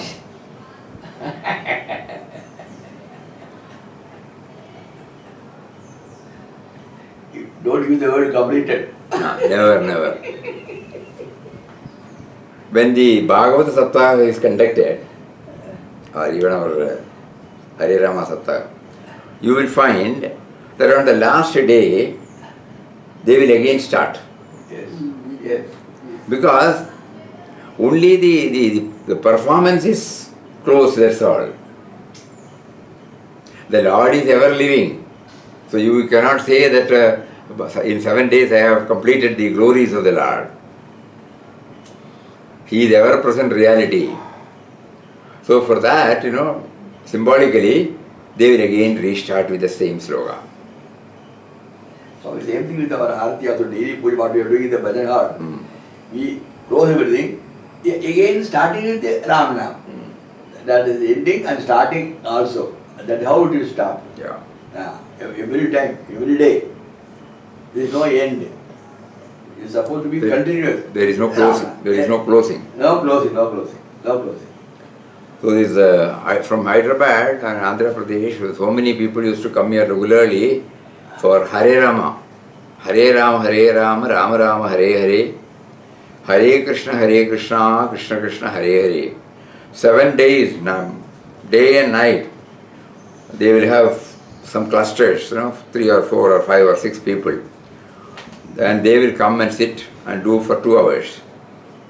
And they have 2 sessions will be there for one group. And the 7th day,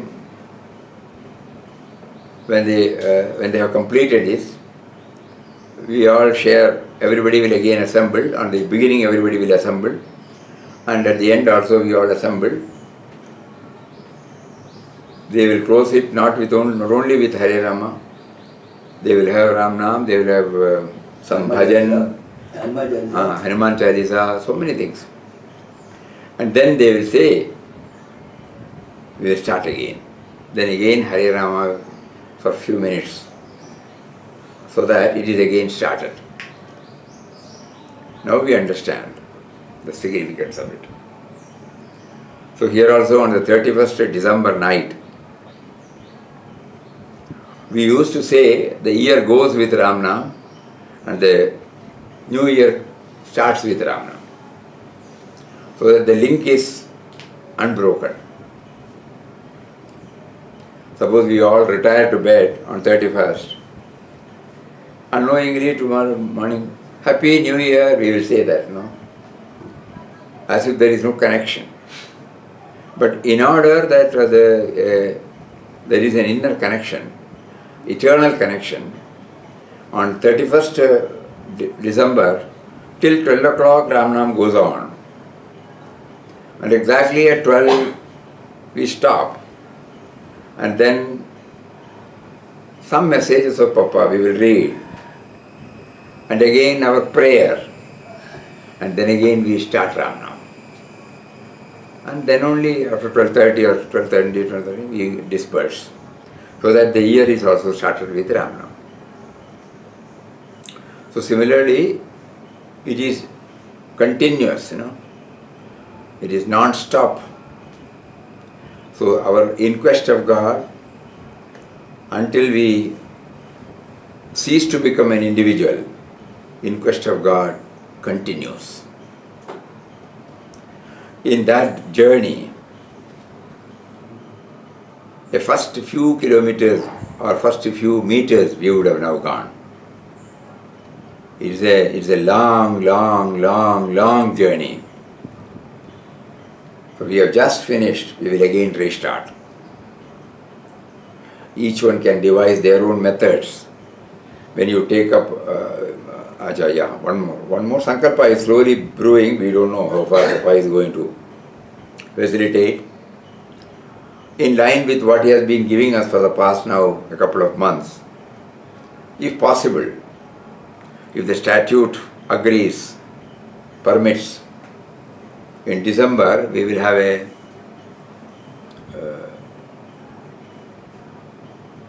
IQG, Inquest of God, 11 times reading, individually by participants, and every day we will have a common Satsang to take up to highlight some of the points raised in it. For the 11 days again we relive those moments. But there will be an individually you have to read, not that somebody will read, somebody will hear. Individually everybody reads, individual sadhana is there. And then we will also meet collectively, and at that time everybody will be able to mentally associate completely with that particular portion which we have covered. Even in one day's reading, we will ensure that 2 or 3 chapters are intensely gone through. And then it will be followed by a common satsang, bhajan. Ram Nam of course will be there. Ram Nam that is going on in bhajan hall as well as in Samadhi Mandir. So this is the Sankalpa Papa is just giving. We are only not very clear what we will do if the quarantine is imposed. But it looks as though it will be lifted by that time. And we will have some restrictions among ourselves, that's all. Because now state to state movement also has been freed. Previously you have to take e-pass. So today morning paper clearly indicates that from September 1st or something. 7th. They have written 7th Swami. 7th. No, in somewhere I saw September 7th. First also. September 1st, somewhere. Anyway, it's not that, we have to clarify. So from September beginning onwards, this e-pass business will not be there. When e-pass business is not there, and if there is no recording at the boundaries, probably we hope and pray that the government may ask us to protect ourselves, devise our own methods rather than imposing it. If that is the case, then we will do that with mask, with the social distancing. Then quarantine may not be there. Quarantine in the present form may not be there. Self-quarantine. Maybe. Like that. So They the may not insist on something like that. Let us see. No. So if that is going to be a reality, then the end of December we all will have individual and collective sadhana on in quest of God. We hope and pray. So that just like we need something to get riveted with us, that screws, and then we put it, then it won't go away. So some of the themes contained in quest of God must go deep into us, so that when we start 2021, we must be armored with this, insulated with this.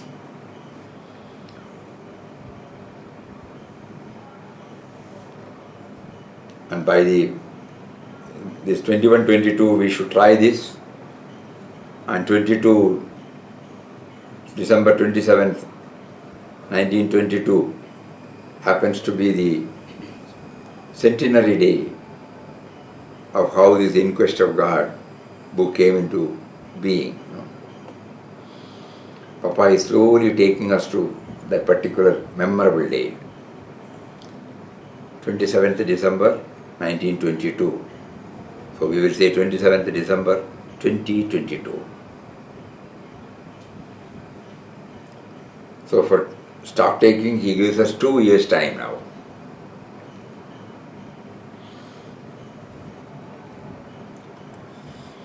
Anyway, that's all some thoughts he gave. So let us all try to make use of the present facilities, and somehow it is not how we arrange, what we arrange. What is more important is to what extent the theme gets rooted in us. In the vision for September, October, November, probably December, it will all contain now only on this IQG. So when we go through that simultaneously, many points which need some amplification, it will get amplified. Whatever we have shared, in some form it is touched. Most of the words are from Papa only. So it's an addition, it's a boost to us. So kindly go through it very often. Right from July, August, you can say a great void, Then September, October. September it has just been published, it will go for posting. What to look for? Some portions, while reading, what are the points to look for? 8 points have been covered in September issue. No, October issue. 8 points are in October issue. 8 points are in October issue. 8 points in October issue. September we have covered 8 points. September is coming, September has got the general math. September we have covered, This is October issue. This is 8. October issue. Oh, sorry, August. Oh, sorry. In September issue, So general August issue and September issue covered general. General. September issue covered general about Inquest of God. October issue covered 8 points that to be looked for. Balance 8 will be covered in November. Tests in December. And December we don't know. December, January it will take to cover some of the important So, December it will cover some of the important tests meted out to Papa. So in the next 3 months, we will be associating with Papa's experience narrated in Inquest of God. By highlighting, by concentrating on some points. Because we don't want this to evaporate just like that, no?